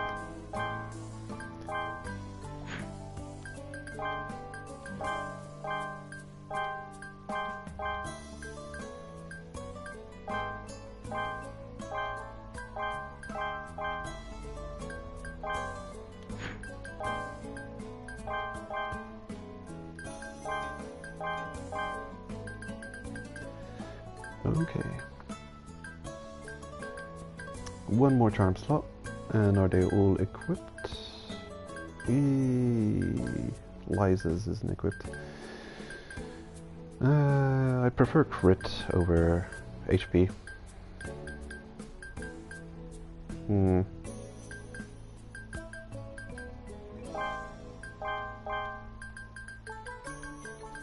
Yeah, well, we did just receive 2 very strong charms.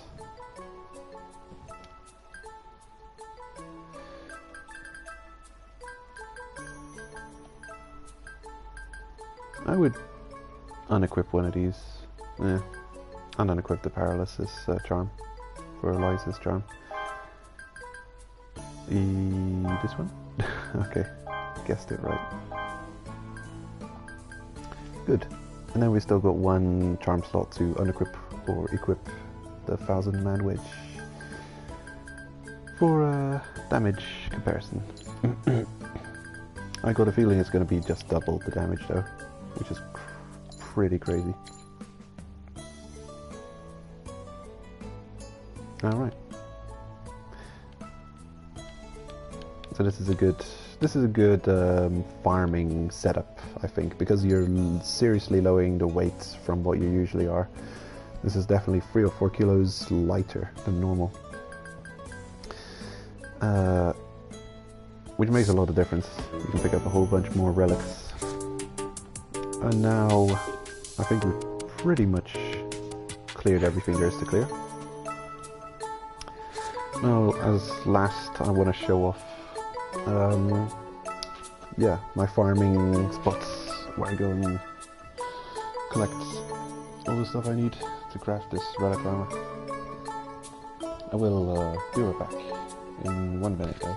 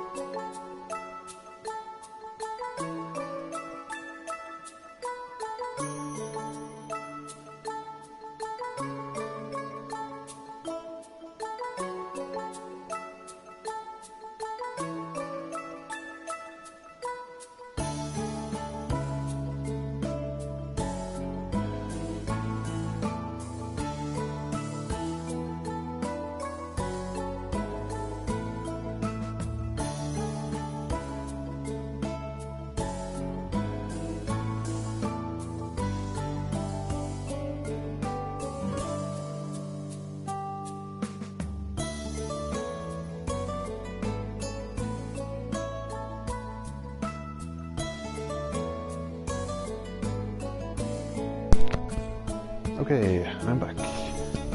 Let's check out what this new situation is. I wonder if it's related to defeating Ozen.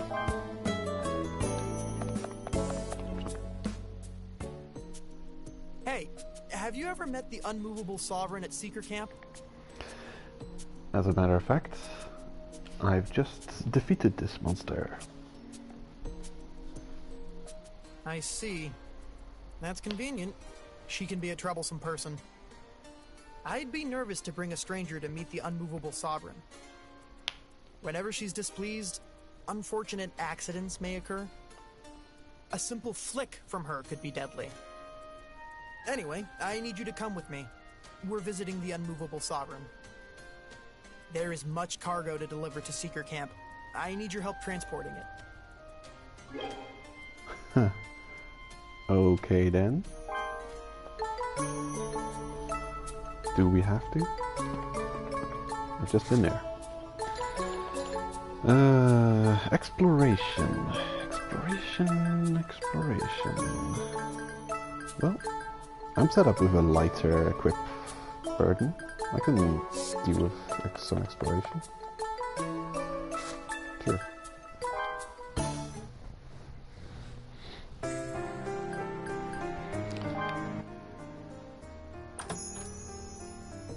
I'm sorry. I'm a bit busy right now. Could you come back another day? Laffy, did something happen? Oh, it's you guys. Well, I'm in a bit of a pinch right now. What happened? The other day, I was sent a special order for spices, but I couldn't get the ingredients in time. So I rushed around, looking for anything in stock at places that usually sell them. But they're very rare. None of my clients have any in stock, and I'm at a loss about what to do. Oh, really? That's terrible! This sounds really rough. Would you mind telling us what you're looking for? It's this. It doesn't grow in Orc, so you have to gather it in the abyss. Hey, can't we do something to help? Really? I hate to cause you trouble again, but right now you're the only one I can count on. It can be found growing in the 4th layer. At least that's what I heard. But are you sure you'll be okay descending to the 4th layer? That's amazing! I can't go since I'm still a Red Whistle, but please do this for Laffy! We've left our fellow orphans completely in the dust. Being a White Whistle. Yeah, I could probably just pick up those from the storage. Where's that quest?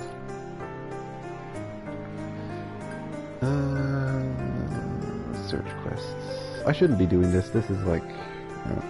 this is me slacking slightly on side quests. I've done these on my Switch account, but I've... at one point I just dropped side quests in this playthrough, and there's no reason to pick them up and conclude them all. I don't think... initially I thought the side quests were required to complete to unlock access to what's his face there, Dechuanga, but apparently not, or probably not. 10 of those plants, huh? I'll do this one just because it's quick.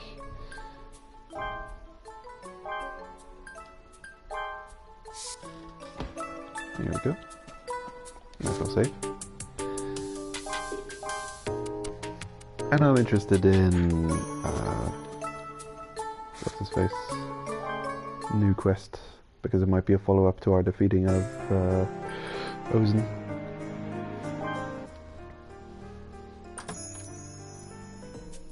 Oh! Laffy! Look who's back! Good work! You didn't get hurt, did you? That's a relief. So you really did find it. Thank you. Now I can finish that spice order. You really helped me out of a tough spot again. Thank you so much. Hey. You certainly are soaring high above your colleagues. I better work hard so I can catch up to you. You'll never catch up to me. Okay. Sure.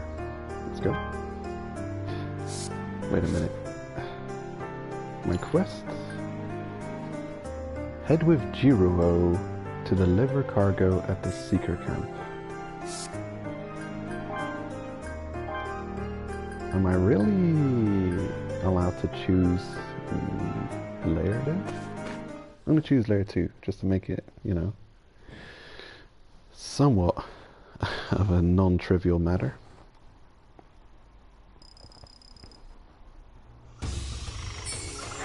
Hey, Jiruo's here. Any luck? Did you find anything? No, you sneaky bugger, you're a ninja, you're hiding behind this tree.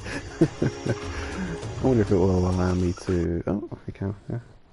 Interesting.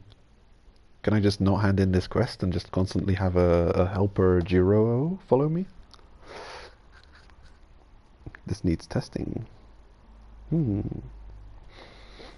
Well, seeing I was planning to show this off anyway, but also... Was there a tough enemy nearby? I'm gonna go fight a tough enemy quickly, just to challenge those, you can't fast travel right now, really? Am I in combat? What's the problem? Any luck? Oh, how do I? Okay. Did you find anything? Well, that's not so useful. If I really can't fast travel at all, then...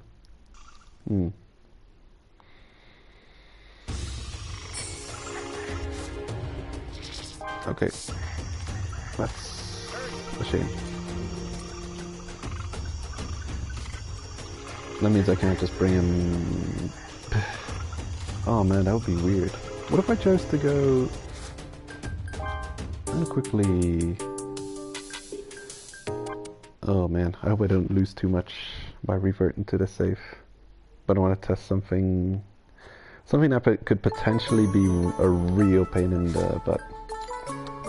Okay, special order. Oh yeah. Yeah, it wasn't too long ago that I saved.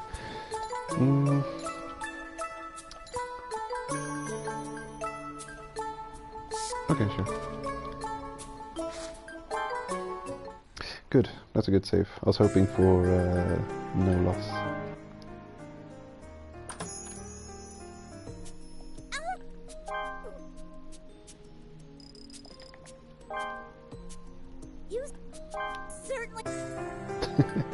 I certainly did. Okay, so you can embark wherever you want. I believe what's going to come up is if they're going to block you from fast traveling as a limiter, because quite often when you get these side quests and there's a character following you, you're completely limited. Other times they'll straight up say you're not allowed to take this exit. You have to go. They put you on rails and you're set on rails until you finish that quest. But the problem here is that you have layer selection. Curious. When you unlock layer selection, as soon as layer 2, so you would have access to this. The thing is, it's no big deal as long as you select one of these first 3 layers, but I'm wondering if it will let me go to layer 5. It will let me go to layer 5, and it will block fast travel. So if you do this, in this weird scenario where you're doing this relatively earlier level quest in the end game, is Jiruo with me? Oh, Jiruo is not with me. Okay, interesting. We're finding out all kinds of things about the game. Well, I know I can't fast travel from here.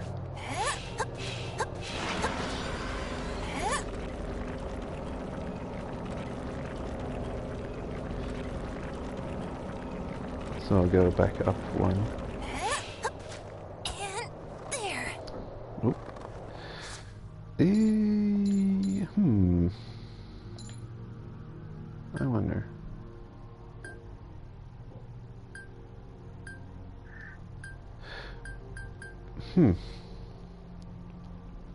Are moon whistles allowed layer 4?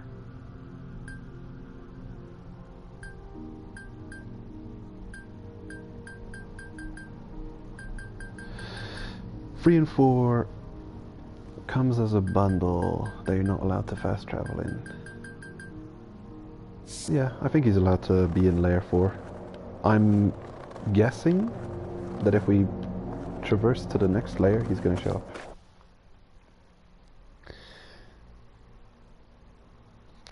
It is interesting though, what's happening here.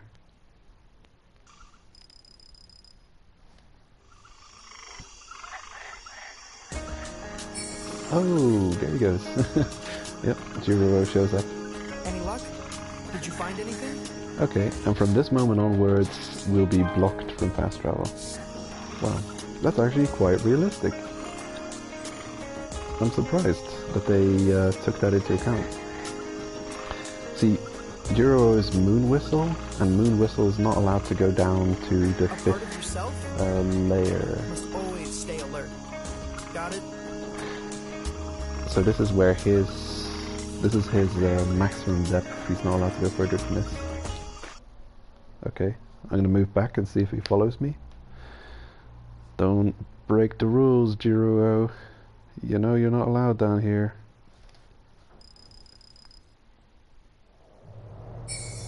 Okay, he's not. We're leaving behind. Bye. Interesting. Good. I like that.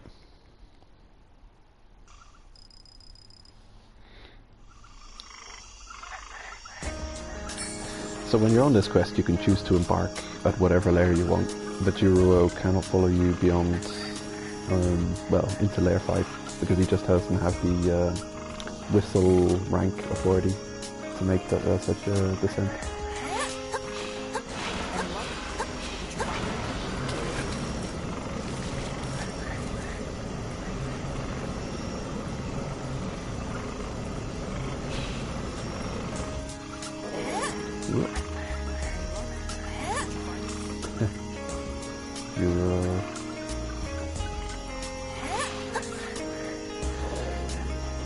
Right, well, this would mean having to travel all the way up. So that's not something I'm going to do. Also, I don't think it's going to be that interesting to watch me traverse layer 2 again, so I will just choose layer 3 and backtrack.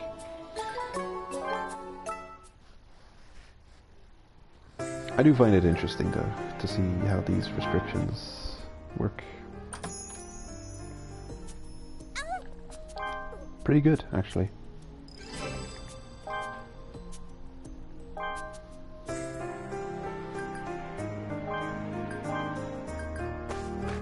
Yeah, the fastest way to bring Jiro to Secret Camp would be layer 3 backtrack.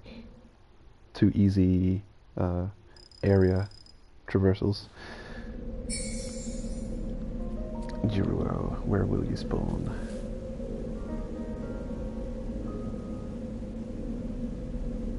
I'm blocking him from spawning right now. He has to spawn nearby, off camera.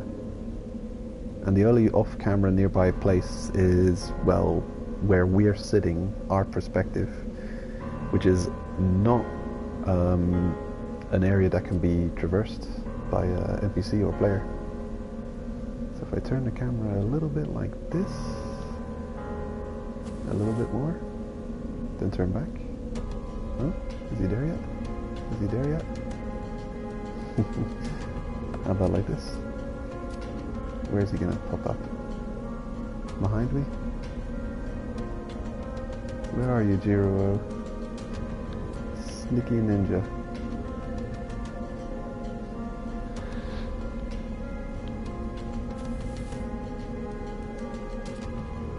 You have to be prepared at all times. Oh, Don't no, forget to maintain your stuff. A little bit of a frame drop the moment I passed a certain point, so maybe you can't spawn in any part of this tunnel, or until you get to a certain part, distance out of the tunnel. It's interesting. It's yeah, Any luck?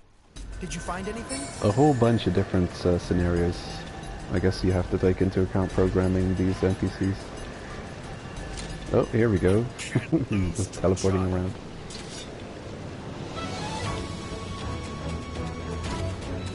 Does he partake in the ambush? Oh yeah, here he is. He just needed to spawn into the instance.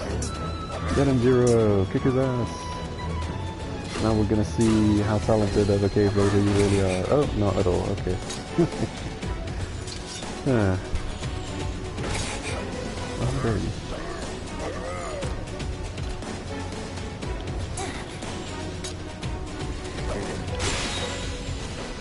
Get wrecked. Me too. These are actually not good candidates for damage testing. They've got too many iframe nonsense moments. Wow, that's a whole bunch of pointless weight. There you are. You are the creature I hope to encounter. Juro can stay sleeping for a while. And we have equipped. Sure enough. 1,000-man wedge not equipped. Let's see the damage. Okay.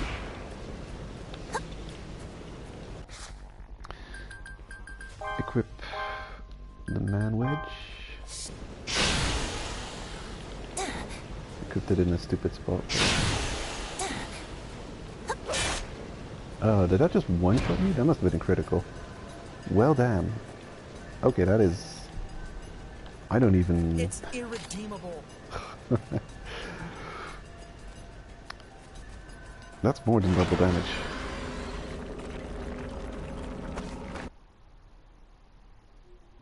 Yeah, probably having Liza's whistle equipped, increasing critical chance. Or, yeah, increasing critical chance is not a good idea for this test.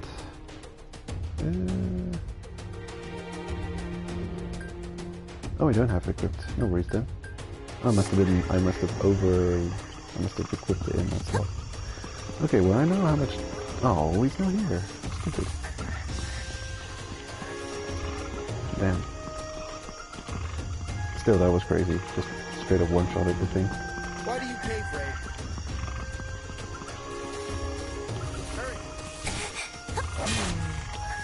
What is it?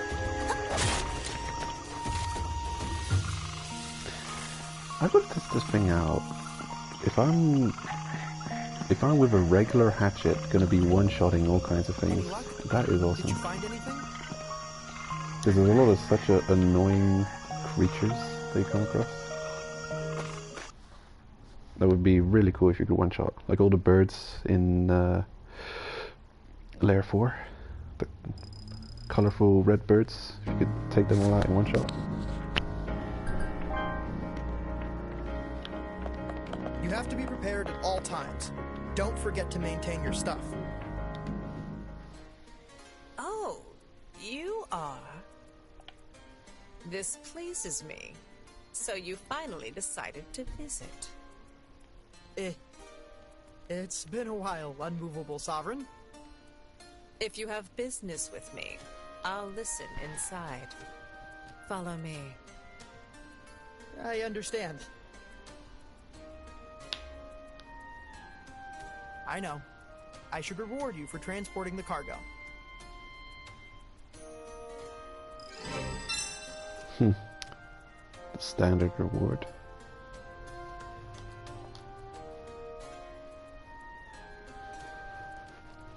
Welcome, both of you. Did you come to see Master? Master has been waiting with anticipation ever since spying Chidora through the telescope. Oh? This child seems to know me. Did we meet last time? Ah!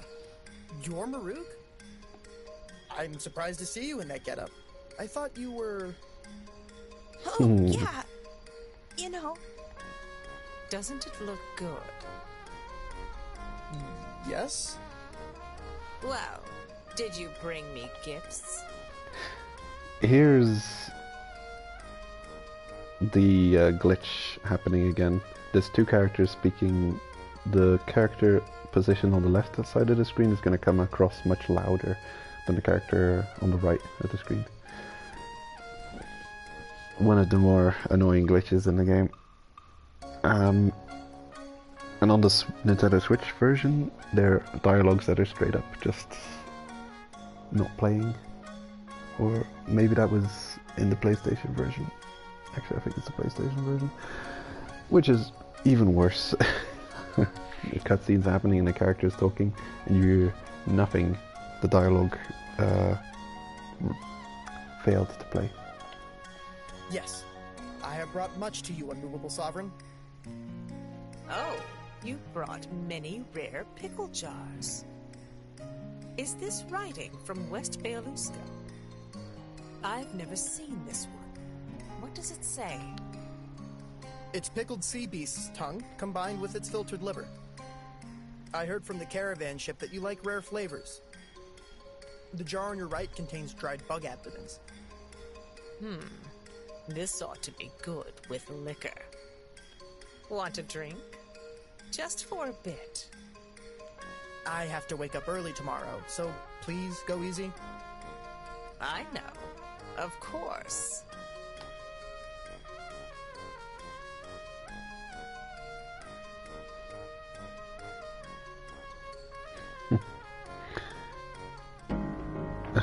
Jiro is no longer a supporter? What the... Oh, you mean he's not in my party anymore? Okay.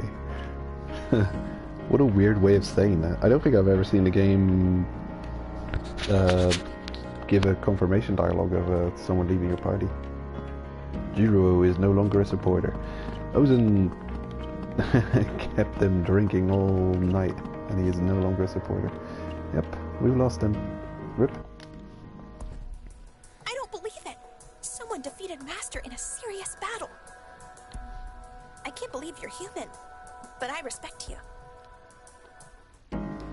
I respect your lack of humanity. Okay, cool. Well, can't believe there was so much still left to do. I think this is the final conclusion, maybe, possibly, of the Ozen situation. I can check. I can quickly go back to camp and reset. I picked up some items that could be sent back.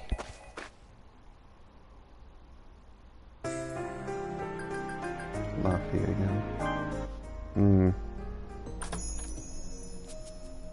Welcome! Hi, Laffy.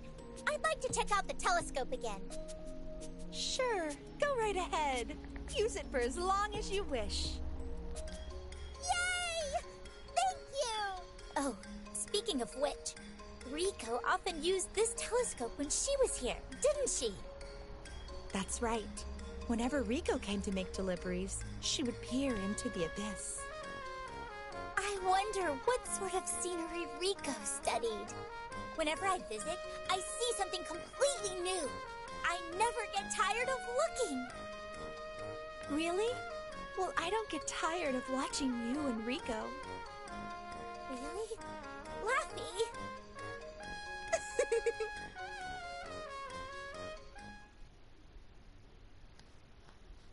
Laffy, thank you again for today. Come back anytime. Sure thing. Thanks. By the way, Laffy, what you reading? Oh, this? It's a cookbook full of recipes. Oh, are you going to add more dishes to your menu? No, not quite. I have a regular, but they always order the same thing. I was thinking of making some sort of dish that they've never tasted before, but I'm having trouble choosing one. May I take a look? Please, go ahead. Wow, there are so many! I find it funny that dialogue that is used in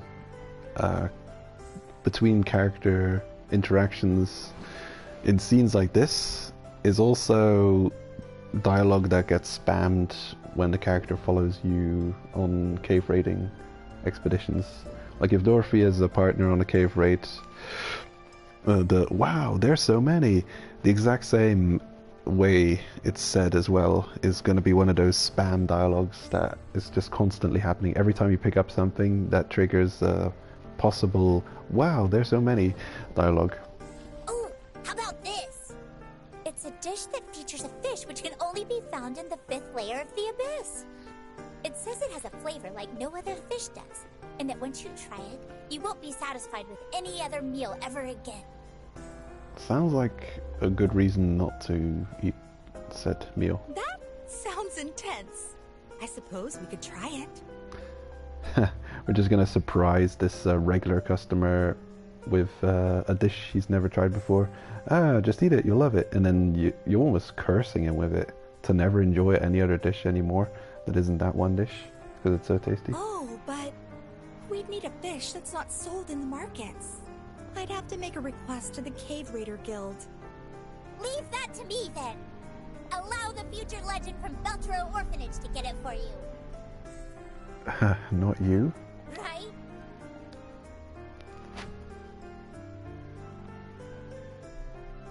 Right?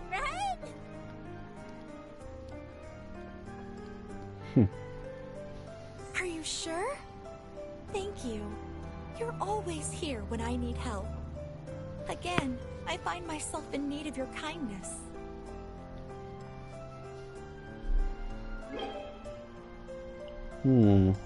Hamarashima meat. Stick miso and sugar. Funny thing is, I probably got that in my storage as well.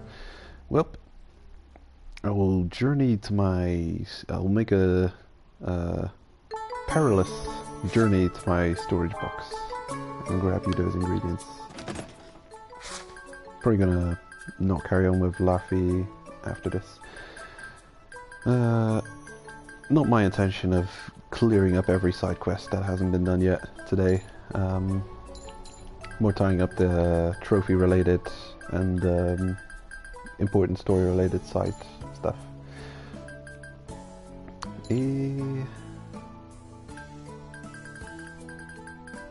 That weird fish meat. There it is. 3 of those. What else? Okay, stick miso, sugar.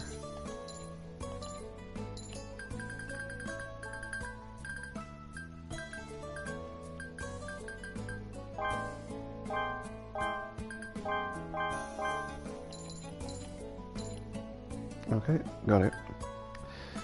And the search quest, I'm also not gonna bother carrying on.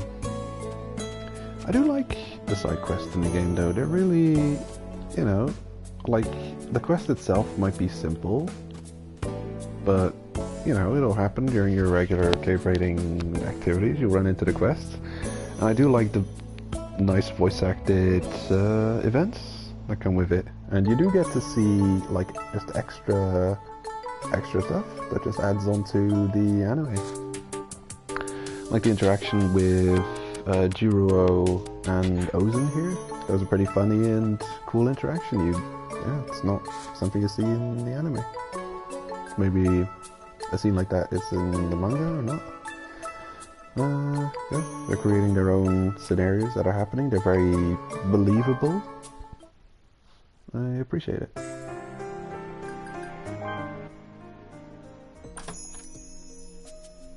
Hello!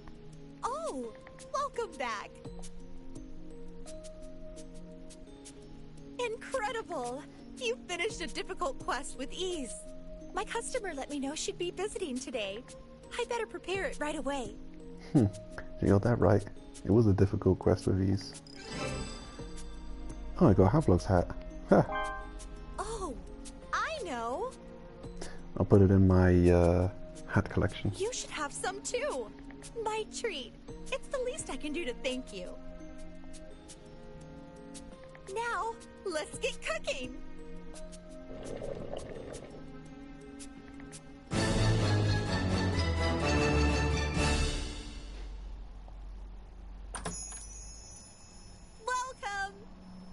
Hello, Hello, shopkeeper. Oh, it's you. Can I get the usual?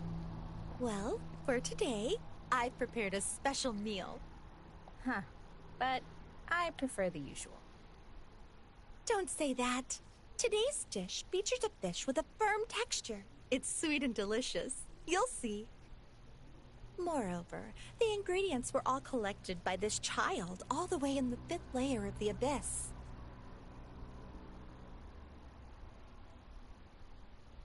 Oh, but... Just give it a try. Fine. Maybe just one bite.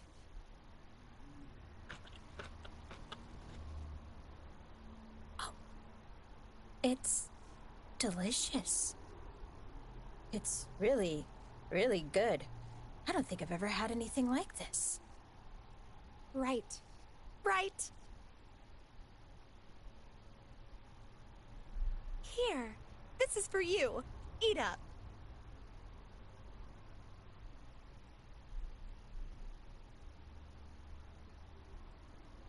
That meal was amazing. Delicious, right? I have plenty of other delicious food here. Eating the same thing all the time would be such a waste. I agree. It's so delicious that I'm going to order it all the time. Huh? About that. Shopkeeper, I'll be sure to order this the next time I visit. It tastes so good. I doubt I'll be satisfied with anything less ever again. Anyway, thanks for the food. I'll come again. Oh, what should I do? Like the recipe said, it seems like those who try it once won't be satisfied with anything else.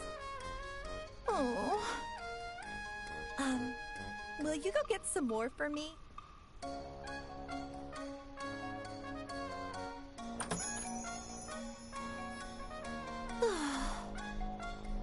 Right. I suppose not.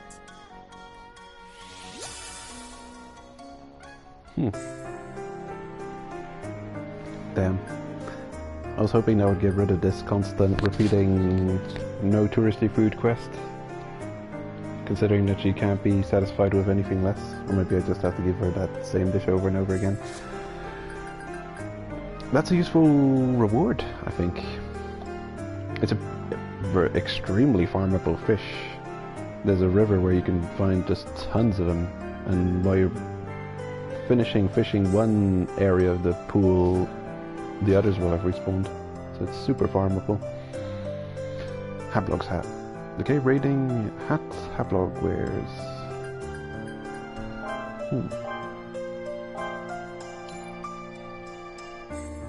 Yeah.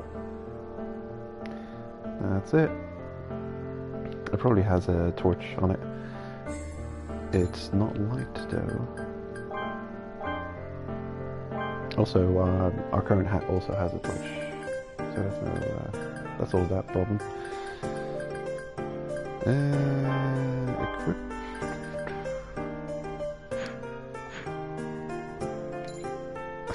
Yeah, it is funny. The quests are good. Yeah, it's good. Interesting dialogue. Funny scenarios. She's basically always orders the same, and now she's traded her always ordering the same thing to another always ordering the same thing, but it's even worse. She was we finally got someone to be more open-minded when it comes to trying out new food. Which is weird that it would be her, because she keeps asking us for no touristy food, a whole bunch of new dishes already.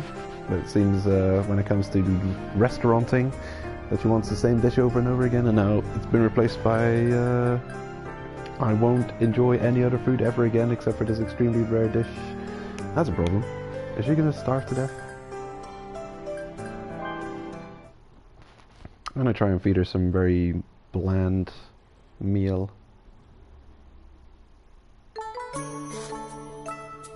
See if she has any unique interaction to it. I don't think so. It's just a funny side story that played out. Let's see, my foodstuffs. Oh, I'm not going to give her anything gross, just something very bland. But obviously from the Abyss. Yeah, here's cooked tail meat. Probably one of the first things you'd give her. Yeah. And now we're about ready to head out.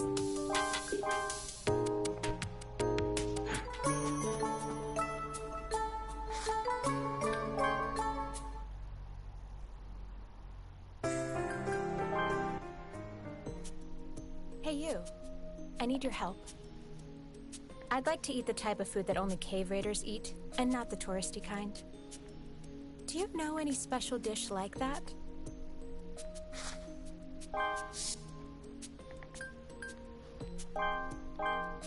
I see.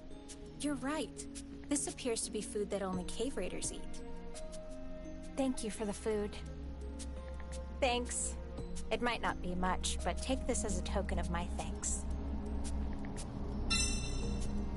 Okay.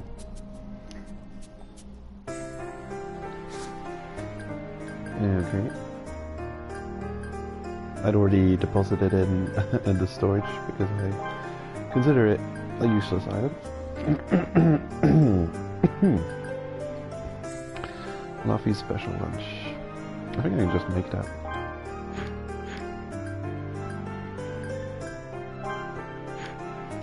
It's not without its use.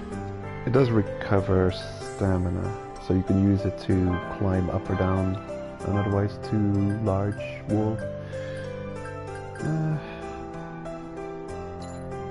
Oh yeah, I'm gonna check that new crafting recipe.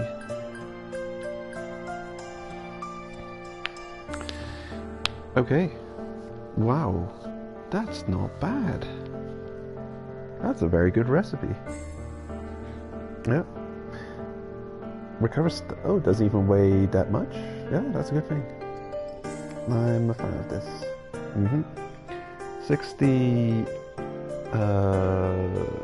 60 hunger recovery, 40 stamina, and 220 health recovery, just in case you also need that. That's pretty good. Almost superfood. And it only requires a single dungeon collected item. Everything else can be purchased. So yeah. When I saw those fish in the first layer of, well, the first area of layer 5, I thought this would be the ideal thing to have a good dish for. I didn't know you would need to do a side quest for it, but I had been slacking on side quests with my playthrough, so I can imagine someone who's really staying on top of those side quests is going to get a, you know, a bit of an advantage in their cave raiding with access to such dishes. Come to think of it, the shroom bear, is this any kind of... nah, it's not good for hunger recovery. It's okay for the rest. It does not cost two weird things though. Besides salt, which it seems you should just always have with you in the dungeon, I was going to say, in the Abyss for cooking. Yeah, it seems like it's craftable in the field. You pick up Eternal Fortunes and Shroom Bear Beets, and you bring the salt, and they're cookable. Well, I approve. I'm a fan of this. And it's health recovery. There's certain dishes that are just not viable to cook in the field. I'm thinking of too much store-bought ingredients. This, for instance, beast meat pot. Just look at this nonsense. It weighs 250. It recovers health recovery. You've got strong health recovery items that you can just find on the floor. Oh, not strong.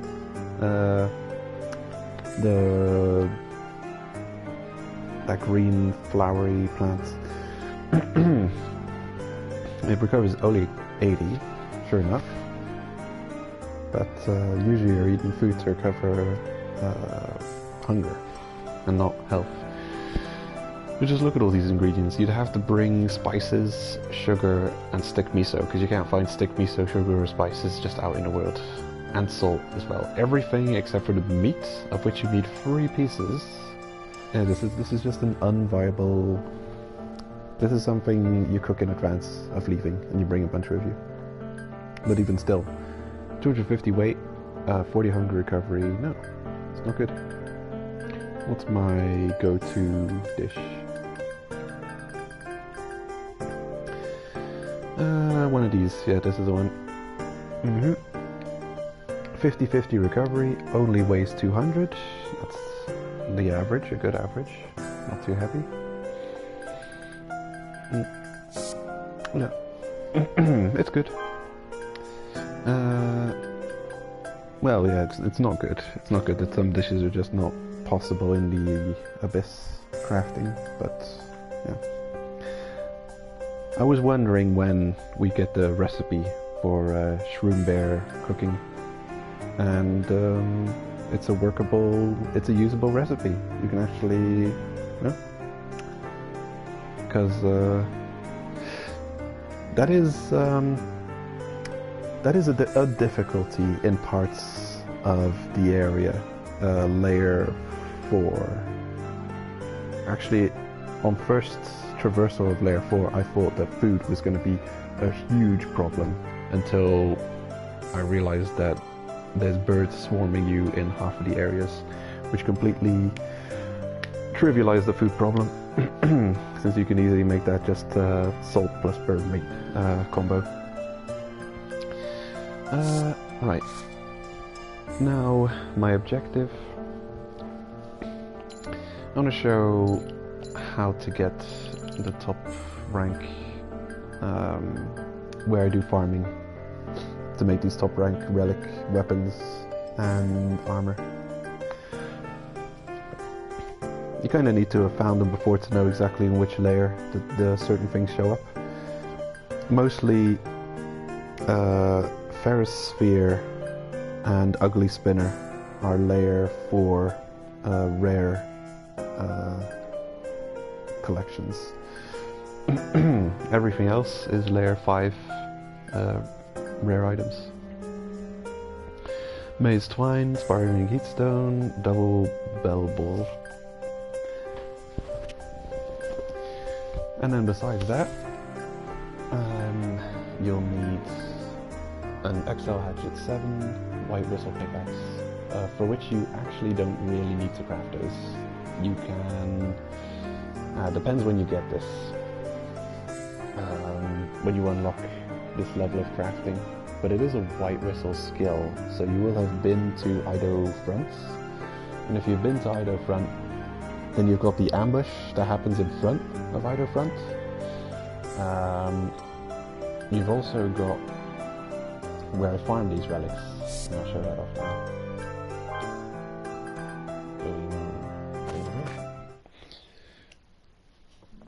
Where I farm these relics, there's also a Lost Explorer backpack.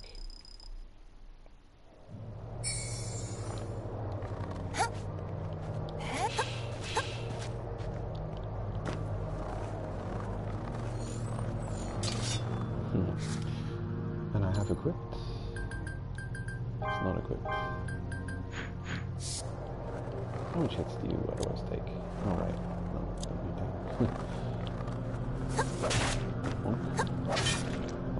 And 3 hits. Okay. 3 hits. And then. Yeah, critical. Non-critical, 1 hit. Oh. Okay, there's slightly more tanky mobs. And that's kind of a quickly unequipping. Easy.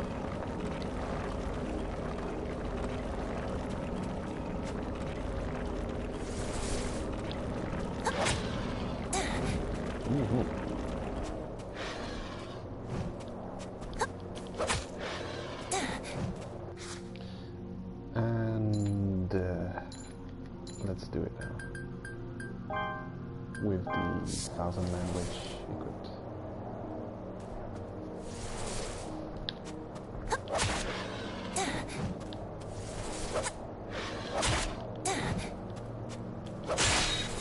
Woo. That's a lot of damage. Strong critical.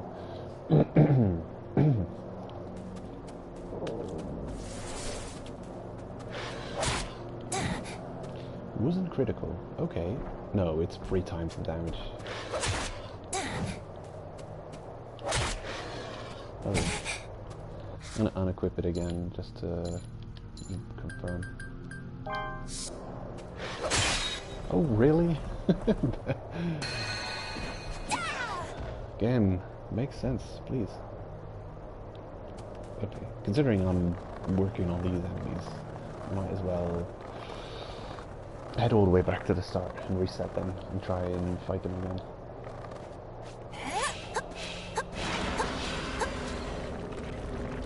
That's kind of that's good.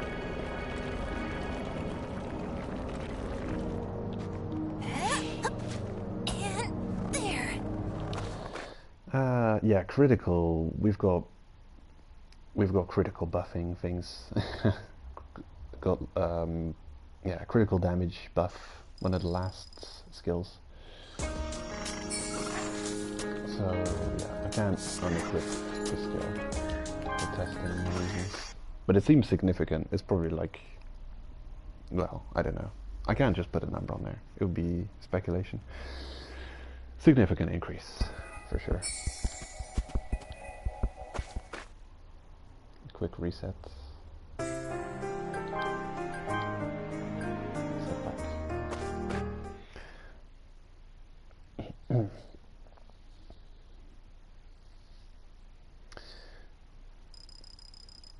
Was Liza's whistle critical chance increase?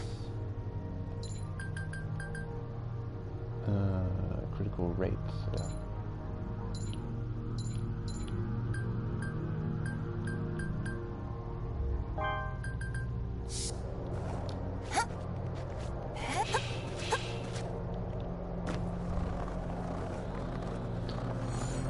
Okay, here we're... I'm gonna fight one completely without wedge, and then one with wedge. Hold up. Look at my clicker. It's ready.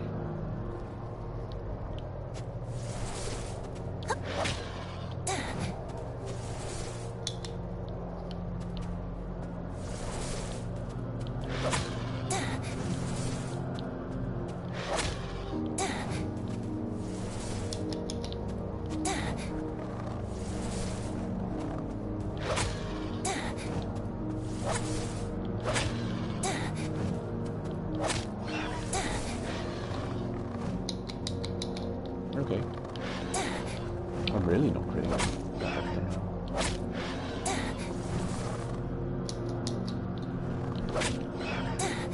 Which is good. What are you up to? Don't you dare reset. 2, 3.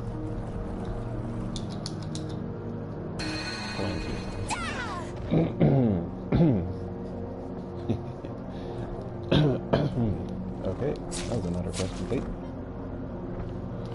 11 hits. Pretty much non-critical each. Good. Good test.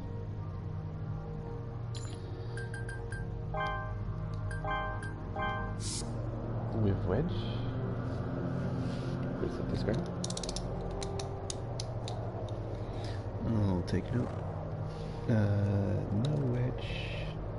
What kind of creature is that?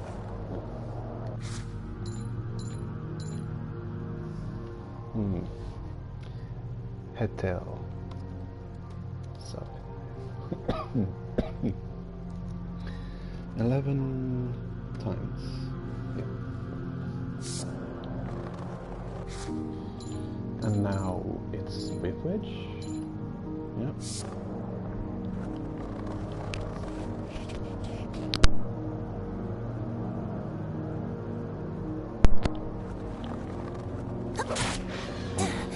Oh, that increase. Unbelievable. Okay.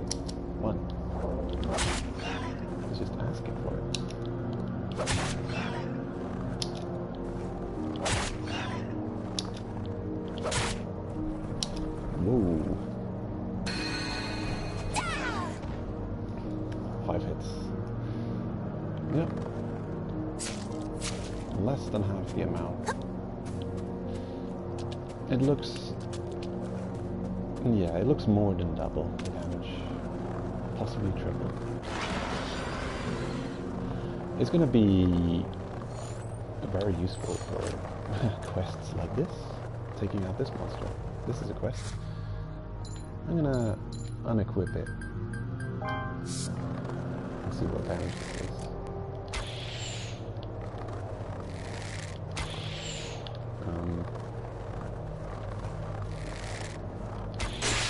What the heck? I didn't know you were so weak. If I knew you were so weak, I would have taken you on ages ago. Yeah, that's without the 1000 mana wedge. It was a critical though, and we do have very critical damage buff.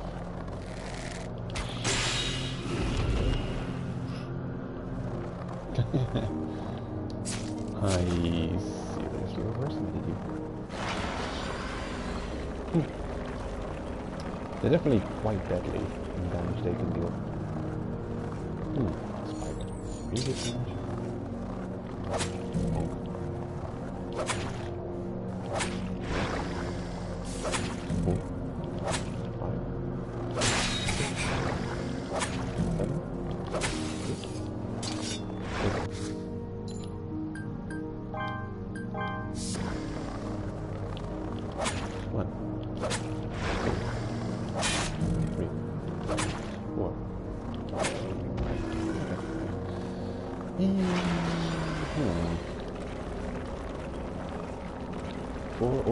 Is half a day.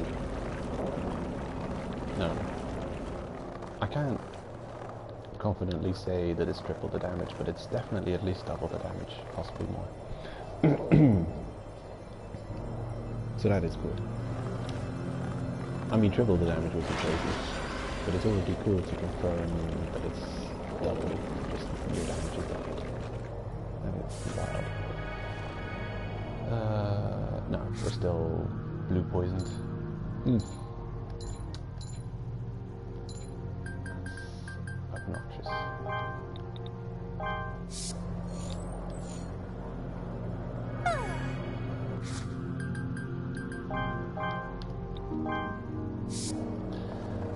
Very cool, very cool. I actually wouldn't mind replaying this game.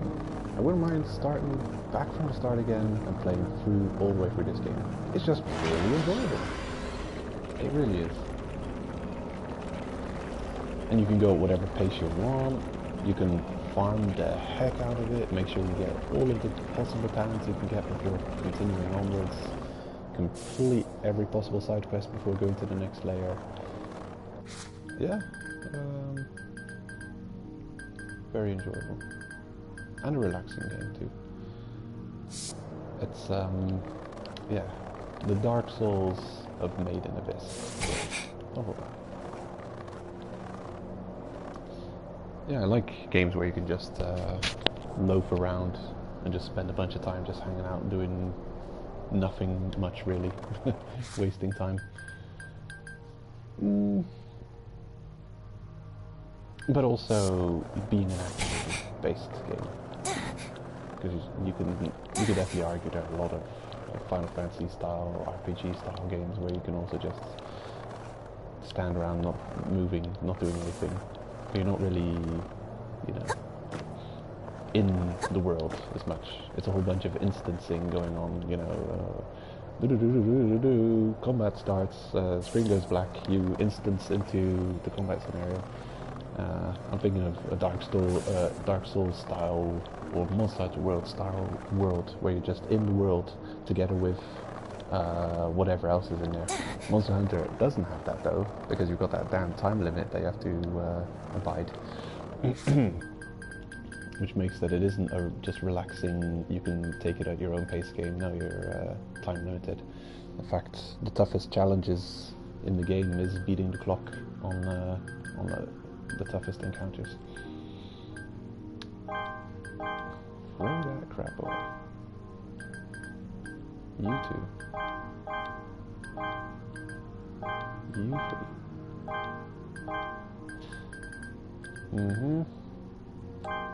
Bunch of useless items. Rare fish meat. I'll keep an eye. Okay. Okay.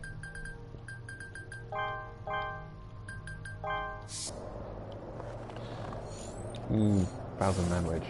Approve. Ozen's Whistle. Also approve. The hats, not such a fan, but then I'm not really a fan of the unicats anyway. You can't really cosplay that much certain characters.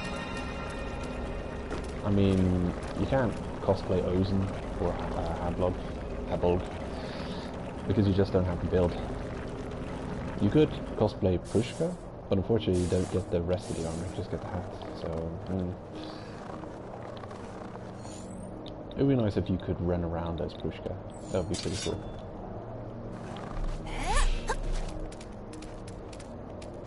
Also a fun what-if scenario. It's like you're giving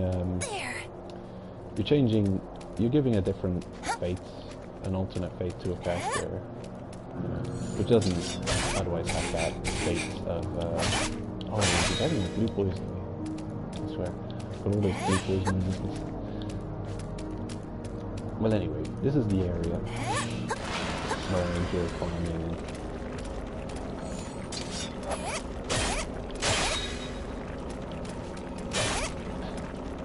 For the top tier relic armor. Wow, seems a bit empty this time.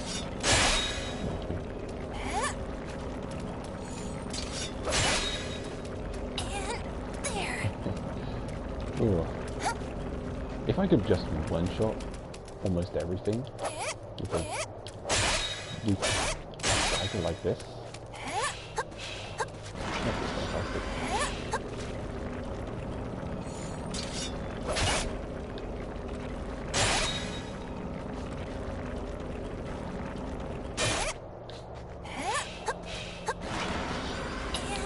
Where's all that? Damn, where are the rocks? Where did they go? This is normally full of rocks. I'm like, hey, I'm good people, this is a good farming spot. Is it a good... It's not in this generation. This terrible RNG.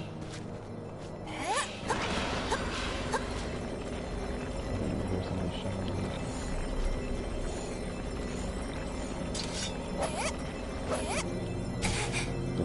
Dead angle. Oh, my blue poison. It's only one of the most annoying things in the game. Blue poison and red poison. I don't even know what it does, I just want it off me. Status effect. Status affliction. Needs to be gone. If you get the hang of it, it's fine. This is terrible generation, this is disgusting. Normally there's a bag up here. The bag has a very good chance of containing a white whistle pickaxe, actually. And maybe even, oddly enough, yeah, the hatchets, you don't get whistle rank hatchets, but that's because the hatchets seem to be something unique to the game. In the anime lore, they just don't, I think they don't exist. Those pickaxes exist, and maybe certain different ranks of whistles have different qualities of pickaxes. As you can see, you can really get into the groove of things and make this quite a swift movement scenario. Okay, so step one.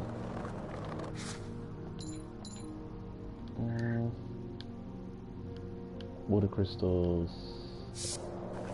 The first thing I do is I check that pillar, pick up all the rocks, and this is a really shitty generation. I think I'll go back to the surface and come back down just to see if it's just put on the second slide. This is a big one. I'm alright. I just turned ethereal.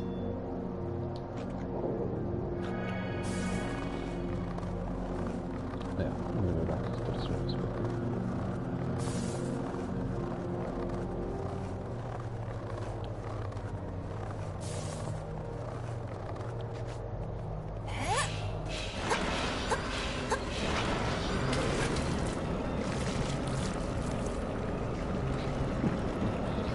We'll be fine. With a little bit of loss of humanity. Oh, never mind. We're actually dead. Okay. Load. Yeah, that wasn't that long ago.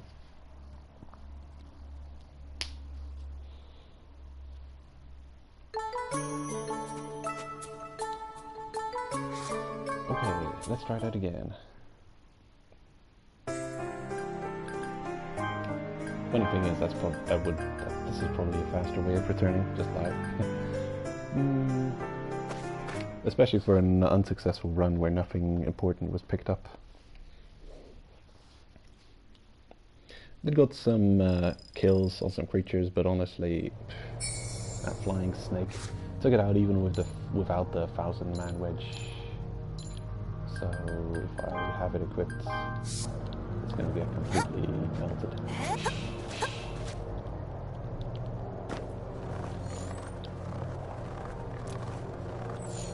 Alright, wasn't I even not using good arrows? Oh wow, less damage with it? Oh, that's weird. Maybe it's me. Maybe it only affects melee hits then. Oh, whatever the case, you're weak souls enemy. Why speculate? I can check it. Okay. Let's reset my clicker. So I went from 11 to 5. With wedge. 5 times. Bow. I'm only going to check whether or not the bow is affected by it or not. Don't want to go into that much detail on it. I'll just remember and count. Okay, one shot. Critical. That's not testable. But then again, what am I using? The top rank bow. Idiot. Have I got a better, weaker bow? Yay, convenience. I have a weaker bow.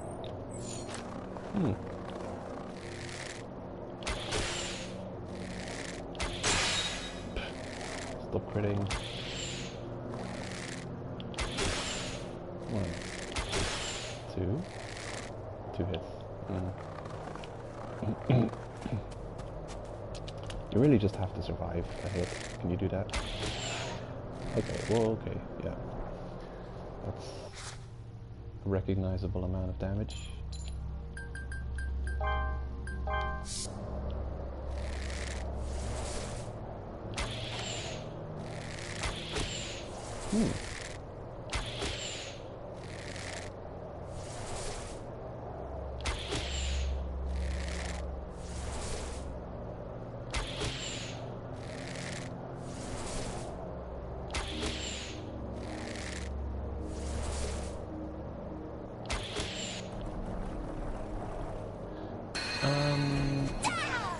It's so not obvious that I'm going to assume that it doesn't work on the bow, and it's really just melee hits that are right. It's worth testing, of course. You shouldn't just assume that it would work. In fact, it makes sense that it wouldn't work for bow attacks. The strength, a relic that gives a person the strength of 1,000 in each strike. I mean, yeah, a person's strength probably wouldn't affect the impact of an arrow shot with a bow that much, realistically. Let's say you were 1,000 times stronger than a regular person, the bow would have to be 1,000 times more durable than a normal bow to survive the shot. You know, you could make an arrow have so much more force, possibly, but the bow would have to be made of sterner stuff to survive it. So it makes sense that all the strength in the world isn't going to increase heavily arrows damage from a bow. Which is unfortunate because that's like my main way of dealing damage to tough enemies, but I'm already happy with the ability to pretty much one-shot all of the annoying trash monsters that show up and get in my way with weak weapons like the regular hatchet, which is my go-to strategy.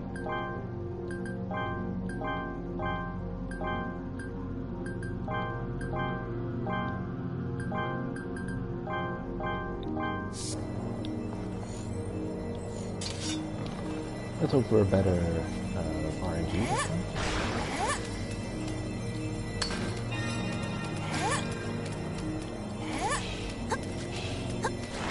Whoa, that's an interesting one. Ooh. Oh, no. How dare you one-shot blue poison me. And as I mentioned before, it goes without saying, but you definitely need the gatherers. What's it? Increased mining speed. Yeah. It is White Whistle rank skill though. But then you would need to be White Whistle to just have access to the top grade relics. So, irrelevant. Yeah, definitely get that skill before you start all this top grade relic with China.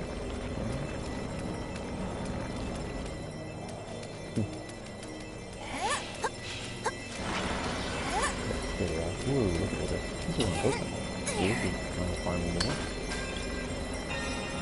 Hey, a double barrel boy. Oh yeah. Ooh, shinies. Beautiful. And yeah, now we went from no luck to all of the luck. And it's pretty much the average is true. In fact, when I farm for that stuff, I expect every one of these caves to at least have one luck inside of it. Probably more. But here we went from, you know, the absolute top average to the absolute bottom average here. And luck. This spawns.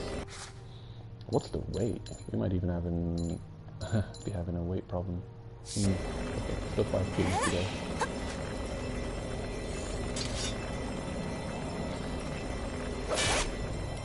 With dishes like Luffy's, you can actually do some more climbing before having to recover.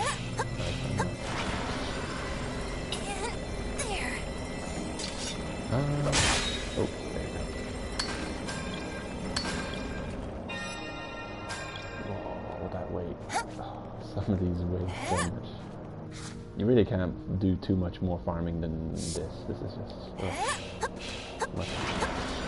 Oh, and this is here too. This is going to put us overweight. If the White Whistle pickaxe is in there, then it's just overweight. And this is the kind of farming you can expect here. If you're lucky enough, well, lucky, if you haven't picked up so much weight that you can't return, like is going to happen here. So you get White Whistle, Raging Heavens, XL Hatchet. So there, the XL Hatchet and White Whistle are the base required to make the relic weapons. And quite often what will happen is it'll show you you've picked up a White Whistle pickaxe, but you'll actually have picked up 2. So it's kind of crazy. They weigh a ton. This one's 2 kilos. Just throw it away. I can get a new White Whistle pickaxe. Shows up here all the time. XL Hatchet, yeah. You really don't want to make these. Just farm for materials over here, and it'll show up in no time. Might not be here every run, but it is here frequently enough. By the time you find out the needed materials, you will have found the one you want. Okay. Get out of my way. And if you would have any weight, if you'd have a lot of weight remaining, instead of going back, then I would continue on. And my preferred location for carrying on is in this direction. I really don't want to take the blue out of it. That's one of the few gripes I have with the game, is that you can't just use an item from inventory, because it's quite often that you've got something, yeah, you've got something you want to get rid of after a rare status effect, and there are enough rare status effects in anyone to warrant being able to do that. You got the slow poison, fast poison, or piercer, and then you might just have some rare dishes that you've picked up, that you've got one of, you know, as a reward you've picked up. It's not much of a reward. If you pick up a backpack, an explorer's backpack, and it gives you a dish that could be useful, and you've got one of them, if you have to go in your inventory, you equip it first, get out of your inventory, eat it. Now this one item is spent, so you have to go back in your inventory, re-equip whatever you want in that quick slot. So yeah, it's, unless I'm overlooking something, that you can use things in your inventory. Yeah, it's unfortunate. It's an oversight.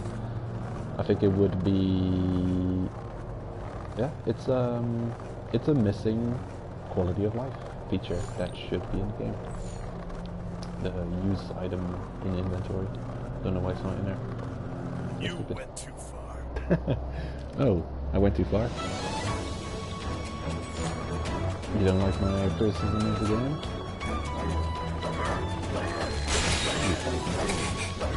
Oh shit. I'm not as armored as I was before.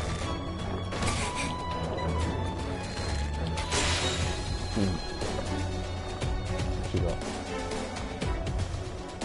I know your attack pattern. What is with you? Drink? Scream, Raging Heavens. Gorgeous hotpots. This is where how I've been getting the gorgeous hotpots without crafting them. Scream, and what else did I pick up? Oh yeah, there's 2 Raging Heavens. Yeah, 2 times points. Okay. It's a bit of a trek. It might not be worth the time it takes you to go here.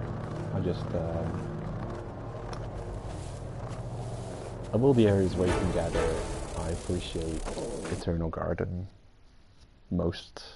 It's easy to find the shiny rocks in this zone. There might be other areas where you find more, but this area it's easy to find the mining spots.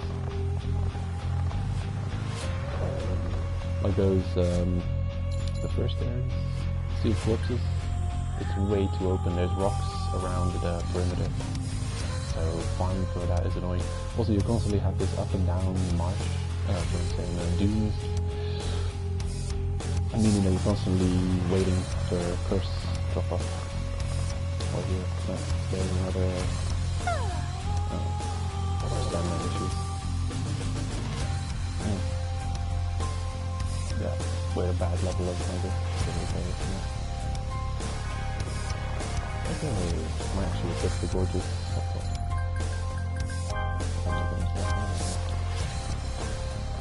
So we've got the perimeter here, and of course it's dark in the cave, and the cave darkness is actually not too bad if you're looking for shiny rocks.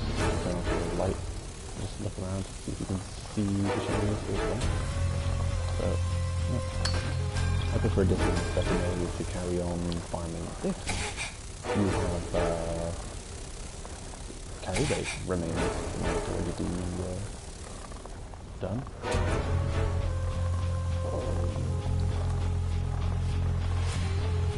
There's another rock, not shiny. It's probably death if we just get hit by those rages.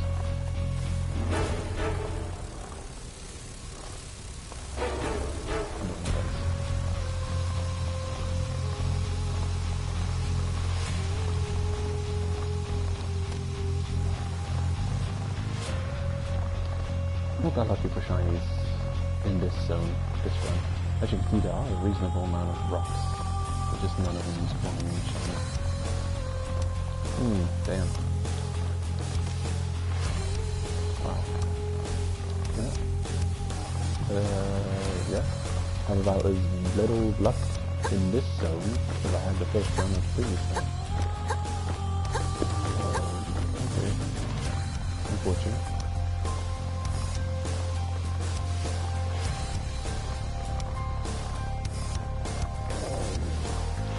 Oh well.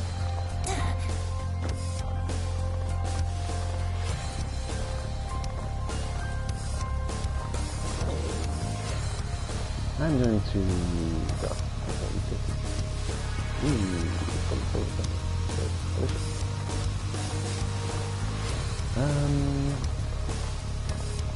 While I'm here, is might as well a good spot to show off the other thing. So, for relic weapon crafting, the top tier relic will be found in this route where we just explored. Now, the ugly spinner, I think the ideal place to go farm that is layer 4. We'll head there in a minute. Might be too much. Might be not usually that useful to show off, but in Goblet of the Giants, you have Brunanachi's hideout, leading you to Hidden Hot Spring, leading you to Crystal Valley.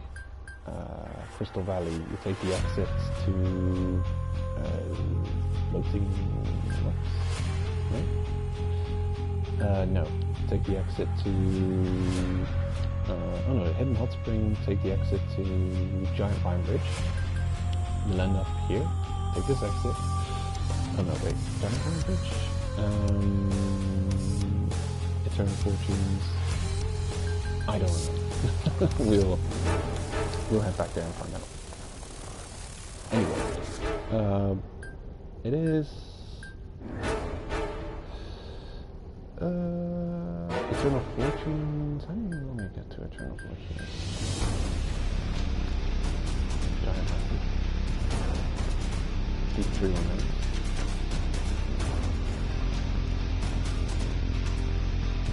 Actually, that might not be too bad of a route to just traverse to layer 5 and backtrack through deep through remains, Eternal Fortunes, and that'll lead you right to Crystal Valley.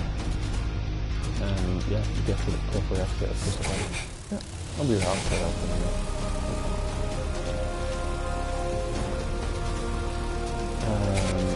But as for the weapons, the armor is slightly more involved, requires a bit more effort to obtain.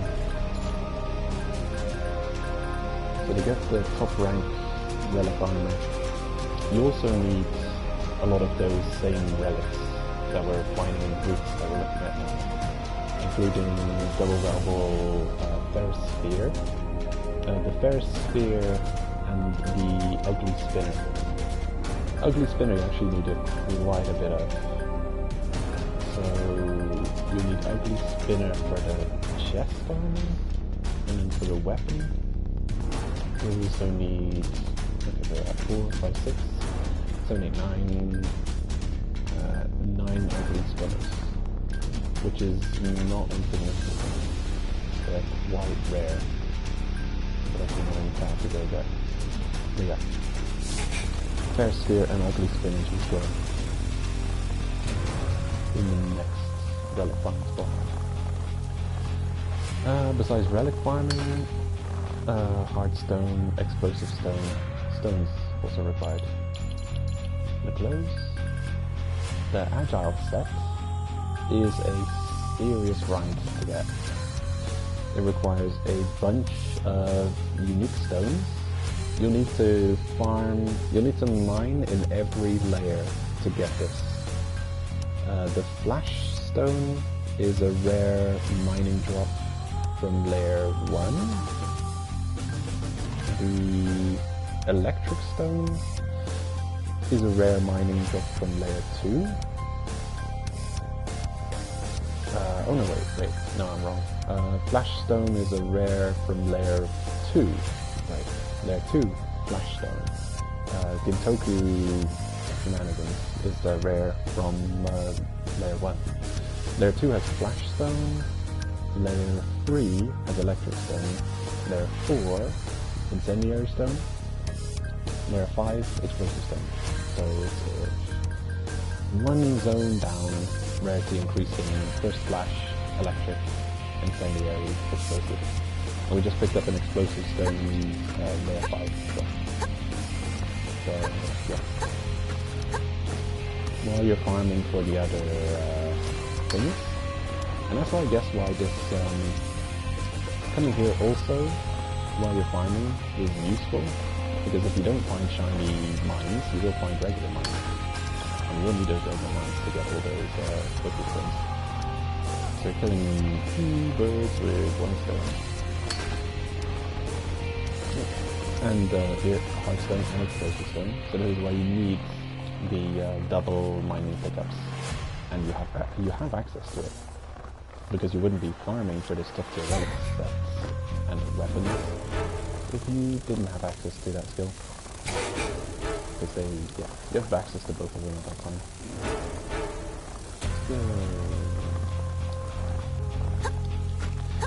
you think you could use those bugs to farm for quest, like get X amount of kills this layer and further down, but they're annoying. They despawn in a very quick time while they're attacking you, and they have quite a decent chunk of HP, more than you think. Now I could one-shot them with the 1000-man wedge, but before I couldn't. I was doing 2 or 3 hits, 4 hits, 5 hits, still not dying. I was just spamming the attack button and half of them would despawn before actually dying. Absolute pain. And you get stun locked as well, so yeah, that's gonna get some one shot. Oh, with the wedge, it's so easy to get killed on these guys. No, it would be good farming for the get X skills, just generic skill skills.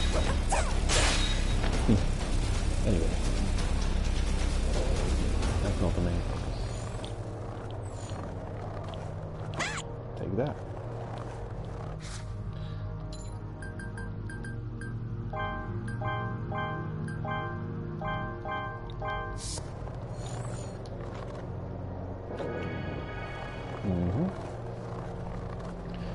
So yeah, there's stone farming.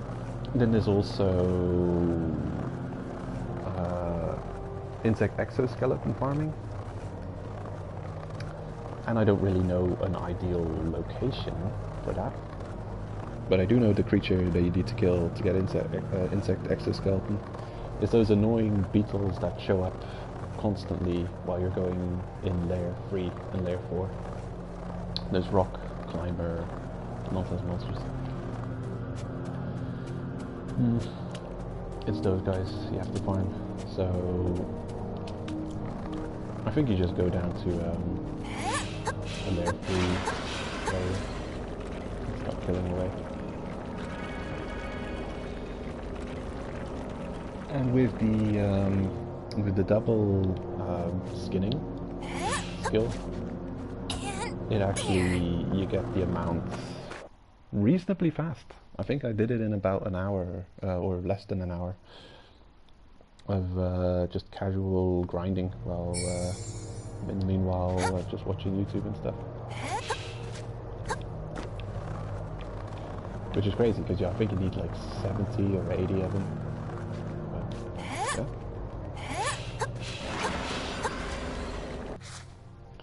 I'll have a quick check. We're close. 10 insect exoskeleton, 10, 14, 18, 12. So the hat and chest is already 30, 44, 50, 64.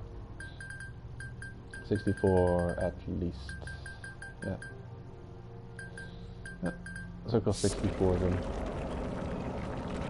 Seems like a lot. Take into account potential 1 kill equals 2. And it is the more common drop from the rock hugger monsters. So it's reasonable farm. It is effort though.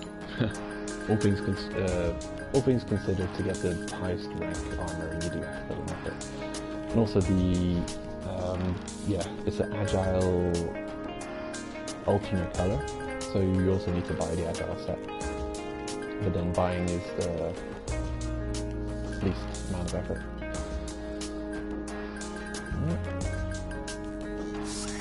And now that we're here, we're gonna quickly look into if this is the fastest way to get there.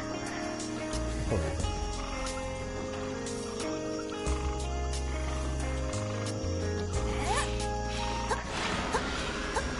Just this wall is a bit of a slower thing, but then again you can also find rocks on the way. You can pick up all those rocks and get those incendiaries.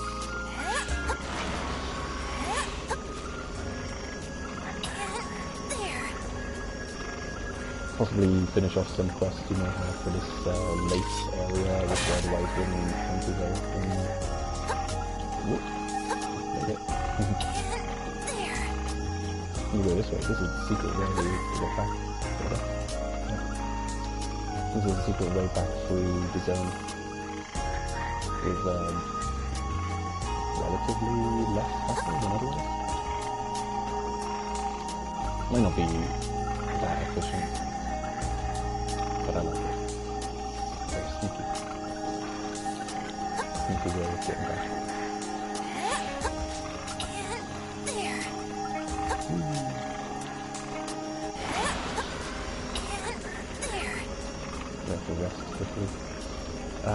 This area also has a bunch of shiny rocks, but it's so dark that I really don't like exploring around. On this large platform area we are now, around the perimeter, it's got spots where there's shiny rocks here and there. And searching for them takes a time though. You're just running around. You're running around the perimeter, the edge of a really large block of land. So you're just spending a bunch of time. Not that useful. See all those rocks shinies showing up there. With the regular rocks, see, they're not shinies, but you can see the sparkle. I don't like it. I prefer to run past. Unless there's something obviously and easily obtainable hanging out, I'd grab that and just run past the rest.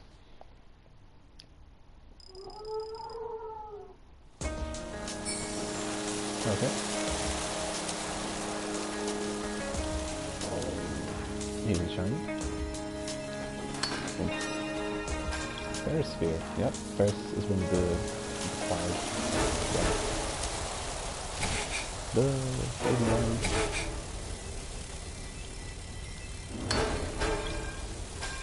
Happy badges.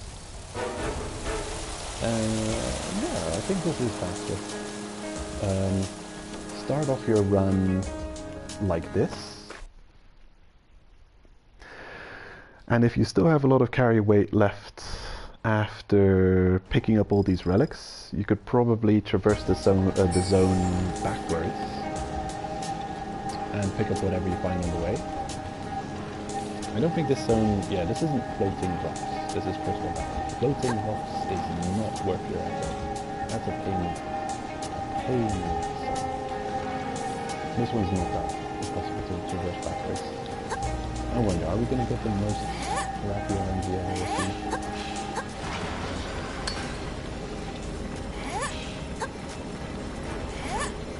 Even if we would, then you still get those incendiary things. But you know this area. This is where I prefer to farm this layer's rare relics.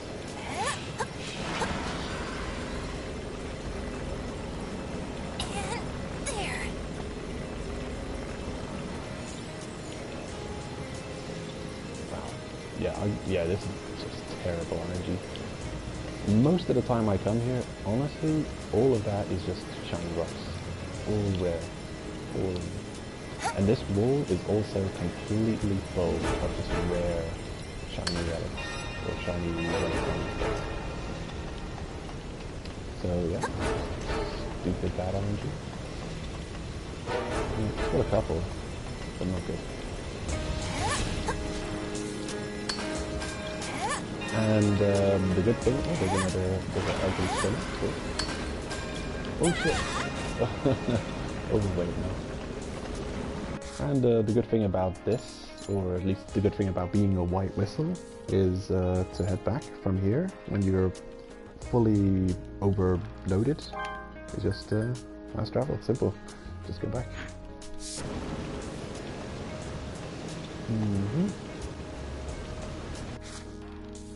Can you actually fast travel while overburdened? Cool. Better than Skyrim.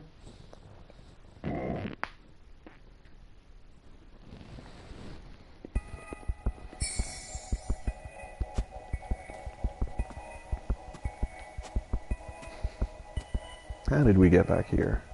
Overloaded like this.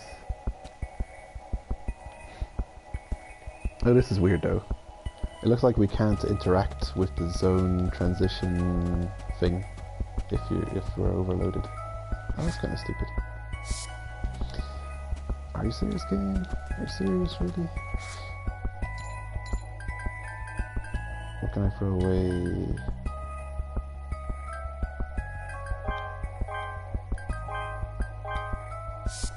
And now we can. Okay, that sucks. Looks like you can fast travel, but you cannot zone transition. And there's another quest available. Okay, yeah. So that's how I farmed for the top tier stuff. And it's just a Shiggy quest. Well, oddly enough, it's Shiggy's room, but you never really bother with Shiggy. You're always talking to Nat or Kiwi. Yep, sure enough. Yeah, that's about all I've got to do. The game's pretty much complete. Barring, you know, the unbelievable vast amount of new side quests that show up in the late game. Quest to kill pretty much everything that exists in the game times 100. Oh wow, look at that. I've got the level 2 primordial hunt. I'm at 89 out of 100 creatures slain at layer 4 or below. This would be a good quest to kill the bugs with. Infinite spawning bugs. I think they count. Yeah. Barring that, I think we've pretty much completed everything there is to complete about the game. And I'd say it is a great game, with some minor flaws. But the good things about it, I think they make up for it. Replayable, kind of in the enjoyable gameplay loop, and wanting to just experience it again. Games isn't overly long either, so honestly, I think overly long games play to the detriment of desire to replay, right? Think back on games you really love, and how much you feel like replaying them.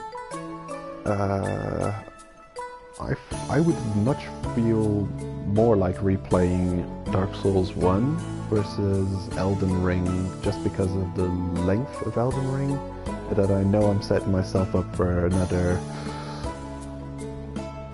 many hours playthrough. Many hours. Like 50 hours. You're setting yourself up for a 50-hour like playthrough. Especially if you like play Souls games like I do. Try and go through everything, pick up everything, clear everything, not leave a stone unturned. Some people, you know, some people have gotten onto New Game Plus 7, they just say, oh, I'm just gonna rush through, kill whatever I need. I feel like just go main path. That's not usually how I tend to play. I start a complete new save, no New Game Pluses, and I try and clear everything. And I usually much feel like replaying Dark Souls 1. Don't really have that feeling so strongly with Elden Ring. Feel like experiencing it from a different perspective. Caster versus melee might be strength focused, dex focused, you know. On the build side of things, sure, there's a desire to experience through a different build and different weapon. But the idea of playing through all of the content is not as appealing as it is with 1, because you can picture 1 in your mind, you can play through the game in your head. Well, with Elden Ring it's impossible, it's just the scale is too much. So, I think the brevity of this game definitely helps in the desire of replayability. Feeling wise. So yeah, in the end, 8 out of 10, would recommend. Fans of Made in Abyss. Also, aside, there's a new episodes of JoJo Stone Ocean come out. So, constantly spoiled with good things. Anyway, aside from some little things I want to clear up in the game, I'm gonna bid you adieu, and I can't say when next streaming is gonna happen. It could be quite a while from now. Great game.